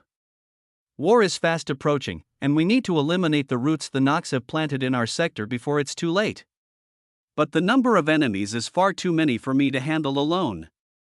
I hope the Beast Domain will comply with my request. The Beast Empress turned to look at Damien's face, finding her lips brushing against his cheek as she did so, but she hid the blush that crept up her cheeks. Their current conversation was one she needed to have as the Empress, rather than as a woman. Naturally, when it comes to the Nox, the Beast Domain has no problems lending its power. But the decision doesn't lie only with me. You'll need to convince that old geezer as well. Damien shook his head with a grin. No, I only need permission from you. I guess I forgot to mention it, but starting tomorrow, the Beast Domain will only have an Empress. The Beast Empress' eyes widened in shock. You don't mean, it's probably what you're thinking. I'm not sure how that old bastard got into contact with them, but it doesn't change the fact that he did. That old thing has always been greedy for power, so it doesn't surprise me. It's a shame though. He was quite a good ruler. discounting his betrayal, Damien smiled wryly. If he betrayed his people, was he still a good ruler? But as he walked through the streets, he couldn't deny the Beast Empress' words: the people living under the Emperor's rule were happy. None the wiser to his deal with the devil, they lived in peace and prosperity. Perhaps the Emperor was greedy for power, but he wasn't one to mistreat those under his rule. What a troublesome gray area. But it isn't my job to fret over those things. I kill who needs to be killed and leave the rest for later. That's always been my style, yet, despite his thoughts, Damien found himself wavering. He was still going to kill the Beast Emperor, there was no doubt about that, but he felt guilty for the citizens who would mourn his death. Let's walk around for a bit longer. I still have around a day before I need to go to the Adelaire Empire. The Beast Empress smiled softly. Let's do that, then. Also, while we're alone, call me Aaliyah. Beast Empress is too rigid. Your name is Aaliyah? Damien asked stupidly, why? Is it that strange? Alesh retorted. Damien shook his head with a smile. No, it's just far more normal than I expected it to be. Well then, Miss Aaliyah, would you like to go on a date with me? Aaliyah smiled happily and gave him a light peck on the cheek. What a bold little boy you are. Nobody has ever dared to ask this Empress on something like a date before. If you want to tell me this is your first date ever, you don't have to talk in circles. Fine, then. I'll give you a great date to commemorate our friendship. So be prepared. Aaliyah frowned slightly at the word friendship, but didn't say anything. Instead, she focused on the date that Damien was taking her on. Sadly, he didn't know much about the beast domain. He was forced to improvise when it came to locations, but who was better at scouting locations than a spatial expert? Whether it be the sandy beaches of the continent, the beautiful view from the highest peak in the world, or even the view of the world itself from the starry sky above, Damien allowed Aaliyah to witness it all. Their date lasted until the sun set as the two adventured through a pylon. They spent the day like a pair of young lovers who knew nothing but each other. But like all good things, their day had to come to an end at some point. Damien and Aaliyah sat on an indiscreet hilltop in Helia Forest and gazed at the sky above quietly. And ignoring Damien's constant refusal, Aaliyah cuddled up to him as they sat, disallowing him from escaping her grasp. At this point, Damien already gave up on convincing her. It was better for him to simply turn his brain off and enjoy the little adventure they went on. So, now that it's over, are you satisfied? He asked lightly. Aaliyah looked over at him carefully. Satisfied? I can't say I'm completely satisfied. But somehow, I am over the moon with joy. It's such a strange feeling. Why aren't you satisfied? Then? Did you not get everything you wished for? Even receiving the universe as a whole seems more possible than getting what I truly want, Aaliyah responded, her gaze carrying a hint of sadness. Damien looked down at her curiously. I don't understand, though. Why? How can you be so certain about what you desire? Does there need to be a particular reason? Did you have a reason when you and that princess fell in love? Damien didn't answer. Or rather, he couldn't. His love for Rose came naturally after spending a great deal of time with her, but was there any reason behind it? There wasn't. He somehow fell in love without even realizing it, so how could he discount what Aaliyah was feeling without understanding her? But even then, I'm afraid it isn't possible at the moment. I can't afford to be distracted, Aaliyah cringed. Although she expected rejection from the beginning, she didn't expect it to be so harsh. But even then, she couldn't stop herself from smiling. It's situational, then? That means I'll have plenty of chances in the future. Damien once again withheld his response. He truly didn't know what to say to this woman, nor did he understand how they ended up like this. He couldn't help but feel suspicious of the Beast Empress. The impression she gave off was far different from the one he got when he first met her. But from her spiritual intent, Damien could clearly see that she wasn't possessed. Whether there was an ulterior motive behind her actions or if she was just a fool, Damien didn't know. His curiosity nudged him to find out, but his rationality wholeheartedly disagreed. What a strange situation. Damien sighed inwardly. But no matter how he tried to convince himself, he couldn't change his own mind. Now wasn't the time for this kind of thing. He had yet to settle matters with Elena, he had yet to finish preparing for war. There was no time for him at all, even if it was harsh, and even if his meaning was misinterpreted. He wasn't lying when he said he couldn't afford any distractions, and with that thought in mind, Damien parted ways from the Beast Empress. He didn't dare look back. He feared the expression he might see on her face would be one that would make him waver. That night, quietly within the imperial palace of the Beast Domain, the Beast Emperor met his end. No matter how hard those under his rule investigated, they couldn't find any trace of the murderer. The only clue they had was the faint dragon pressure that lingered in the air. As for the Beast Empress, she vanished without a trace on the same night. The only thing she left was a note to her vassals, crowning a new empress for the Beast Domain. It was an unconscious change. Damien would have never thought him satisfying his own vanity by taking the Beast Empress on a date would have such a profound impact on the world. But that was a story for another time. For now, Damien made his way to the Adelier Empire to finally reunite with his only remaining family in this world. Chapter 483 Visits 1. The Adelair Empire was thrown into a festive mood with no prior warning at all. The hidden organizations that threatened the Empire's peace disappeared one after another. The Emperor began moving against the corrupt nobles, and last but certainly not least, their beloved princess finally returned. For 3 days and 3 nights, a mighty celebration took place. The streets of every town in the Empire were lined with people, slinging decorations and enjoying themselves at street stalls. Even the Empire's soldiers were mobilized to maintain peace in the entire Empire and allow all its citizens to celebrate.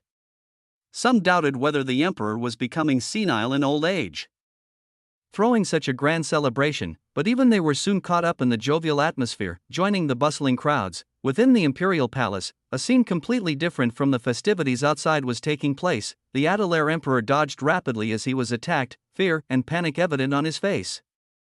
But even as his body moved, the endless barrage of attacks never seemed to stray too far away from him. Calm down. Why must you attack me like this? He questioned indignantly as he dodged a projectile that flew past his face. A pink-haired beauty stood across the room from him and seethed in embarrassment. Without answering his question, she picked up another pillow and heavily threw it at the Emperor. Did you really have to embarrass me like that? Rose finally screamed. Her face was bright red, to the point where she looked like she would explode at any second. She didn't expect to be welcomed back to the Empire with such cringeworthy grandeur. She was just planning to show Ruyua around the Empire when she was swarmed by a crowd of common people praising and welcoming her, and it wasn't just a single town. Regardless of where she went, the reaction was the same. It was only after beating up a few imperial knights that she received her answer. Feeling the fluctuations from Damien's warp gate, the Emperor immediately moved his people into action, and when she learned the truth, she rushed to the imperial palace, causing the scene that was currently taking place. Sitting to the side and watching the antics of the father-daughter pair was a woman who looked no older than 25, but the wise light in her eyes and her general bearing seemed to suggest otherwise. When Rose noticed her, she rushed into her arms and pouted. "Auntie! Tell father he went too far." Claire looked down at her daughter-in-law with a soft smile. Even though her behavior was extremely childish at the moment, Claire couldn't really blame her. In this kind of situation, who wouldn't throw a tantrum? Claire brushed her hands through Rose's hair as she spoke. Now. Can't you tell how much your father missed you? Though, I have to agree that he went a bit overboard this time. Cook. You too, Claire? The Adelair Emperor exclaimed, gripping his heart in mock pain. Not only my daughter, but my close friend as well. I've been betrayed by everyone. Rose rolled her eyes. Stupid dad, since when did you act like this? Where's the cold and indifferent Adelair Emperor I know? Claire giggled at the question. The truth is, once you left he finally noticed how much he missed you. Ever since then, he became a complete daughter's fool. Rose's eyes widened in shock. And conveniently, Elena and Ruyua entered the room at the very same moment. A collection of giggles and laughter rang out from the group of women. Suddenly, the Adelair Emperor felt a bit left out. Sheesh, where did my son-in-law disappear to at a time like this? It's too uncomfortable being alone in this scary place, not to mention, I have to beat that bastard's ass. How dare he form a harem when he already has my daughter? Brat, you better not show your face here. While the Adelair Emperor seethed, Ruyua knelt on the floor in front of Claire, lowering her head to the floor in a kowtow. This unworthy daughter-in-law greets mother, she said with utmost seriousness. Her whole body was practically shivering in nervousness. Claire looked down at the kowtowing Ruyua curiously. Truth be told, she knew her son wouldn't stay monogamous from the second she woke up and saw him with both Rose and Elena. But seeing Ruyua here was even more of a shock to her. How long had it been since he left? 1 or 2 years?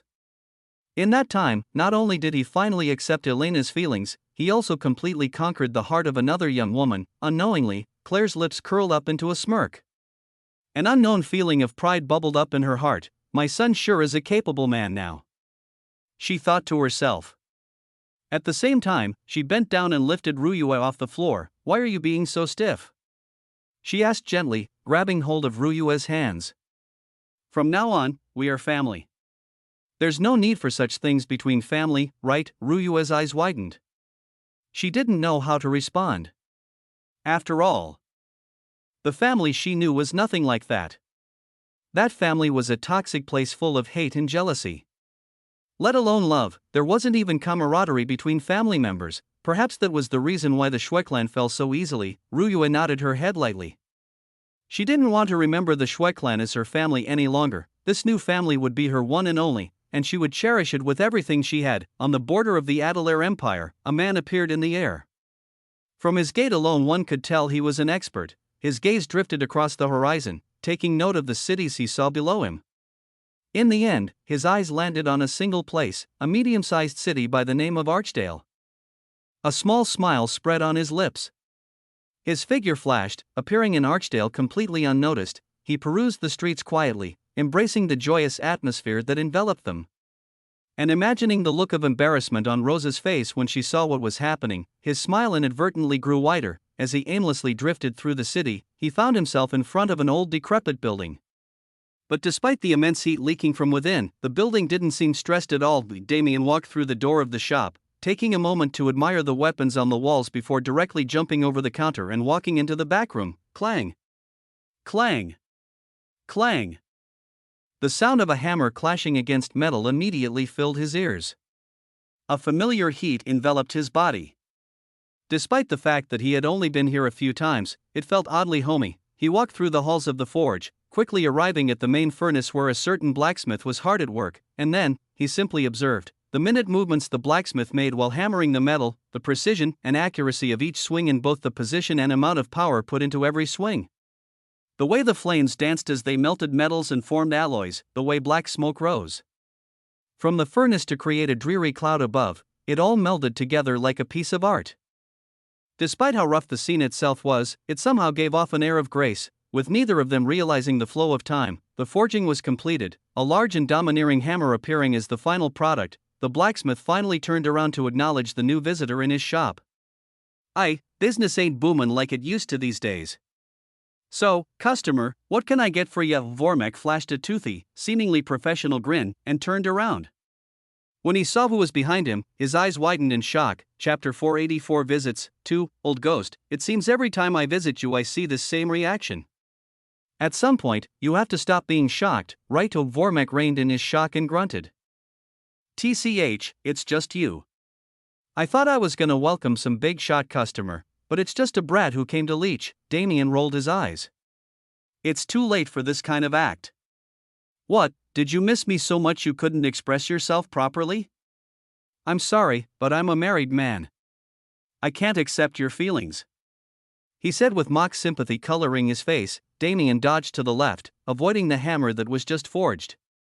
TSK, even if you're angry that I rejected you, you can't just mistreat precious artifacts like this.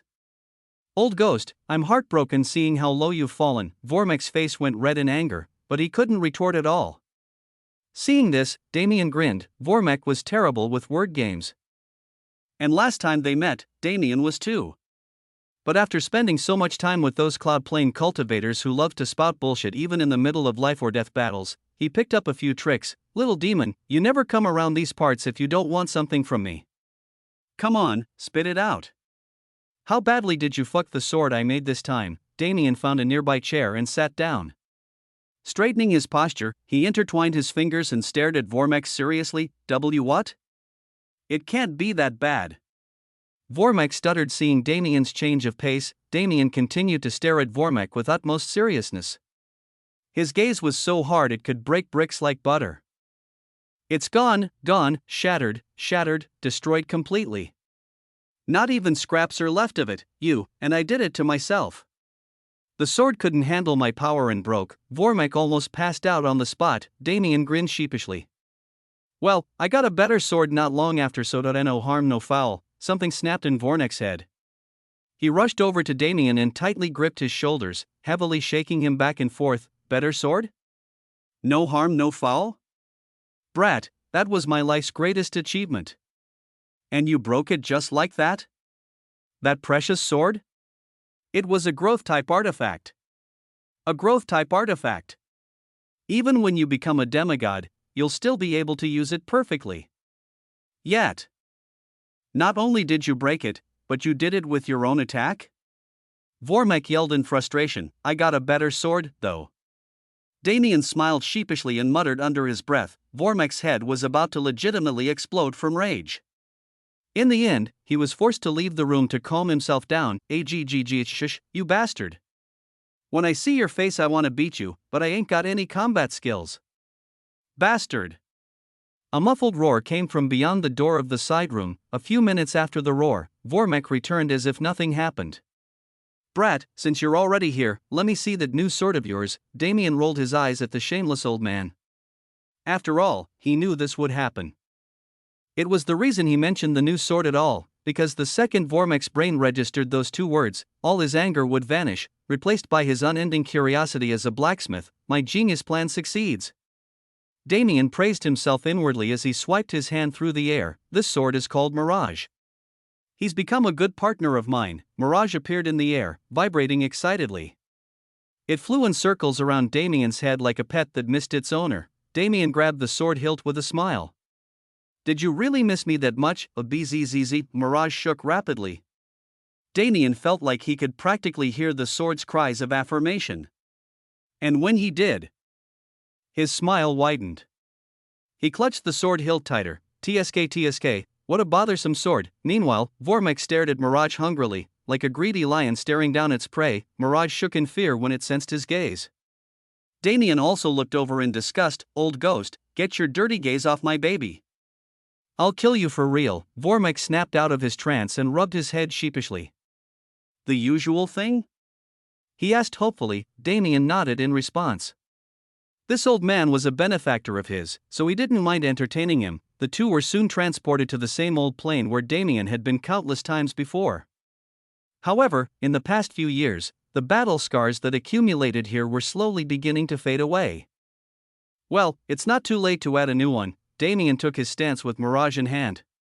He concentrated on the blade, pouring everything into it. And then, he let loose a vertical slash. Void Sword Art 5th form, Dimensional Severance. The thin black line of Dimensional Severance raised the plane ahead. With Damien's spatial abilities combined with Mirage's spatial amplification, the attack was truly terrifying, and seeing it, Vormek sighed in stupefaction as well. He shook his head in remorse. It's a shame.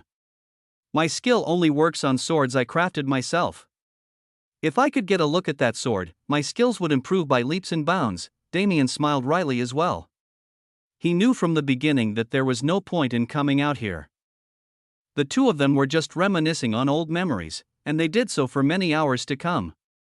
It was only when night fell that Damien finally left Vormek's workshop. I didn't really have any connections at the Adventurers Guild, so there's no need to visit there. Should I just go straight to the palace? There were a few more places he wanted to visit.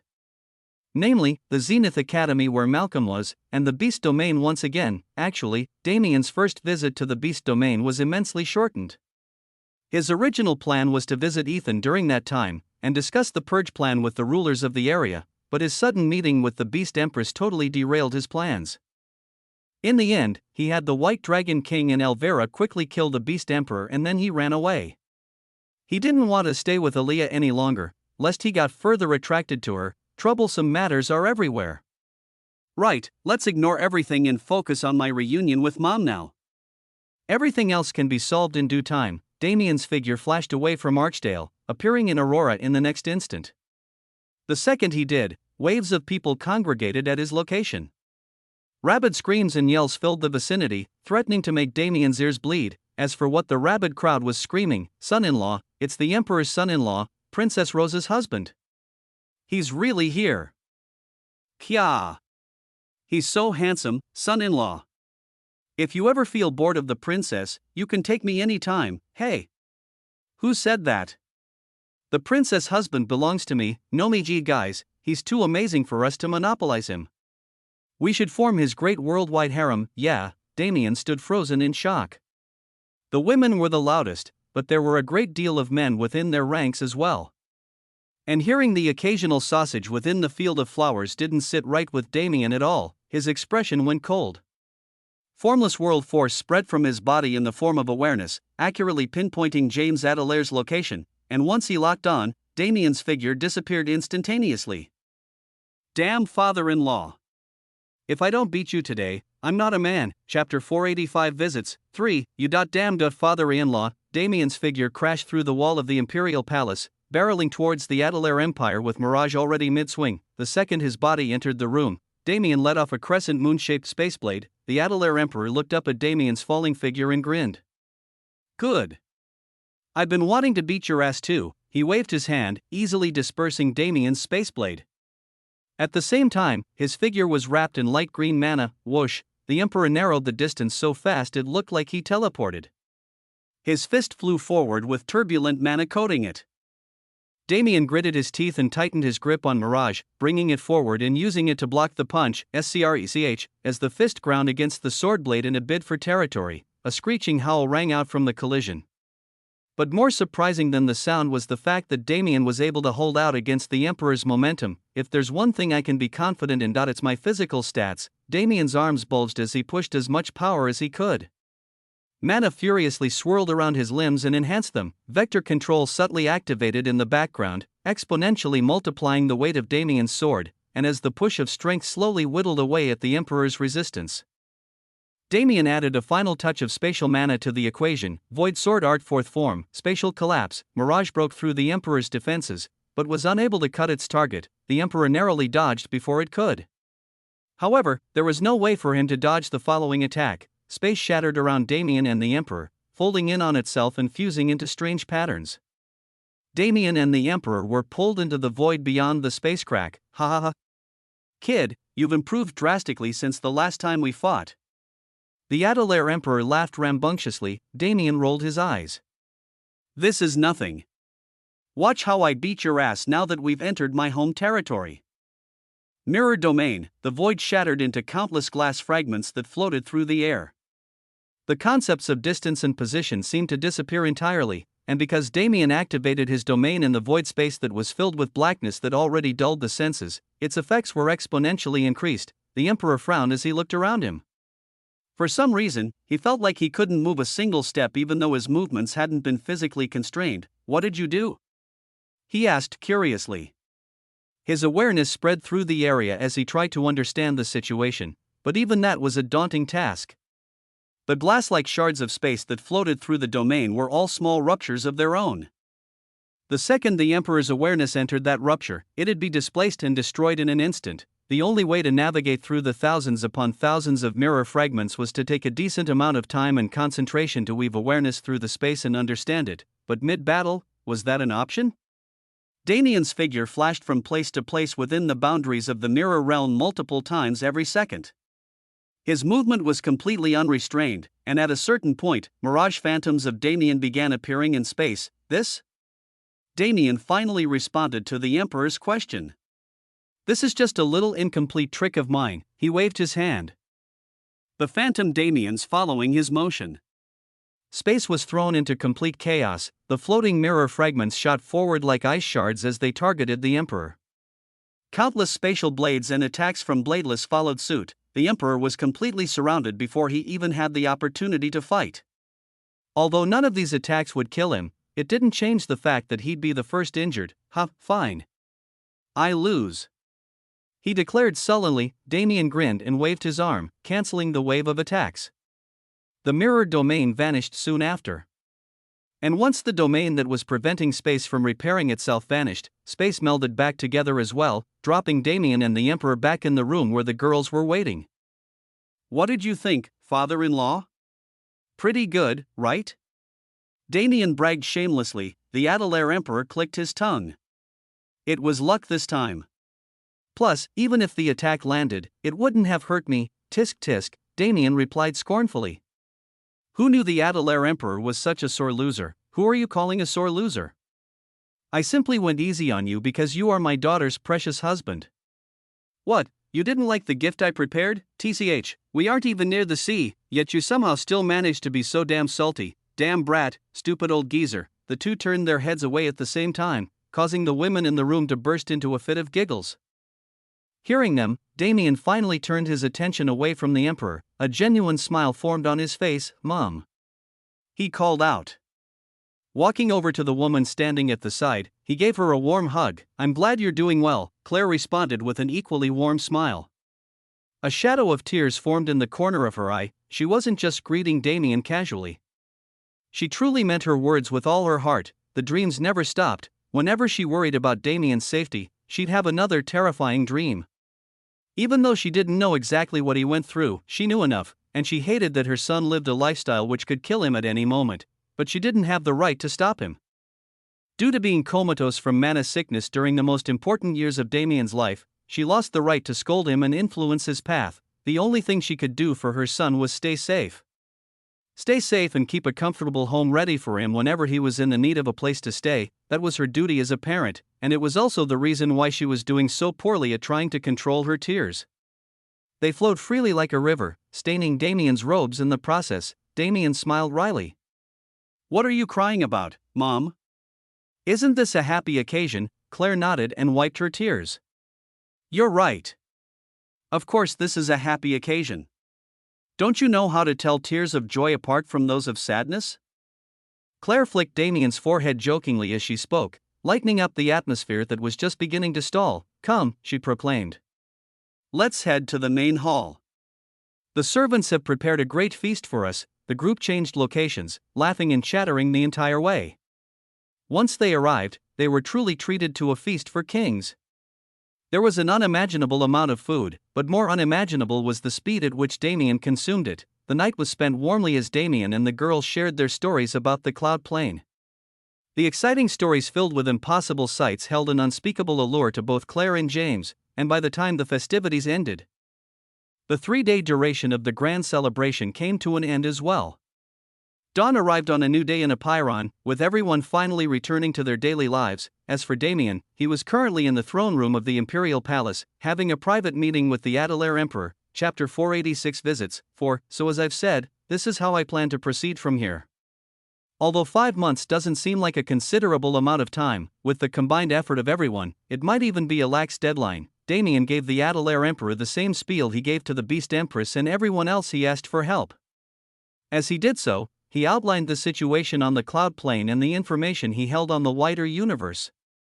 Catching the Emperor's attention, I don't think anyone would have a reason to refuse your proposal. Even if most who live in this era didn't experience the previous war, the stories of that tragedy are engraved in their bones. I have no doubt that our knights will be willing to assist you. Damien nodded in agreement. I figured the same. Since that's settled, the biggest issues are out of the way. Now onto the more troublesome matters. Damien pulled out a pile of paper and used his mana to engrave writing onto each page. Once he was finished, he passed the stack over to the Emperor. This is the list of names and their exact locations. If there are any major changes, the World Core will update me so I can relay the information to you. As for that matter, I'll let you deal with it at your own discretion. What's truly troublesome, though, is this location. The Adelaire Emperor muttered, right. Deep within the endless sea, there is another civilization. Half of the traders on Apiron come from that continent.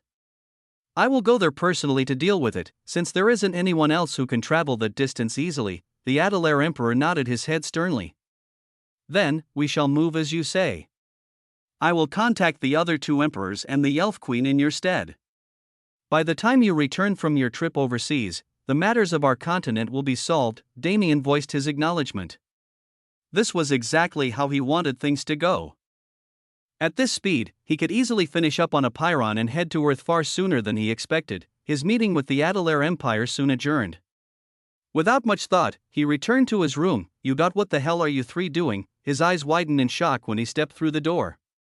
His 3 women were laying on the bed, waiting for him to arrive. HM? What's wrong? You've never seen wives greet their husband when he returns home? Rose questioned slyly. Ruyue joined in with the same evil look on her face. That's right, that's right. Especially when our husband is such a philanderer, us poor lonely wives must work extra hard to get his attention. Elena nodded without a change of expression. I agree too, Damien rolled his eyes and smiled wryly. He really didn't know what to say to them.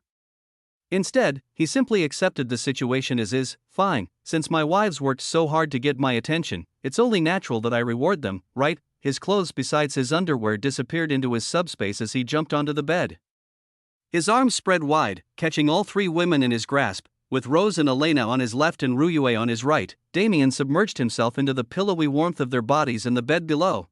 This is the life, he muttered in satisfaction. His hands carelessly moved across the soft bodies in his grasp, enjoying the feel of their skin on his. Unfortunately, none of his ladies were in the mood to share him, so he wasn't able to take it further than that. But he was satisfied nonetheless. He could do far more damage with his hands than the girls ever expected, and by the time the sun rose on the horizon, all three were red and panting, unable to move from the bed or endure the shame of what transpired the previous night. As for Damien, he exited the room with a foolish grin on his face. He almost couldn't stop himself from yelling in triumph, "What a night, what a night!" Although harems are filled with troubles, they're also filled with heavenly bliss. I've been enlightened today. Amitba, he achieved sainthood through his hand techniques. The heavenly moans that still resounded in his head were like church bells praising his ascension. Let's deal with that troublesome continent while I'm in a good mood. I feel like my work efficiency will double with the amount of energy I have now. Thinking such useless thoughts, Damien finally ended his walk through the palace. Since all the important parties had already been notified of his departure, he didn't need to stop anywhere before he left for the unexplored continent. Let's see if you can hold your promises. I'm excited to see how much the three of you will grow while I'm away. And with that final thought, he vanished from the palace halls, tens of thousands of kilometers away from the main continent of Apiron. There was another land undiscovered by those on the mainland. It was a strange land divided into two sections, one green and the other black. When Damien reappeared, he was standing at the dividing point between these two sections. Below him, a fierce battle was taking place. Priya, how dare you betray our race? How dare you follow the scum who forced us into this terrible isolation? A woman with ashen gray skin shouted at another woman who she was fighting. The twin daggers in her hands swept through the air, slashing the one called Priya's face. Ack! Priya groaned in pain. Spitting out the blood in her mouth, she responded in an equally furious tone, "Betray? This is to save our people. There is no way for us to escape this continent if we do not follow their will. That is just an excuse. You know they will only betray you when your use runs out. Stop deluding yourself." The two women fought furiously on the battlefield. The two sides of the conflict were divided just as colorfully as the continent itself. On one side, a tribe of dark elves, and on the other, the more common race of forest elves. Damien raised his brow as he watched them. From the color scheme alone, you'd think that the dark elves are the traitors. Reality, like the universe, is screaming about how stupid that is. The forest elves usually had pristine white skin without blemishes, but this particular group was different. Their faces and bodies were marred with gruesome black scars. Evidently backlash from intaking Nox mana. Forest elves are inherently close to nature in life. It's only natural that they face repercussions when they try to internalize mana of the directly opposing nature. Damien shook his head at their stupidity. In hopes of leaving this continent, they made deals with the devil.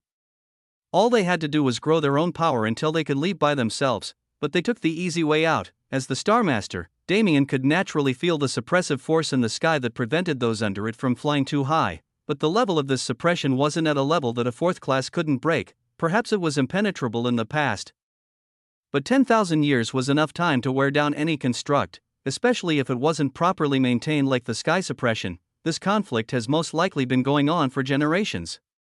So absorbed in their infighting, they didn't even notice the changes in the sky suppression.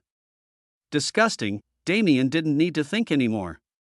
The entire forest elf race of this continent was corrupted. He could clearly see it through the information the World Core provided. First, let me transport all the dark elves back to their territory. After that, I can just wipe the forest elves entirely. it was only possible because he had no need to aim. If Damien was in the midst of a large battle with comrades like what would take place on the mainland, he wouldn't be able to achieve the same feat, but on this unnamed continent, the conditions were fulfilled. It didn't take long for him to forcefully teleport all the Dark Elves back to their territory. Only third-class warriors were deployed, so it wasn't difficult at all, and once he did, he stood in the sky above the forest elf territory and extended his hand to the heavens, to the sinners residing below. I shall allow heavenly judgment to cleanse your sins and set you free. Thunderclouds rumbled and grew, covering half the continent in an instant, and then, a lightning hell broke loose. A curtain of lightning, no, a tsunami of it fell to the ground and enveloped the entire forest elf territory. As lightning strikes continuously barraged the ground, there wasn't a single square meter of land that remained safe, and under the merciless barrage, the roughly 100,000 forest elves that conspired with the Nox were wiped out together. Only their leader, a fourth-class being, survived the smiting. But even he died to Damien's blade soon after. Damien nodded indifferently once he finished. Good. This is faster than my original schedule. It's time to move on to the next phase. Chapter 487 Clean UPS 1, September 20XX, Sector 8. As the home of the plant races, Sector 8 was widely regarded as the weakest of the 9 sectors. The only reason Sector 9 was ranked below it was due to the fact that Sector 9 was only about half the size of the other sectors, contributing to its weaker combat power. Currently, the executives of Sector 8 were in turmoil, unable to decide their next move. Starting a few days back, small skirmishes and disappearances began spreading through their territory. In normal times, these events wouldn't even reach the ears of the top experts in the sector, but these weren't normal times. News arrived from Sector 1. Sector 9 was annihilated by the Nox. Knowing this, the higher-ups in Sector 8 were especially paranoid about the events in their territory.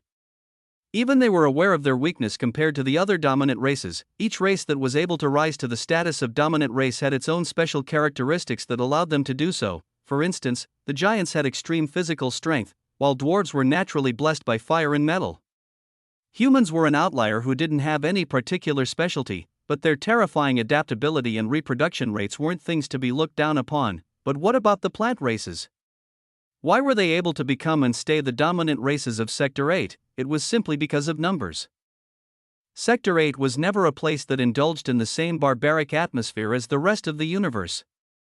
While the system promoted slaughter in exchange for power, most of those residing in Sector 8 didn't follow the same rules. They used different methods to grow strength, things like long-time accumulation of energy and natural treasures. Although these methods are just as viable as others, they took far more time to bear fruit. Because of this, Sector 8 had plenty of potential, but was lacking in the number of experts possessed. Their mentalities made them weak, and now, their weakness was coming back to bite them. A frail-looking woman stood on the crown of a massive tree that overlooked the world she lived in. Her skin was a pale green color, while her hair was a deeper emerald. Even her eyes had hues of green and yellow within. It is only the start, yet the elders are already clamoring in panic and calling it war. Although they aren't necessarily wrong, it's still pathetic. She sighed to herself. So far, there have only been small skirmishes at most.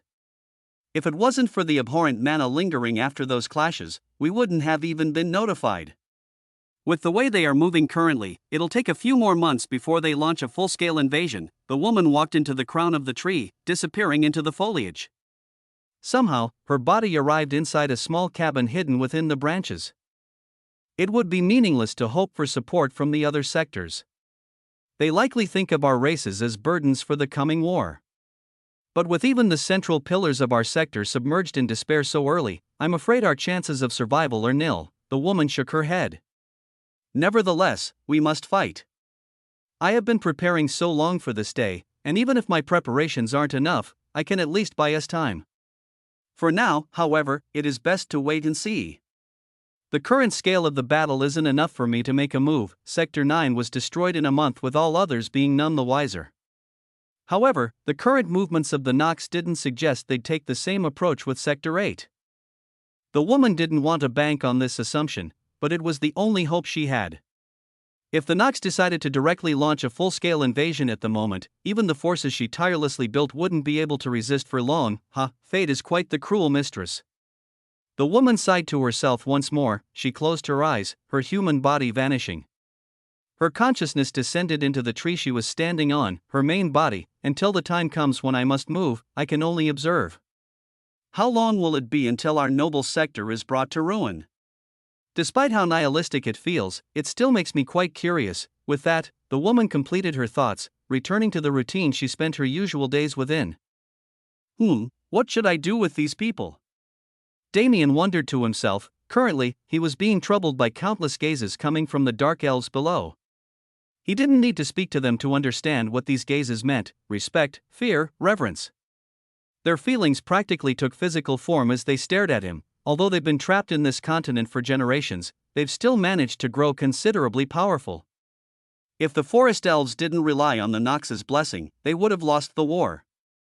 Should I take them into the sanctuary? Truthfully, Damien didn't expect there to be this kind of conflict when he arrived.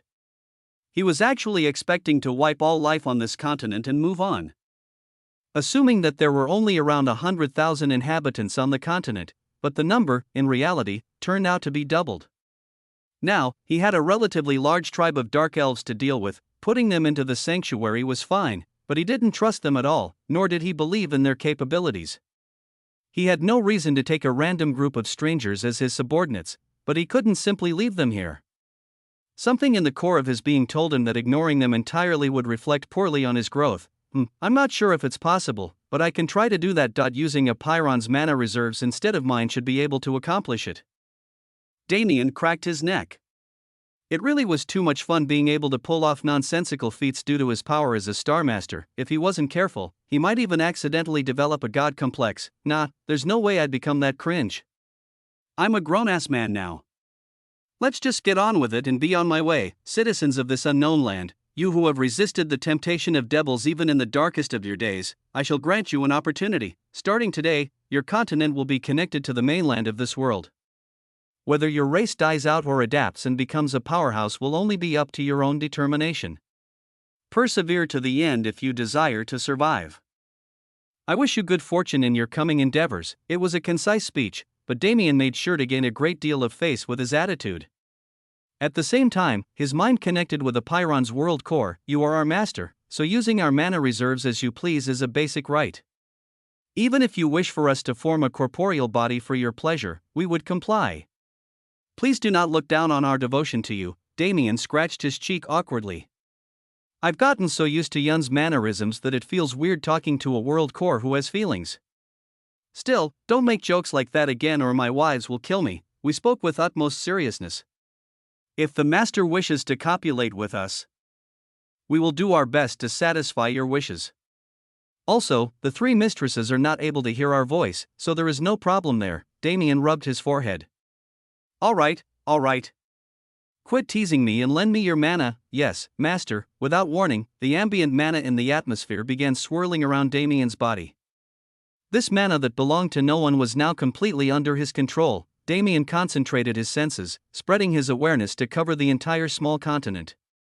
His spiritual energy wrapped around the continent's borders like a claw, warp. The ambient mana above the continent pressed down on it heavily. Within seconds, the entire landmass disappeared from Damien's sight. As he watched the seas churn in an attempt to fill the space left by the disappeared continent, he spoke to the world core once more. Has everything been settled properly? The subcontinent has been docked on the shore of the mainland. No environmental problems were detected. The continent's presence has been detected by the powerful existences of the mainland. They are moving to investigate as we speak. Damien nodded. Good. As long as the world's ecosystem hasn't been damaged by my actions, it's fine.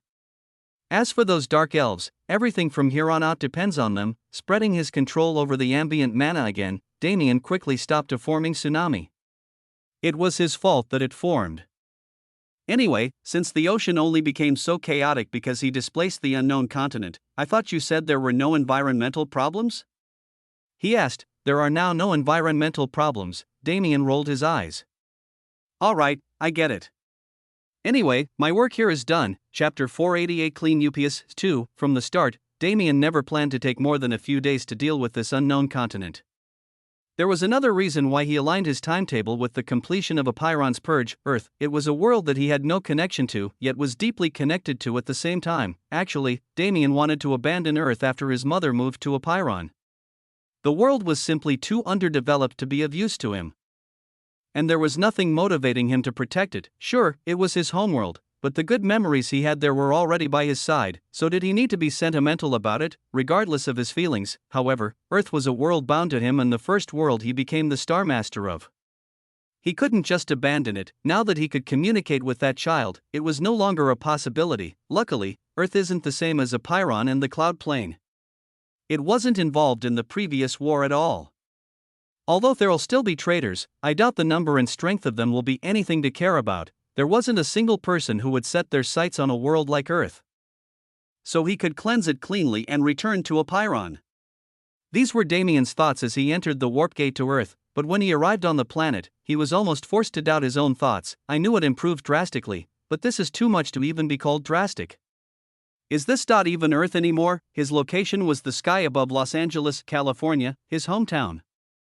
But this city was no longer known as Los Angeles. Next video, ads by Pub Future. Heaven's Sanctuary, the home of the 12 gods. The massive holographic billboard outside the city made it seem like a den of scammers, but considering how the people looked at the words in reverence, Damien didn't think it was so simple. 12 gods? There are actually humans in this world who dare proclaim themselves gods? Are they tired of life? Damien wasn't a stickler for rules, but seeing something as conceited as this made him furious. In truth, Damien looked down on Earth. Considering how he'd already met more than one demigod and experienced divinity firsthand, it was only natural, but it wasn't like his view was wrong. Even Apiron could crush Earth's forces like nothing. Damien didn't know the exact strength of Earth now, but he had a rough estimate. Even if they had insane growth rates, they were still incredibly weak, but they dared call themselves gods? They dared to become content with the little power they had? TCH. I have some flies to discipline. Since I'm technically responsible for this world, I'll allow you to witness what true power looks like. His figure vanished from the sky, appearing in the middle of a massive uninhabited desert somewhere in the middle of what used to be the United States, and then, his aura flared wildly. Due to his mind being completely clouded by anger, Damien ended up disregarding the other changes to Earth and society during his absence, but the changes were truly drastic, the skyscrapers that created the city skyline were no longer plain and dull. They were made out of precious materials and built in shapes that ordinary construction couldn't achieve. When it came to transportation technology, the advent of flying cars already became too much of a trend, clogging up the airways. Most passenger vehicles had returned to the land, not that they regressed in any way. The scene was almost straight out of a science fiction movie with all the wondrous technological advancements made through mana engineering and science. The entire heroes and villains theme that Earthlings embraced a few years back seemed to have calmed down as well. Instead, Earth entered an era of exploration. Star Warriors were those who led this era, fighting off mysterious beasts and exploring deep space for the prosperity of mankind, and the 12 greatest Star Warriors who had the power to level cities with a single attack. They were the 12 gods worshipped by all. In Los Angeles, at the headquarters of the Star Association, those very same 12 gods were currently gathered for an emergency meeting. What? The mana's signature is above SSS rank? Are you sure the reader didn't malfunction? A lithe woman with fiery red hair exclaimed, "Why yes, madam. We are sure the reading is entirely accurate." In the middle of the Santara Desert, there is a presence above SSS rank. An attendant replied, "What is the movement of the presence? Has it done anything suspicious?" An old man with a sword on his hip questioned, "No, it is stationary. But its aura has been flared non-stop ever since its discovery. We aren't certain whether it will make a move soon or not." A bespectacled man replied, It is best if we take care of this danger before it becomes a problem. Although the 12 of us are SSS rank, if we work together we should be able to stop it." The old man said, "Ha? Are you joking, old fart?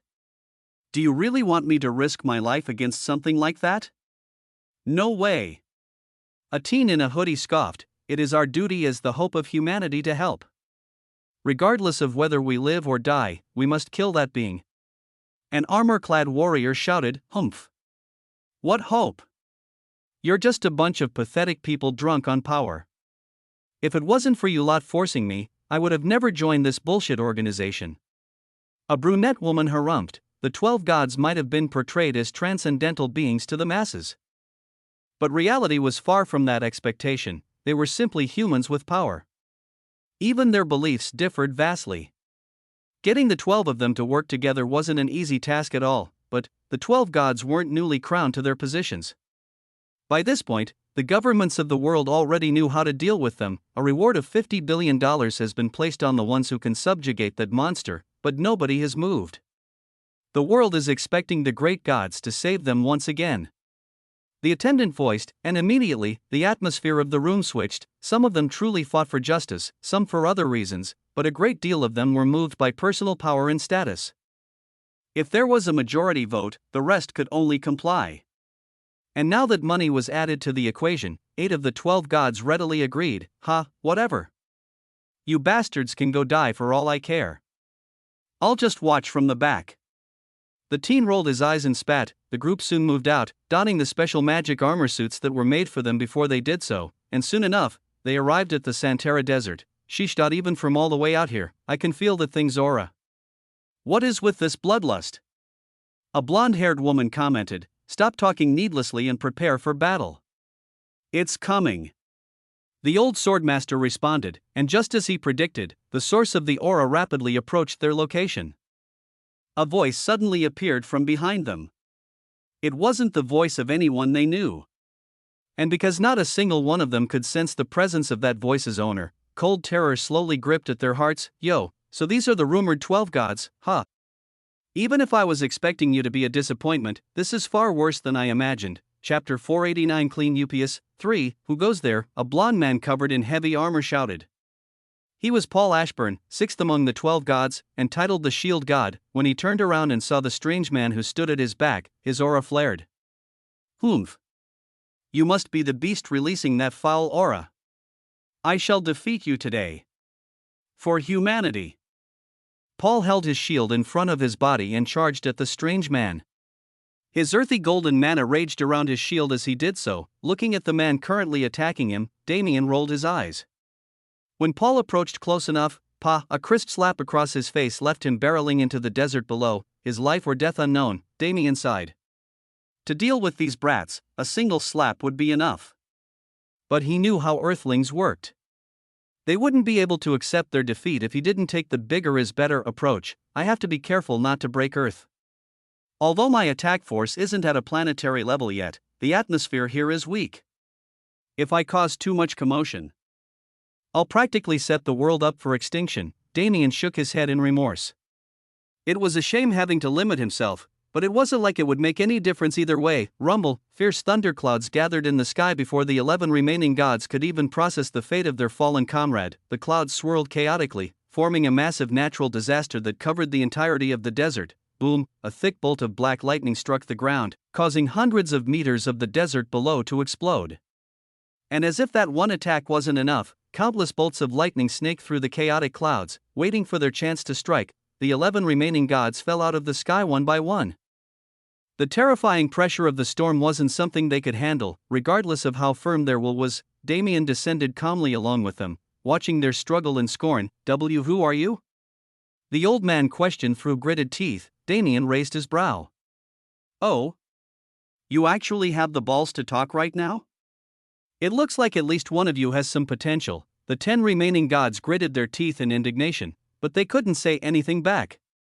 Quite literally, I came back here after so many years without much expectation for Earth's growth. I have to say that this world has exceeded my expectations by a landslide. Damien spoke, but what of it? The 12 of you actually dare call yourself gods? With the little power you have? Even a 4th class could squash the lot of you with a single finger. Let alone a god. Considering how the people of this world have embraced space exploration, I'm sure the 12 of you are already aware that there are higher and better worlds out there, filled with strong opponents and fortuitous encounters to help you grow stronger. Yet, you actually ignored that opportunity and got comfy on Earth instead? Pathetic. Damien spit to the side to emphasize his point, but it wasn't needed at all.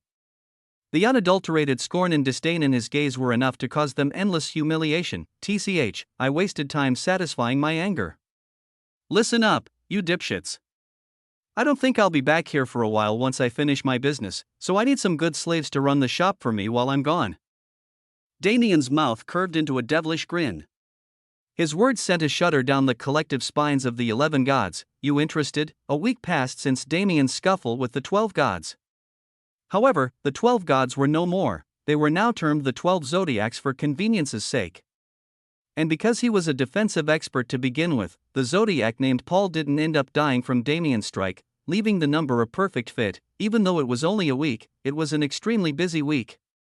Not only for Damien, but for everyone who was participating in the purge operations he started. On Earth, Damien stood at the peak of Mount Everest, thousands of bodies lining his climb. He looked down on the world from above and spoke, only a few tens of thousands left. I'm lucky that this planet is so small. Compared to the sizes of a Pyron and the cloud plane, Earth was a baby. Damien's awareness had become so powerful already that covering 10,000 miles in his detection range wasn't a problem anymore, and with the size of Earth? His awareness covered close to half of the world's surface if he stretched it. Due to this, finding large dens of traitors wasn't hard at all. The problem was finding individuals within the mass of information he received when he spread his awareness so thinly. It'll take a while just tracking them all down, but killing them is easy. I should be able to finish in time. With that thought, Damien disappeared, heading to the next snake den to continue his slaughter. The situation on a Pyron was different. Although they weren't struggling per se, they were having a far harder time than Damien. Whether it be number of traitors or power level, it was all greater on a Pyron. At the forefront of the battle stood Damien's 3 wives. Compared to what they originally expected, they were gaining far more from a Pyron. The number of third-class traitors far outstripped the number of third-class members of the subjugation force. Because of that, the 3 women were able to practically monopolize the experience from those powerful enemies.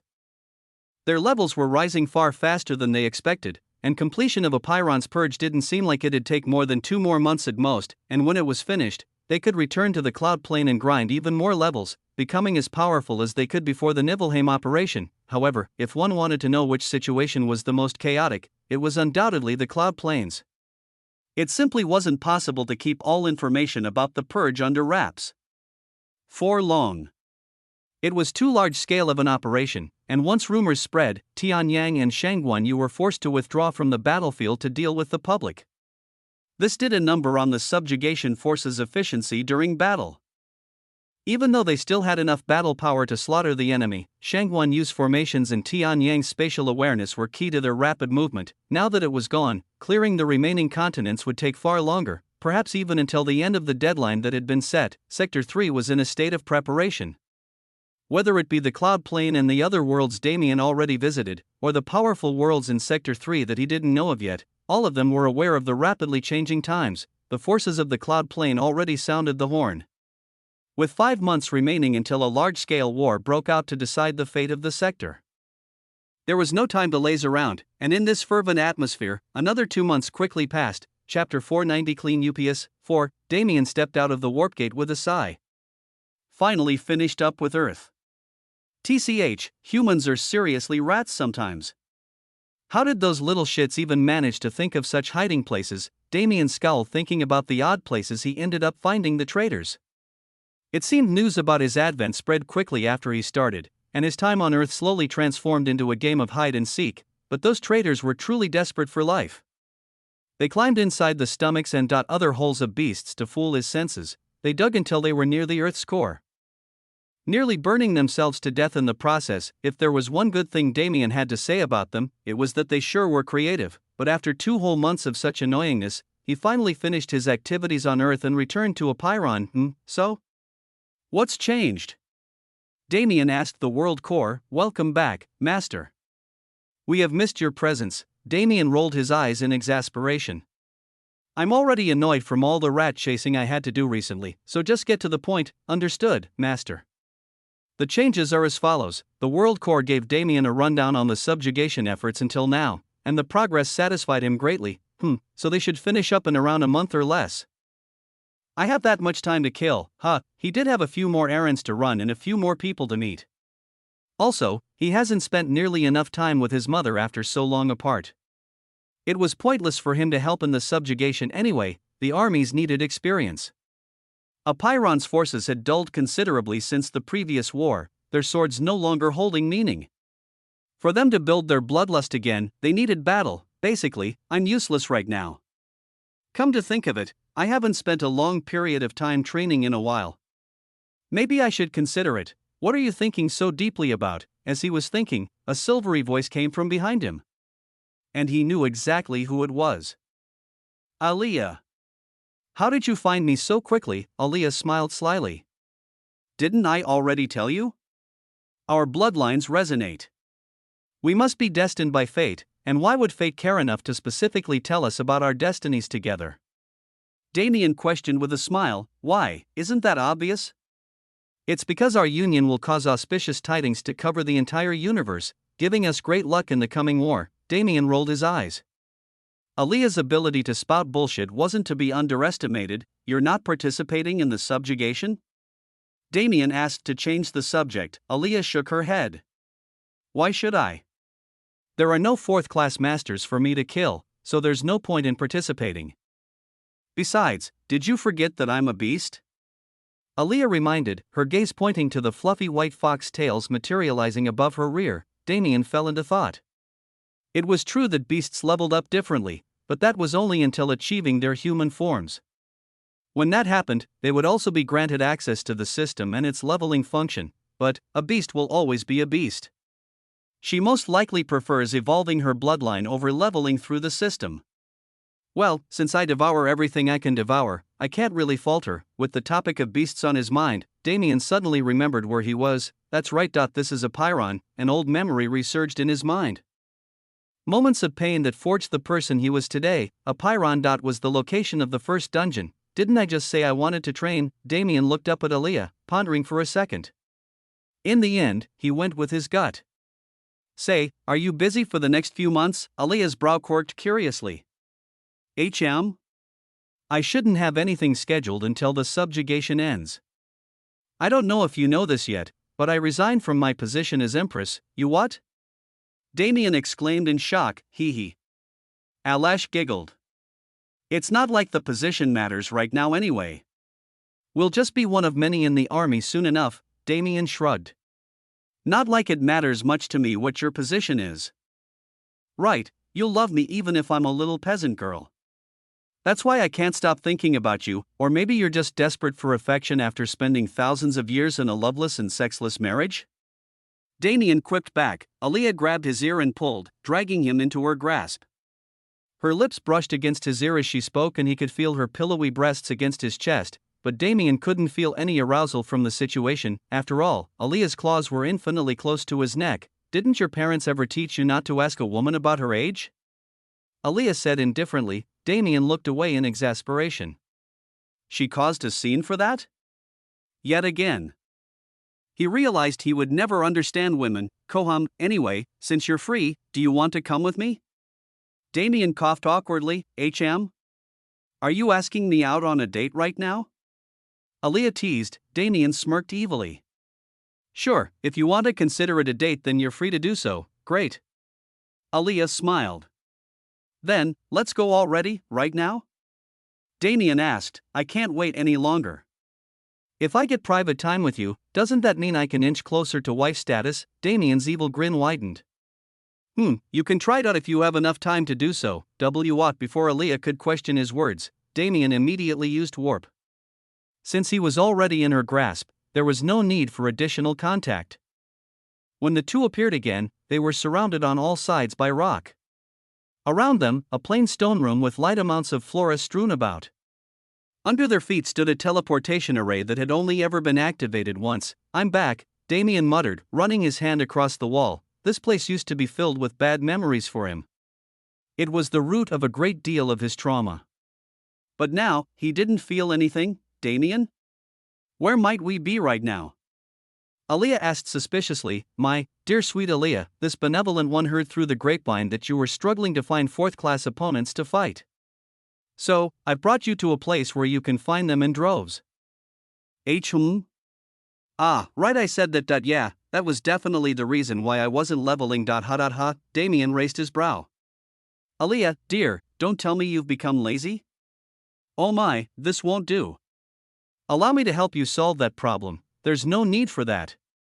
I'll level plenty during the war, so until then I should help with the subjugation. Damien's eyes curved into crescents. He walked forward and gripped Aaliyah's shoulders tightly. What kind of nonsense are you speaking? You are the mighty empress of the beast domain. How can you allow yourself to be weak? Just relax and leave the rest to me. You'll become a total powerhouse in no time, hey. Why, before Aaliyah could complain. Damien used his connection with the world core to scan the dungeon and send her 20 floors lower. At that level, fourth-class beings would begin to spawn. Damien grinned. I've helped another lost soul on the right path. My good karma is rising steadily. After leaving Aaliyah to do whatever she wanted, Damien began thinking about his own situation. I can't level right now, it was the cold hard truth.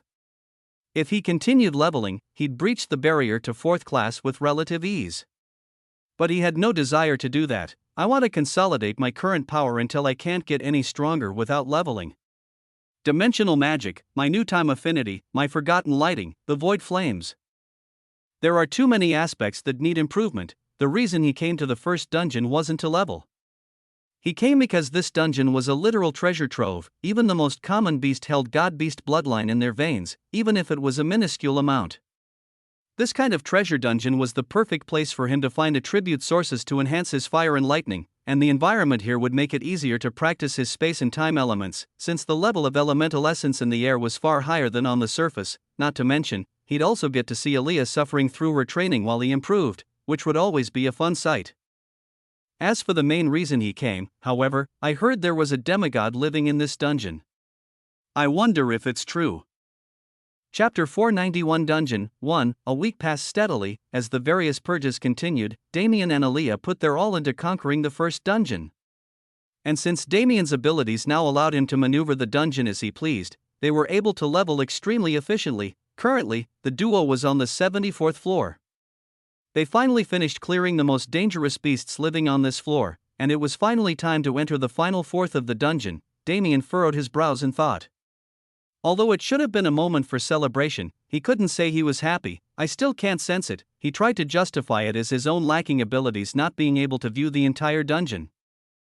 He even tried to rationalize by saying that the dungeon's floor count was wrong, but he knew from the start these reasons were stupid. The reason he couldn't sense the 100th floor was that there was an existence residing there that could interfere with his awareness, even when it was enhanced with world force. The rumors must be true. Even if I can't kill them, high-level fourth-class beings shouldn't be able to obstruct my awareness when I'm using world force. But I don't know if we can make it down 25 floors of fourth-class beasts. Even if we can, it'll take too long. They only had until the subjugation ended to train. After that, it was time to move on to grander things. There's no need to think about this now. In the first place, it was never possible for me to visit a demigod if they didn't want to see me. If we're fated to meet, I'll be called down eventually. Damien slowly opened his eyes, teleporting back a few feet the second he did so. Glaring at Aaliyah, he spoke. Didn't I tell you not to get too close? Never heard of personal space? Aaliyah smiled and shook her head. Nope. Not at all, Cook. Damien choked on his words. Alish was, at the end of the day, a wolf. Wolves were, in fact, pack animals who didn't know the concept of personal space. TCH, well, you can learn it now. Just think about the night I rejected you and be angry at me instead. Aaliyah pouted to the side. That hardly counts as a rejection. I could even say you're leading me on. You know what leading someone on means, but you don't know about personal space, HM? Did you say something?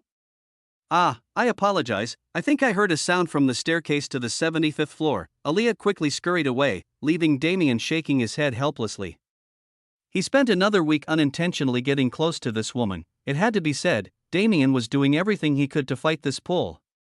Whether it be flat-out rejections as he had given Aaliyah plenty of times already or even as completely avoiding her, none of the things he tried seemed to work. The strange pull between them continued to affect him. Luckily, we're in the dungeon. If she wasn't busy hunting and I wasn't busy training, I just have to hold out until the Nibelheim operation begins. At that time, I'll be so far away that this damn pull can't affect me anymore. Damien cleared his thoughts and followed after Aaliyah, heading down to the 75th floor. Even though he didn't actively level up with her, he still followed Aaliyah down the floors so he could witness the scenes of the dungeon that he didn't get to see last time. Besides, the beast corpses in this dungeon were filled with god-beast bloodline. For the Void Flame, these bloodlines were food for growth, especially fire-attributed ones. Compared to its previous strength, it was already noticeably stronger. Sadly, Damien didn't find any attribute sources as they descended, so his lightning was still lagging behind. On a more positive note, his space and time abilities were steadily increasing. Unlike his flames, which were birthed from external sources, and his lighting, which he acquired from the first wolf he killed, these two affinities were naturally a part of him since birth. If they didn't progress more smoothly than his flames and lightning, it'd be more of a problem. As he thought about what he should train next, Damien finished descending the stairs to the 75th floor, and a whole new world opened up to him. It wasn't much, but there was genuine flora in this space. Small lush trees, grasses and weeds grew through the cave floor. It was completely different from the previous floors. However, the most surprising part was, is that a house? Aaliyah's exclamation voiced Damien's thoughts. Shoddy cottages that were made of the tree wood on the floor, dirt streets that separated different sections of the small town. Even though it was only enough for roughly 10 people to live, it was more than one would expect from the lower floors of a hell dungeon. Damien's gaze sharpened.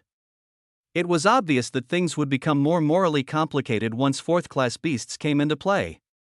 Unless they attacked first, killing them was like killing a civilian. Aaliyah's bloodlust surged as she looked at the houses. Her aura surged along with it, alerting the residents of the town, this is Zaberger's territory. Who dares show hostility? A booming gruff voice responded. Along with the earthquake-like thumping of footsteps, the figure of a massive man appeared from the town entrance. Yet, calling him a man wasn't quite accurate. He stood at a good 10 feet, his body just as wide as it was tall. His body and even his head were that of a giant pig who started acting like a human. Partial transformation. Damien understood what was happening instantly. He learned quite a bit about beasts from the White Dragon King and the Phoenix Matriarchs. Partial transformation was a state similar to the 11th and 12th Elder of the Shui clan. Except for beasts. It meant that although these beasts were 4th class on paper, their strength didn't match their title, and it seemed Aaliyah knew it as well. Before the pig who called himself Zaberger could even finish speaking, she pounced. Her nails extended into claws. She reached Zaberger's neck in an instant, and arrived behind him only a moment later. In that single movement, Aaliyah sent Zaberger's head flying into the cave ceiling. Oomph. Even if it's disappointing, it's the best prey I've had in years. Aaliyah muttered to herself, and her body moved soon after, invading the village and causing a rain of blood. Apparently, the morality issue was solved quite easily. Aaliyah simply didn't care about it at all. Damien shrugged. Well, it's not like I'm the one hunting. She's one scary woman, though. I should pat myself on the back for deciding to stay away from her. He nodded to himself in satisfaction. There was no more need for him to stay here. While Aaliyah went on another killing spree until she reached the 80th floor, he'd return to his training. My previous enlightenment taught me more about laws than I ever expected. Although I can't use them yet, I can still infuse my comprehension into my attacks and exponentially increase their power. The current Damien was imbalanced. His comprehension was far above what even an entry-level 4th class could have, but his power didn't allow him to use the abilities he created through this comprehension. Yet, he still couldn't level up. This comprehension boost was only in regard to space. His time element was still severely lacking. Once the time element also reached the pinnacle of what he could make it through his current power level, it'd finally be time to take the last step. Damien grinned. This kind of training, he missed the feeling of it, and as he submerged himself in that long-lost feeling, the month flew by. Chapter 492 Dungeon 2. Unlike what Damien originally expected, the pseudo-4th-class beasts lasted until the 85th floor. Only on the 86th floor did genuine 4th-class beasts appear, but it wasn't like there were no changes. The level of civilization slowly grew until the 86th floor was a genuine city. Plenty of 4th-class beings roamed the floor, and even lower-class beasts moved idly. This floor didn't have any of the ferocity that beasts usually held. It was practically a smaller version of the beast domain. It was at this point when Aaliyah finally started to show signs of being uncomfortable. Instead of killing anything she saw, she explored the floor calmly while blending in with the civilians. As for Damien, he concealed himself in the corner and watched. He was curious about what she would do. Aaliyah's expression became further troubled as she interacted with the citizens. The conflict within her was obvious: power or morality. She had to choose one, and depending on her choice, her every decision going forward would be affected. Damien continued to watch curiously. With Aaliyah's nature, he never expected her to hold out for so long. She didn't seem like the kind of person to care about compassion or anything similar. Abruptly, Aaliyah's bloodlust flared. The crowd around her backed away in fear, the weaker ones falling to the floor, unable to move. Her mouth moved to form words, but Damien couldn't hear what she was saying. Even if he wanted to, his situation experienced an abrupt change that disallowed it. Strong spatial fluctuations rose around his body without warning. The person teleporting him didn't seem to care whether he agreed or not. But since he'd been expecting this moment for the past month, he didn't resist. "So you finally called me." He spoke when his body materialized again. "Even knowing my identity, you still dare to speak so crassly." "As expected, you are a man raised by this dungeon." Damien raised his brow. "What significance does that have?" the figure cloaked in darkness replied, seemingly while smiling. "I know a few others who act similar to you. It is quite the odd shared trait of the powerful people in this dungeon, and you're one of them. Why, I'm the best of them. Quite arrogant for someone who hides behind a veil, quite arrogant for a brat I could kill with a single finger. TCH, touche." Damien looked up and down at the figure in front of him, but he couldn't make out a single detail of their appearance. Judging by their voice, they were female, but even that didn't give him much information. The size, race, age, power level, anything besides the voice of his opponent was masked in a veil of darkness. "So? You finally called me here, but you're wasting time acting mysterious? You're just like a certain old man I've been meaning to visit. Quickly get on with it and stop wasting my time," the figure snorted. "Do you think I won't kill you for acting out of line? You're so pathetically weak. Where does your confidence come from?" Damien rolled his eyes in exasperation. "Lady, with your strength, you likely saw every single second I spent in this dungeon. Not only did you see me at my worst, but you probably also bore witness to every single secret I tried to hide after leaving the dungeon. Not to mention, I had a nasty habit of talking to myself back then, so you probably know even the stuff you haven't seen personally." Damien's tone suddenly shifted. He threw his hands across his body as if protecting himself from a pervert. "Besides, you've even met my little brother. How are you going to take responsibility for me?" A crisp peal of laughter came from beyond the veil, surprising even Damien. "I apologize, but I haven't had a laugh in many millennia. The people here are extremely boring, only knowing how to fight, sleep, and breed. Heh, I see. If you want help taking care of the other things you haven't done in a while, this little one doesn't mind giving a few lessons." Damien grinned evilly. A fist of shadows appeared above his head, giving him a fierce knock. "It seems you have a bad habit of flirting with every woman you meet. Brat, how do you know I'm not a man in disguise?" "Ever thought about that?" Damien smirked. "If you were a man in disguise, you probably wouldn't have stopped at just knocking my head. And what if I swing that way?" Damien's face paled. He backed away slowly. "HM? It looks like Aaliyah is in danger. I have to go now." Damien activated teleportation, but as expected, he failed miserably. He could practically feel the woman behind the veil sighing in exasperation. "Fine, I can't win against you in words. I've spent too long confined down here to be good at wordplay." "Confined?" Damien's attention was piqued. "Of course. Who would willingly stay in a damp place like this after ascending to my level? Do you think dungeons are normally built to withstand divinity?" Damien shook his head. "Perhaps if it was the rumored heavenly world, it'd be possible, but not in this universe. The materials needed to suppress a demigod didn't exist here. After all, even demigods weren't supposed to exist here. Only those who resisted their ascension remained. Though ascension might not be the best word to describe it, so for a dungeon to exist which could accomplish that impossible feat, this dungeon was artificially created?" Damien realized, it made more sense the more he thought about it. The dungeon was far too unique to be spawned naturally. Kurt's hypothesis was that this was the first dungeon to be born into a pyron, which is why he termed it the first dungeon. However, even then, the sheer level of treasure within the dungeon made no sense. God-beast bloodlines weren't simple. They possess traits unlike normal beasts for a reason, the shadowy woman nodded, the darkness around her bobbing up and down with her movements. This dungeon is a prison created to house me. The cycle of beast evolution is used to provide a continuous stream of mana and energy to the dungeon so it can maintain the seal.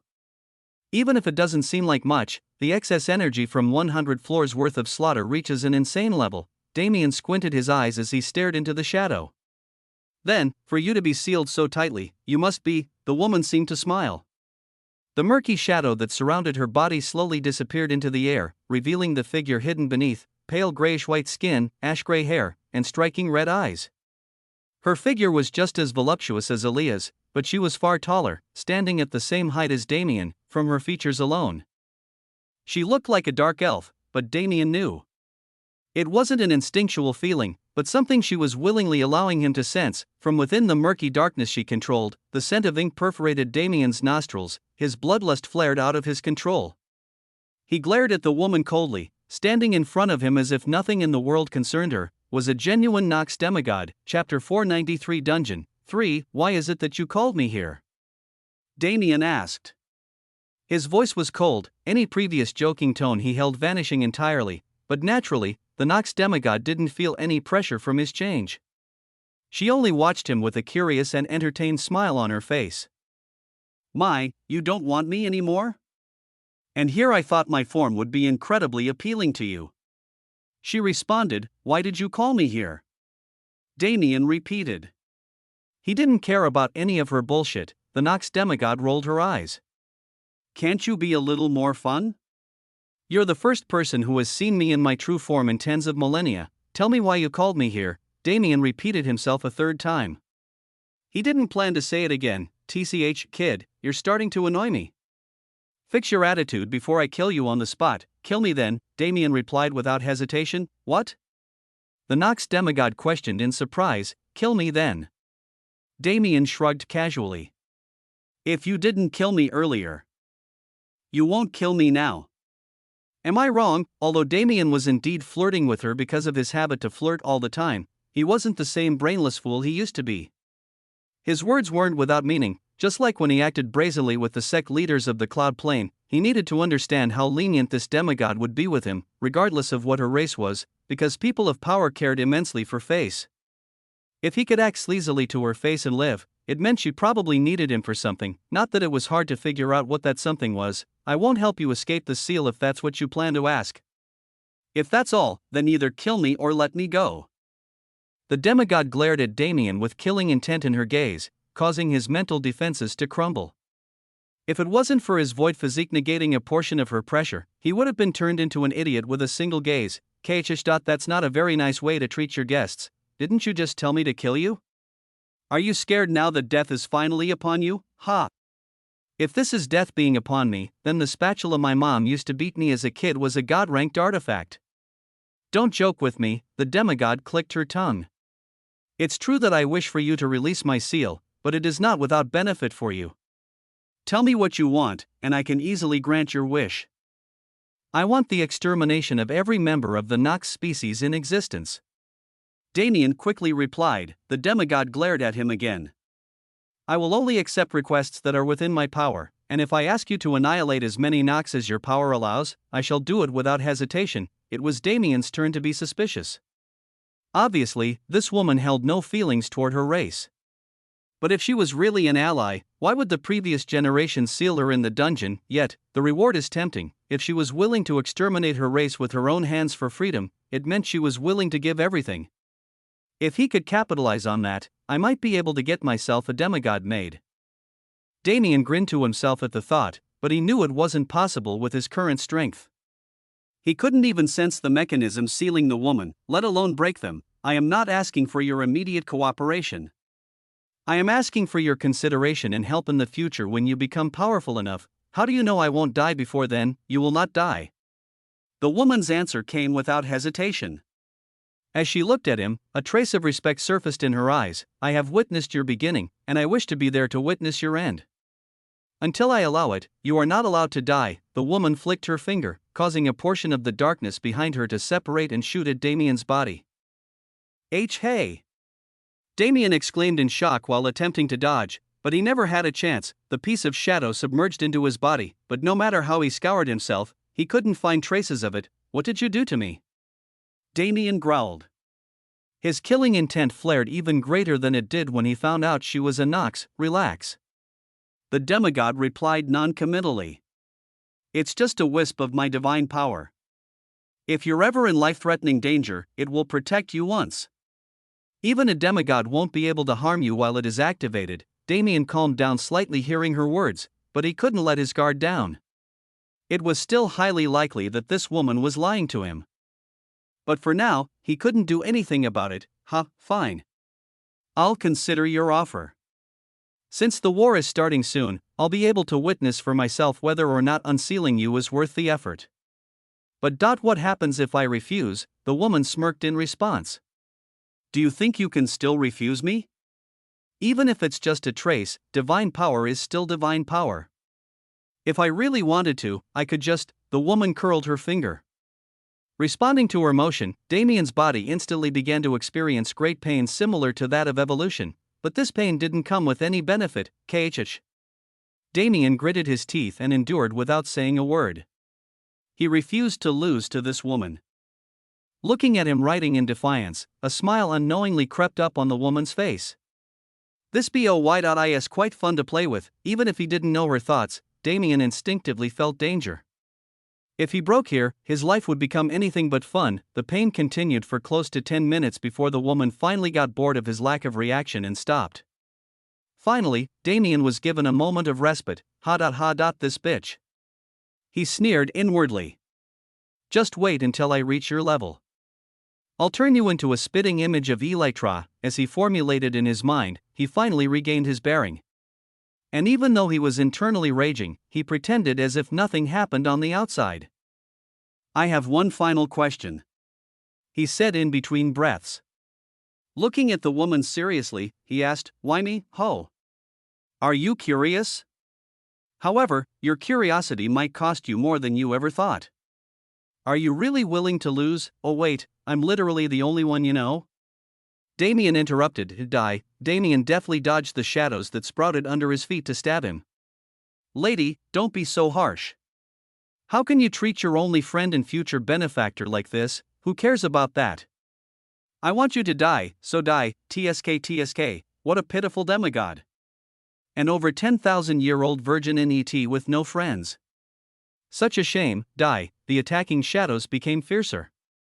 Seeing this, Damien grinned. Alright, since you're kicking me out on your own, I'll leave. Don't kiss me too much when I'm gone. Damien's figure flashed away from the 100th floor in an instant.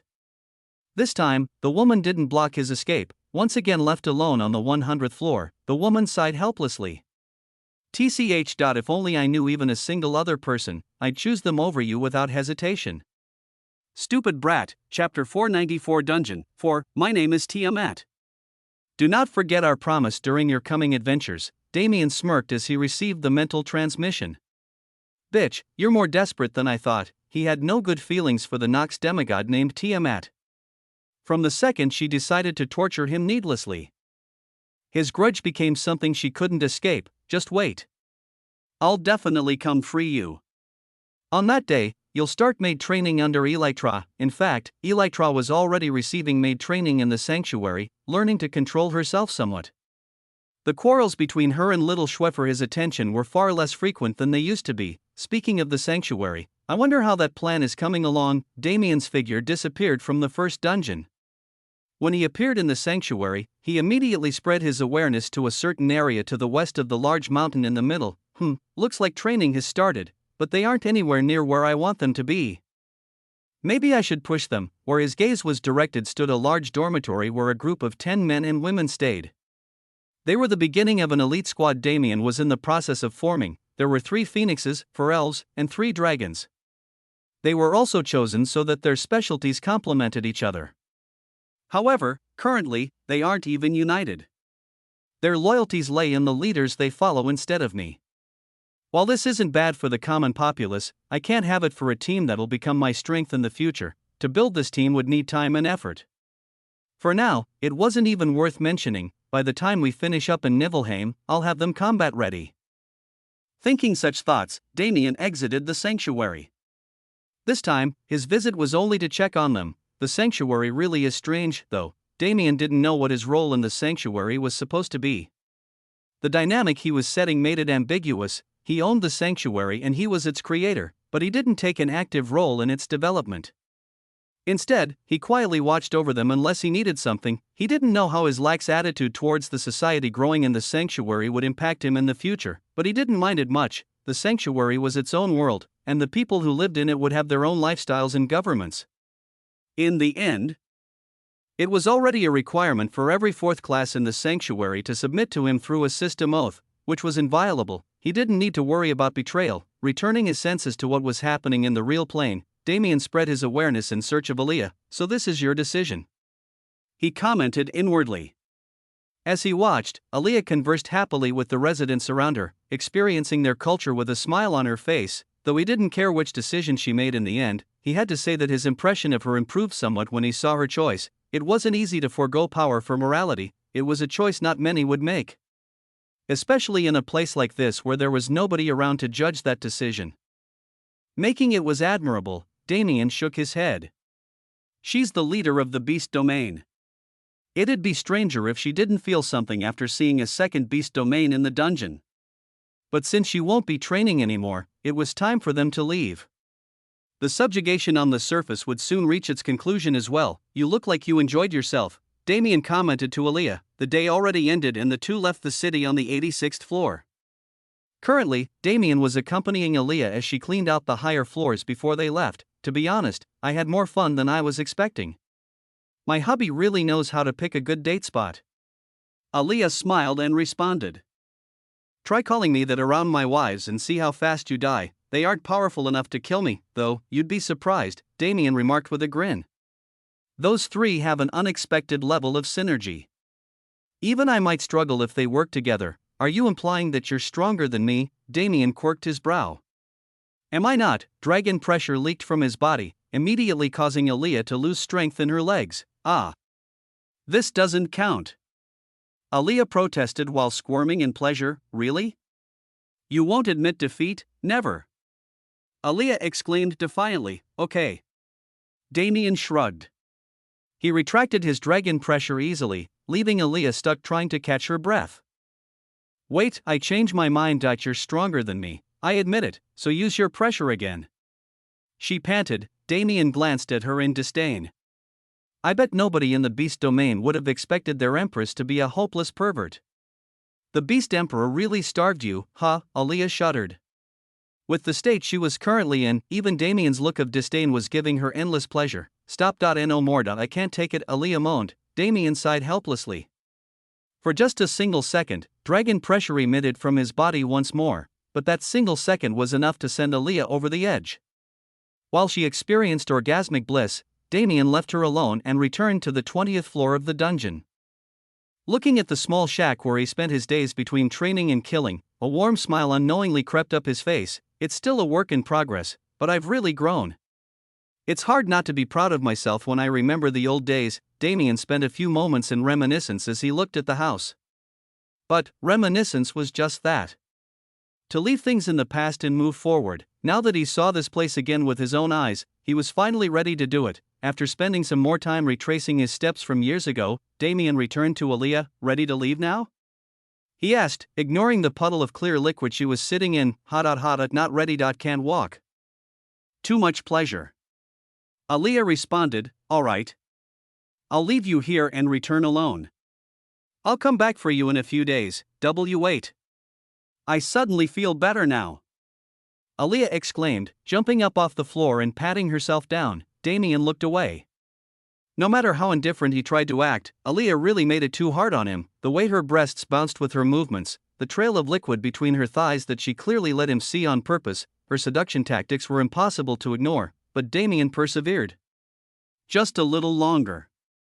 Just a little longer and I'll be safe. Praying that he didn't make a mistake, he grabbed Aaliyah and teleported them back to the surface. You do whatever you want now. I'm leaving. Once they reached the surface, Damien was quick to leave Aaliyah behind. The woman was too dangerous for him to stay around unless he was prepared to take another wife, so instead of focusing on her, Damien returned to the three women he already called his own. In specific, he went to the location of a certain blue-haired Valkyrie he had been stalling for too long. Even though he knew what he wanted to say, telling Elena to her face was harder than he expected. The coming conversation would be far more difficult than the one he had with Rose. That was why he waited so long to have it, but after spending so much time with Aaliyah, he missed his wives. He didn't want to have trivial problems with any of them anymore, so it was finally time for him to settle old grievances and start anew. Chapter 495 Talk 1. Two people sat on a large bed, leaning against the headboard and staring at the opposite wall. Even though they were on the same bed, there was a clear separation between them, neither willing to bridge the gap. The reason for their posture was simple. They couldn't bear to face each other while saying the things they wanted to say. Elena fidgeted restlessly. When Damien said he wanted to have this conversation over a month ago, she was already nervous. She knew as well as he did how twisted their relationship had become. They started off as simple childhood friends. They had a bond that not even the strongest god could break. When Elena thought about this bond, she wondered whether falling in love with Damien was ever the right decision. Maybe it was because of her love that their relationship became so twisted. If she never desired progress in their relationship after Damien already had Rose, she wouldn't be feeling the ugly feelings in her heart right now. It was hard to suppress these thoughts. And because of the lack of contact from Damien, her thoughts only became wilder with every passing day. I hated you. Damien finally opened his mouth and spoke. His voice was so low it was almost inaudible, but the words he said made Elena's heart jump. An indescribable pain filled her heart, almost disallowing her from hearing the rest of his words. But Damien didn't leave her waiting for long. He knew his words could be easily misinterpreted, and he wanted no more misunderstandings between them. It was an unreasonable hatred, and it was concealed so deep I didn't even notice it until a few months ago. From the start, the reason our relationship became so twisted is my fault. Damien's gaze never left the wall, but he could practically feel Elena's nervousness. Yet, he didn't look over. He didn't know if he could say what he wanted to say if he looked over. Before I fell, I ignored your feelings. It wasn't that I didn't know how you felt, it was that I thought of your feelings as another burden for me to carry. Damien sighed. I've tried to justify my thought process from back then many times. I've tried to say it was inevitable for me to act like that since I had so much on my plate. I tried to say that I was simply prioritizing survival over anything else, but that was always just me trying to absolve myself of blame. The room was quiet. Even the sounds of crickets chirping in the nighttime outside were muted. But the cool moonlight still illuminated the area, giving something for Damien's eyes to follow as he spoke the words he hid in his heart for so long. I didn't love you back then. I won't lie to you and say that I did. Before my fall, I never thought of you as anything more than a childhood friend. And because I was afraid of our relationship crumbling if I ever acknowledged your feelings, I ignored them. I was simply being selfish. I didn't want to lose the only support pillar I had remaining in my dreary life. To the me back then, you became an object of dependence rather than a human being. It was a really cruel way to treat you, and the only thing I can do about it now is apologize. However, I don't think it's something I should be forgiven for. The attitude I held back then was the beginning of our twisted relationship. Damien closed his eyes. These were feelings of long ago and feelings that didn't affect him much in the present. When compared to the other things he needed to say, this was the easiest, yet, he was still having so much trouble. Elena, on the other hand, was trying her best to not break out into tears. To describe her current emotions in one word, she was heartbroken. It was hard. How was she supposed to simply take in Damien's past perspective without feeling anything? Even if emotions of the past didn't have any say in their current relationship, did that mean it wouldn't hurt? It wasn't just the rejection that hurt. Damien practically said that he used to view her as a tool he could use to keep himself supported. Would any sane person be able to accept that? She felt betrayed, but she held on and continued listening. Even if his words hurt, they were words she needed to hear. It was a side of the story she needed to know if their current relationship was to progress at all. Then Damien knew this too, and that was why he poured out all the negative feelings he hid without reservation. Perhaps it was because of how I used to view you that hatred was born in my heart. When I was thrown into the dungeon, the target of my unreasonable blame was you. The little immature shit I used to be felt betrayed by his support pillar. The fact that he was left alone in an unknown world whittled away at his sanity, further fueling that hatred. Since he had to put his everything into surviving, he slowly forgot about this hatred, but it didn't disappear. Damien sighed again. He couldn't stop himself from sighing during this conversation. In the end, he told Elena about everything he saw in the trial of self, the raw emotions of a broken Damien, the result of his insanity, the irrationality of everything he did. He let Elena know it all, not for forgiveness, not for pity, not for justification. He told her only so she could understand another root of the problem. But after that, I met Rose. Rose was the one who pulled me out of the trench of insanity. She was the one who saved me from the personal hell I forged for myself.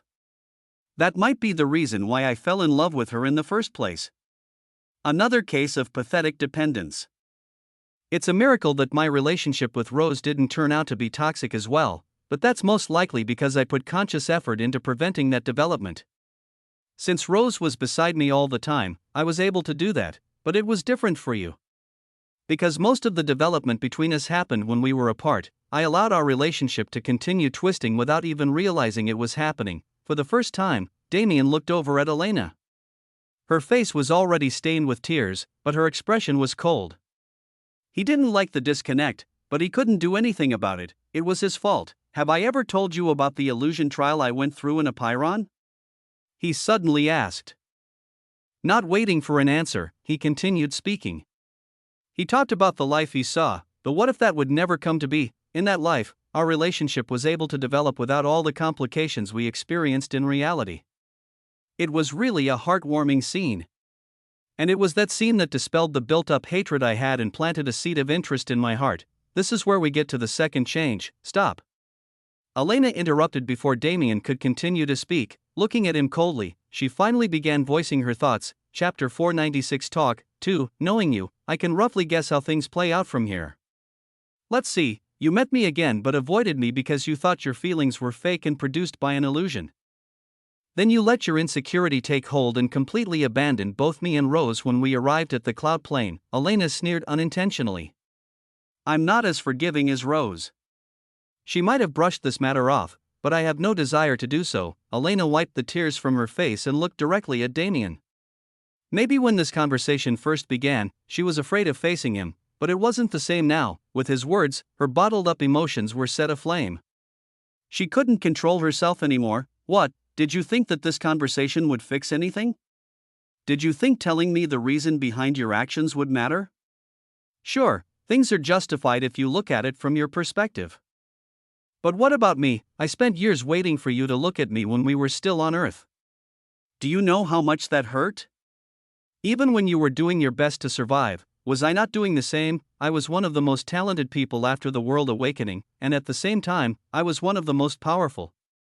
For me to love someone who the world considered trash, do you know how much bullshit I had to go through? Political power was still a strong force on Earth back then. Reputation meant everything. And it's not like I hid my love at all. The blindest of people could understand my feelings. Think for a second. I had beauty and talent, yet the only man in my eyes was trash. How do you think others reacted? Elena took a few deep breaths to calm herself before continuing. Attempts on your life, attempts on your mother's life, nasty rumors that tried to destroy you. Do you know how much I protected you back then? And you're saying you only viewed me as a pillar? As a support you could use whenever you were feeling down. Elena's voice crescendoed into a roar. And hearing what she had to say, Damien felt ashamed to the core. It was true that he never considered it. He looked down on Earth too much, thinking that there was no way weaklings in the second class could do anything major, but he forgot that back then, he was a classless weakling without even the physical stats of an average human. It was obvious when he thought about it. It was impossible for the incident with Jean to have been a one-of-a-kind thing. His body shuddered. How many dungeons did he go into back then? How many times was he almost killed while being none the wiser? And how many times was his mother targeted with Elena placing him under her protection? The guilt he felt was multiplied many-fold in a single instant. But Elena wasn't done, and that was just before you fell. But, I can't be too harsh about the time when you were in the dungeon since you were going through something far worse than me. I can at least understand the sentiment you held at that time, but just because I understand it doesn't mean I'll discount my own efforts. Did you ever acknowledge it? The fact that I, someone from Earth, someone with far worse conditions, was able to keep up with you even a little when you returned. Did you ever even say a word of praise? I'm not saying that I desired your praise so desperately, but I at least wanted my efforts to be seen. For the sole goal of staying by your side when you returned, I worked tirelessly. I was in dungeons every day. I never stopped killing, never stopped bathing myself in blood for this one purpose. The number of times I almost died is uncountable at this point, but when you came back, you had another woman by your side. Can you even imagine how torn I felt at that moment? Elena paused, sighing helplessly. Again, I can't blame you here. How can I blame you for falling in love with Rose? During the time I've spent with Rose, I've come to wholly understand why you fell for her, and I support it as well. Still, try putting yourself in my shoes. If Rose never accepted your feelings, if you returned to Earth alone and upon visiting a Pyron later learned that Rose found another husband, how would that feel? Damien didn't have to answer her question. The bubbling rage he felt from just a mention of the scenario was enough. If it actually happened, you wouldn't be able to stand it, right? Elena voiced his thoughts, yet, I withstood it. I stayed beside you even while knowing I had no chance.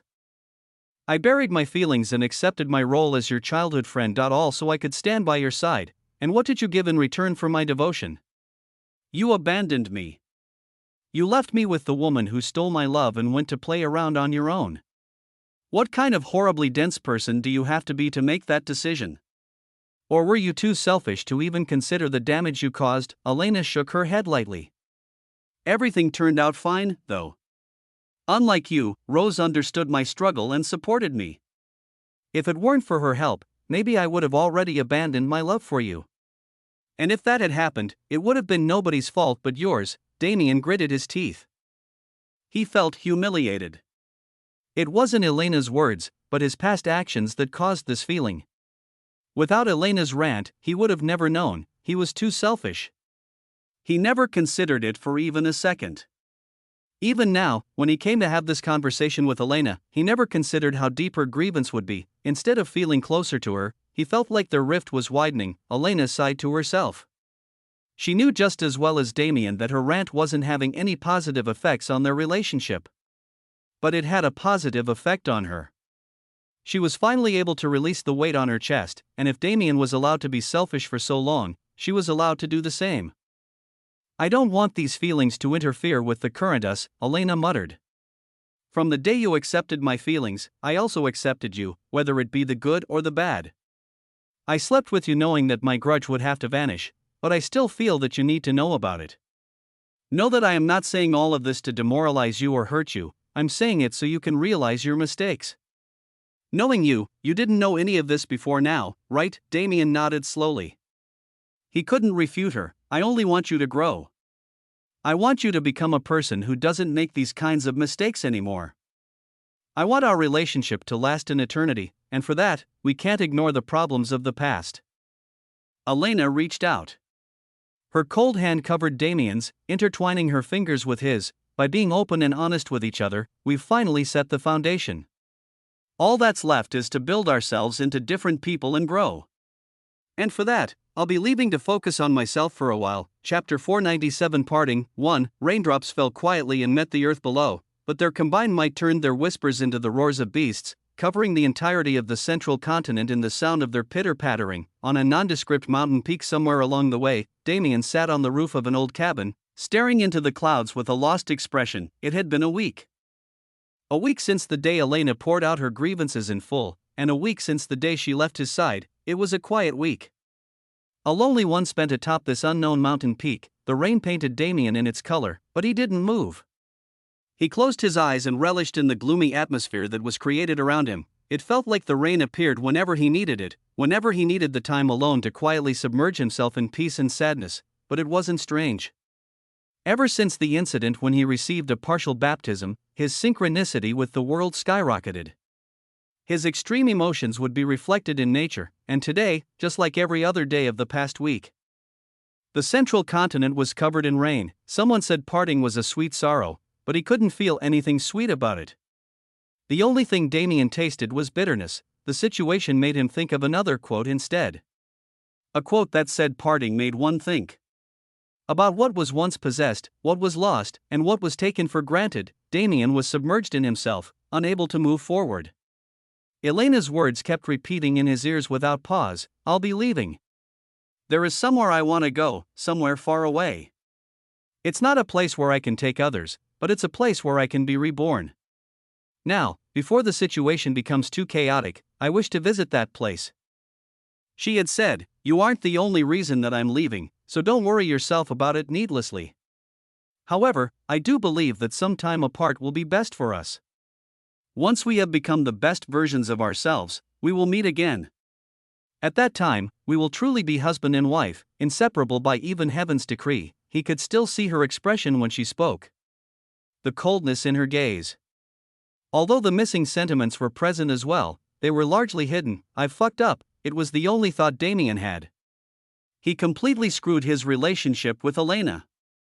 But if it didn't happen now, it would have happened in the future, and at that time, it would have been far worse. She wasn't wrong. He thought to himself.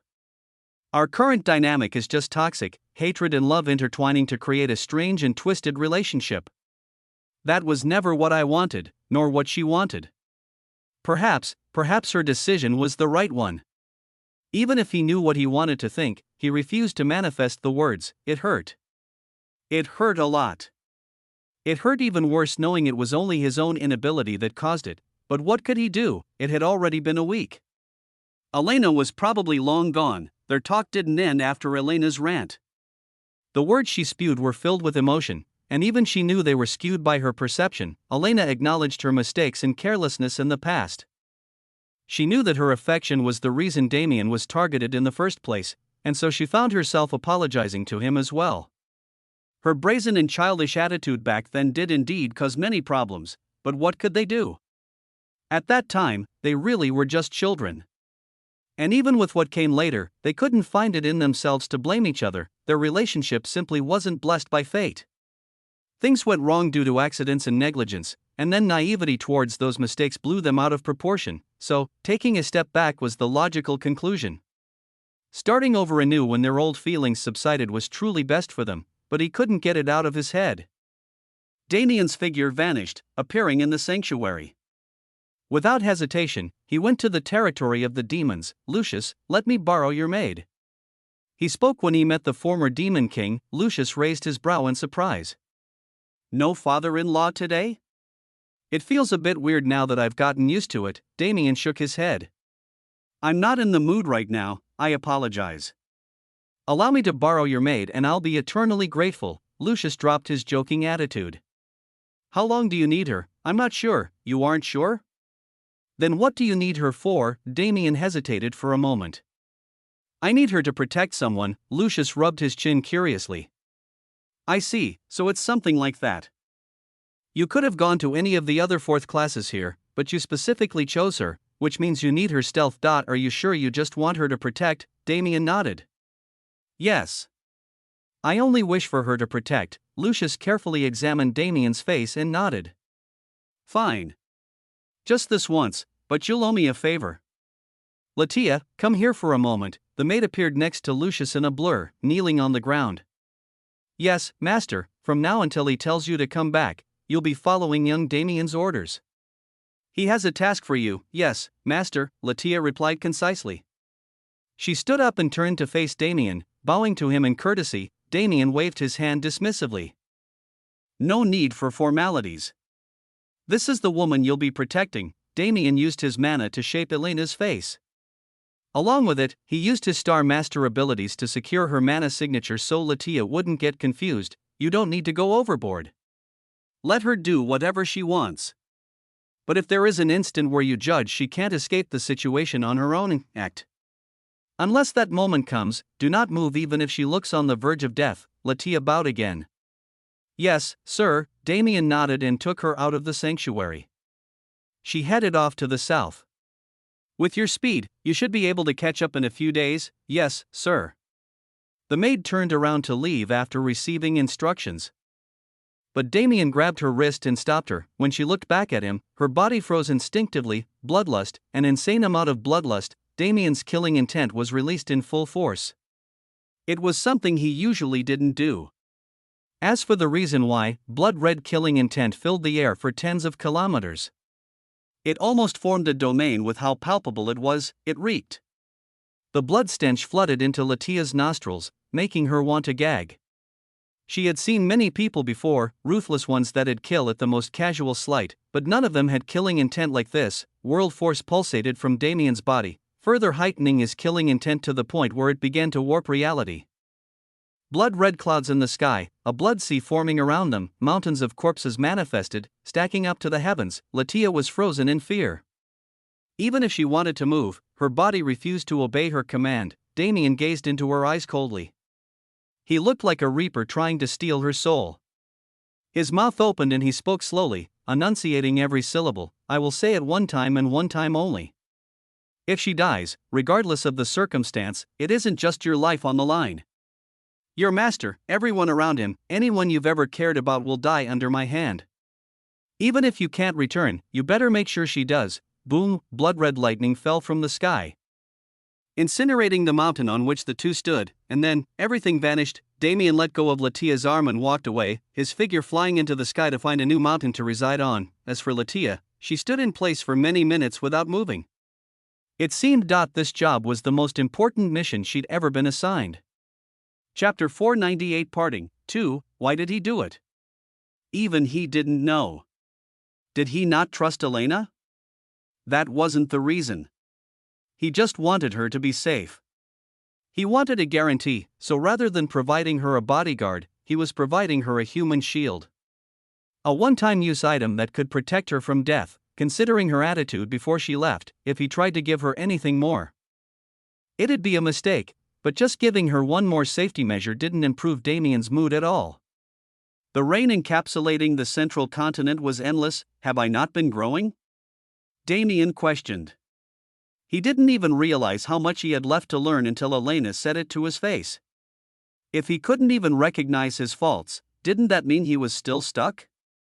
Was all his talk of growing just for show? No, he realized it instantly. He had definitely grown from the person he used to be. But my starting line wasn't the same as everyone else's. He regressed emotionally and became a beast in the dungeon. From there, he had to regain his humanity before anything else. Only after that was he able to focus on solving his own trauma. In that time, he didn't have any chance to consider anyone else. After all, personal mental health was more important than anything else. Sacrificing one's own mental health for someone else was just as, if not more, toxic than their relationship had been so far. It could be said that he was absolving himself of blame again, but it was simply the truth. How could a Damien who was running away from himself accommodate others? When he completed the trial of self, he broke even. He was finally on the starting line, but everyone else was already many laps ahead. Time didn't wait for him to grow. The knots of his relationships didn't stop getting further tangled just because he wanted them to. He was already too late by the time he was ready. It was a situation where everyone was a victim, but Elena definitely took the brunt of the pain. Damien at least had Rose by his side, while Elena was alone. Damien's other struggles kept his mind away from these kinds of problems, but Elena was submerged in them for years. There wasn't a right or wrong in this matter, and that was why Damien couldn't get mad at her and couldn't deny her words at all. To meet again when we're the best versions of ourselves, but I don't think I'll be able to achieve that at the same time you do. Damien sighed heavily. The rain became fiercer. He didn't know what to do, but he had to move forward. Elena was gone, but she wasn't gone forever. If he wanted to be together with her when she returned, he needed to improve himself. Strength is important, but the mind is as well. Perfect balance between the body and mind, this is the peak state that I wish to reach. Maybe it wasn't possible before Elena returned, he could accept that. But he couldn't accept not making any progress in the time he had. Now that he knew his mistakes, all that was left was to fix them.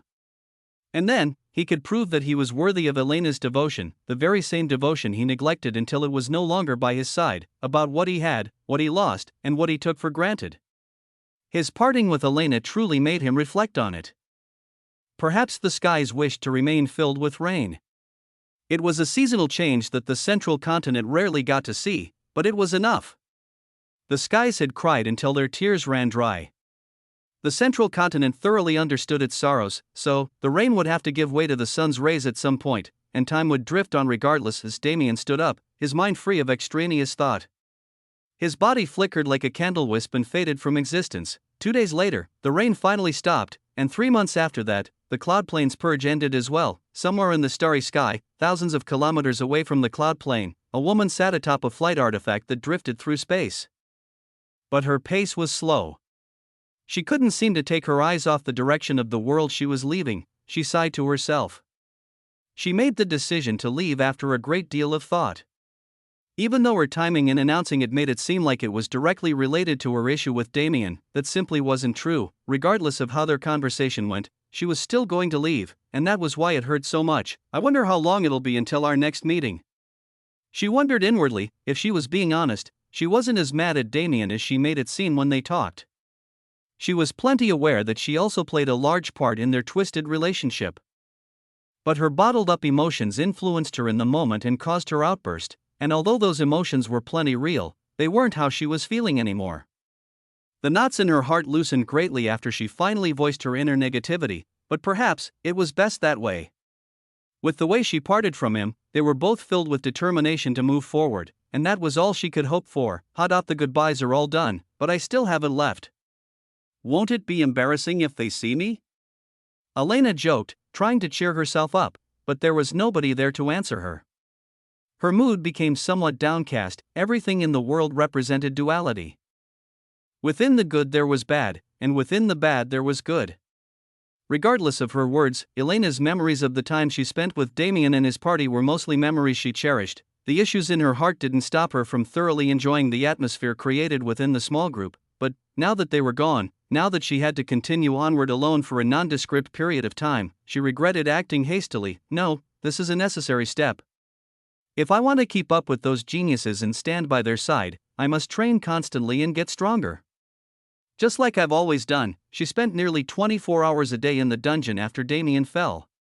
She ate in the dungeon, slept in the dungeon, and hunted in the dungeon. Although her situation was far better than Damien's since she had the option to leave the dungeons, along with access to anything Earth had to offer, it wouldn't be a mistake to say she spent 2 years trapped in the dungeon as well. All she needed to do was channel that spirit, remember her drive from back then, and then capitalize on that drive to gain power. So she remembered.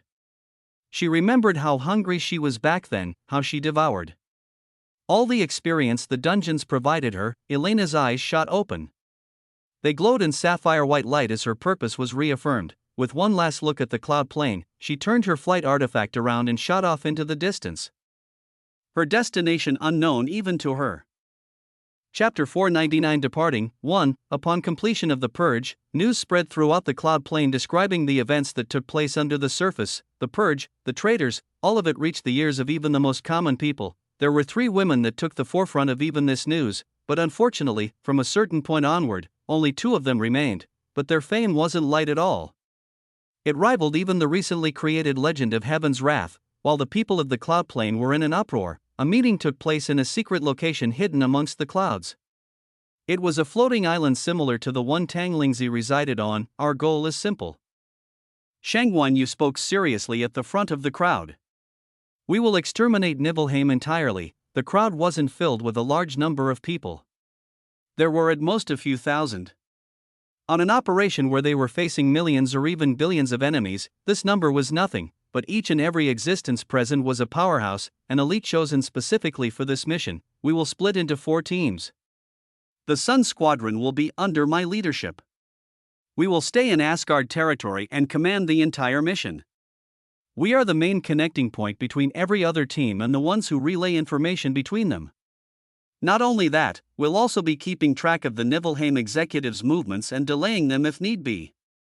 Shangguan Yu held up a jade slip, which turned into a few hundred specks of light that hovered over the same number of individuals in the crowd. Those of you who have been marked, come over to the Sun Pagoda.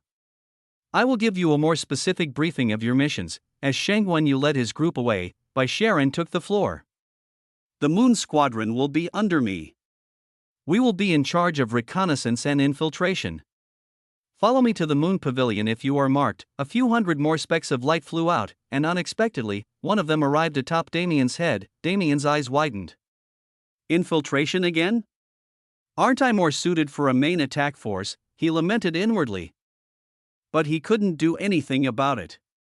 This mission was too big for him to bring personal preference into. He could only wish his wives goodbye and follow by Sharon to the moon pavilion. Tianyang grinned, seeing his disciple's downcast expression, and sent a mental transmission. Brat, don't worry too much. I'm sure you'll love the task that's been assigned to you. Damien shot a glare at Tianyang as he walked away. Oof. It better be good. I swear I'll beat your ass if it isn't. Tianyang rolled his eyes. Yeah. By the way, I know you're probably worried, but Little Yuer and your Rose are both in my attack force because of their performance during the purge. You don't have to worry about their safety.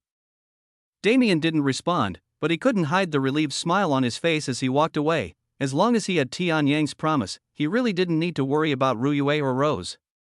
His master would protect them from anything they couldn't handle, and after his worry was cleared, curiosity immediately got the better of him. When he walked into the moon pavilion, he was greeted by a familiar face among a group of strangers. A certain black-haired sword cultivator stood amongst the ranks with a downtrodden expression on his face. Seeing him, Damien grinned. He flashed next to Long Chen and gave him a hard slap on the back. My good brother. It seems we're fated to work together once again. Long Chen's head shakily turned to the side, his movements like a robot's. And seeing the face he expected but didn't want to see, a defeater sigh leaked from his mouth. Fuck, Damien's grin widened immediately. His arm moved, giving Long Chen a few more heavy pats. Don't be like that. Aren't you excited? Long Chen rolled his eyes. I'd be more excited watching a dog shitting. Damien's face wrinkled in disgust. He backed away slowly. Damn, you're into that kind of thing? I might have to reconsider our brotherhood. Into what kind of dot, you little bastard? Don't let me catch you alone.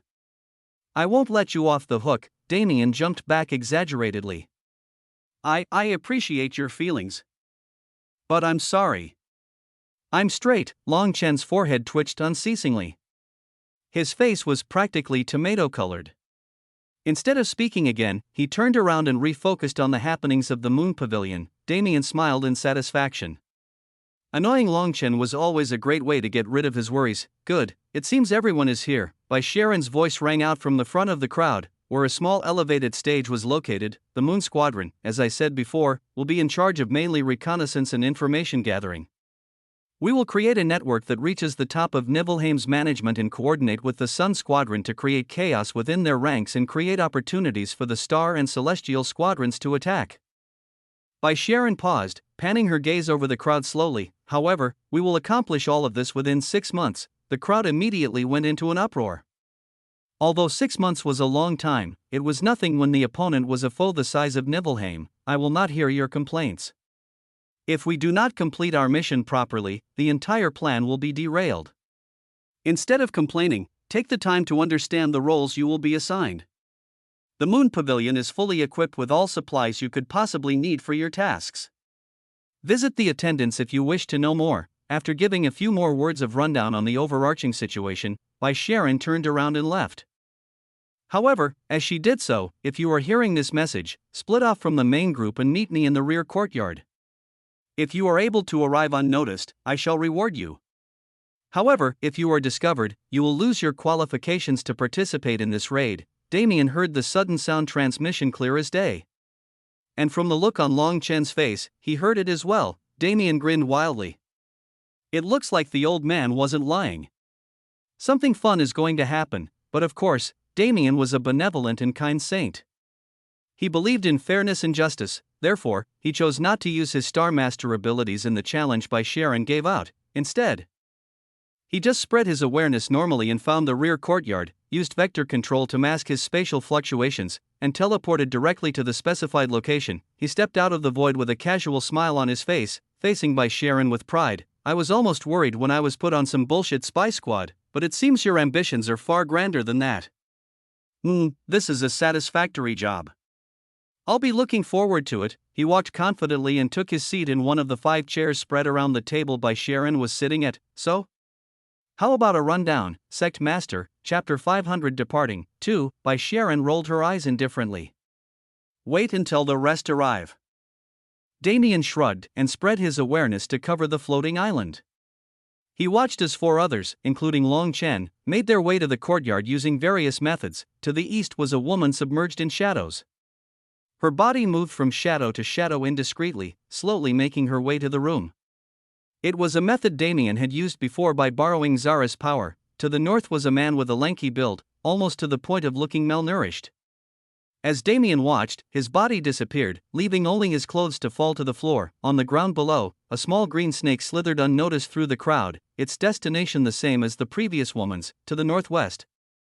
Another woman, but her following actions made Damien unsure of her gender. Her physical form shifted and morphed constantly, taking the visage of other members of the Moon Squadron and using their appearances to slip through the crowd without raising eyebrows. And finally, to the southeast where Damien just came from was Long Chen, the least graceful of the 4. Yet, his performance was the one Damien was most curious about. Ever since Damien knew him, he knew Long Chen as a sword cultivator. The mana he used was always attributeless and imbued into his sword aura, but would his sword skills help him with stealth? Damien really had to wonder how he was going to manage, as Damien watched. Long Chen stood motionlessly among the crowd, seemingly pondering on how to move, his eyes closed lightly as he did so, his awareness spread to the brim. This is a stealth mission. Why would I be chosen for a stealth mission? My strong suits aren't geared towards stealth at all. He was utterly confused. He'd been in this state since the moment he was chosen for the Moon Squadron instead of Tianyang's Celestial Squadron, but he didn't have a choice in this matter. Besides, there was no way those powerful sect master-level personages didn't understand his strengths and weaknesses. His placement must have held some meaning. For him to understand that meaning, however, he needed to first complete Bai Sharon's challenge. Long Chen hesitated. I'm confident in my speed, but there are high-level 4th-class beings present. I am not fast enough to avoid their detection. Do I really have no choice but to? Long Chen's face wrinkled in frustration. To be honest, he truly hated his elemental affinity. There was a reason he completely forewent it to become a swordmaster, but this was a situation he didn't think he could get through without using it. Long Chen clicked his tongue in resignation. How did they even find out? I've only practiced it intermittently, and that was in complete privacy. In the end, he shook his head. There was no point in trying to justify the actions of people he didn't understand. Fine. If that is what you wish, then I'll accompany you to play. Elemental affinities were strange. Most of the time, they perfectly matched the personality and ideology of the individual who possessed them. There was a reason the individual had an affinity toward a specific element, but sometimes, this rule didn't hold steady. Some people were born with affinities that completely clashed with them, and these were the people who pioneered fields like sword laws or formations. So when Long Chen's body became hazy, and a colorless, formless poison spread from his skin to infect the people around him, it became clear that he was the latter case. TCH. Even the strongest poison in my body will only neutralize a 4th-class being for a few seconds. I must hurry. The poison spread rapidly and infected everyone within several meters. One by one, their gazes become cloudy and their minds confused. Now, at the most opportune moment, Long Chen's body bent like a bow and released like an arrow, zooming through the dazed crowd and arriving at the rear courtyard within an instant. His speed was nothing to scoff at. And because of his strange clearing method, he actually arrived in the room second to Damien, who was sitting and watching him with an entertained grin on his face. Who would have thought you'd be born with a poison affinity? Ha, the heavens must have been jealous of your sword talent. Damien joked. Long Chen smiled wryly in response. I must be quite talented then, since they gave me a special poison physique along with this affinity. What? A physique too? Damien's brow quirked in curiosity. That's right, I have the heart of poison. My blood is capable of storing and assimilating poisons that I can later dilute and excrete through my skin or use directly through blood. What, are you scared now? Long Chen bragged. Damien scoffed in return. Scared? Why would I be? If there's one person your poison will never affect, then it's me. Do you want to test that? Long Chen grinned evilly. Damien matched his grin. Oh? If you want to test me, you'll have to be willing to lose something. If you win, I'll submit and let you be the big brother. I'm already the big brother though. TCH, minor details. As the two continued to converse, the other 3 participants slowly made their way to the room. First to arrive was the woman with the transformation ability, followed by the snake man and then the shadow woman. Once they all successfully completed the trial, Sharon nodded in satisfaction. Good. This team should do for now, but it'll need to be expanded in the future. As she stood indifferently, the snake man hesitantly raised his hand to ask a question. What? Sharon asked offhandedly, speak if you have something to say. I apologize F for my brazenness, B but W what are we being G gathered for?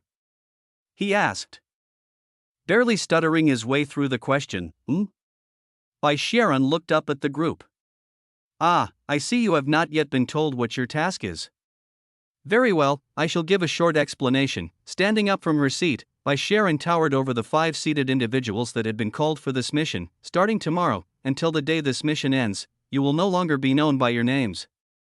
Everything that signifies your unique identity as an individual will be erased, and you will be placed under a mana oath to prevent information leaks, and once that process is finished, you will be assigned new identities as the Hidden Dragon Group. Hidden Dragon Group?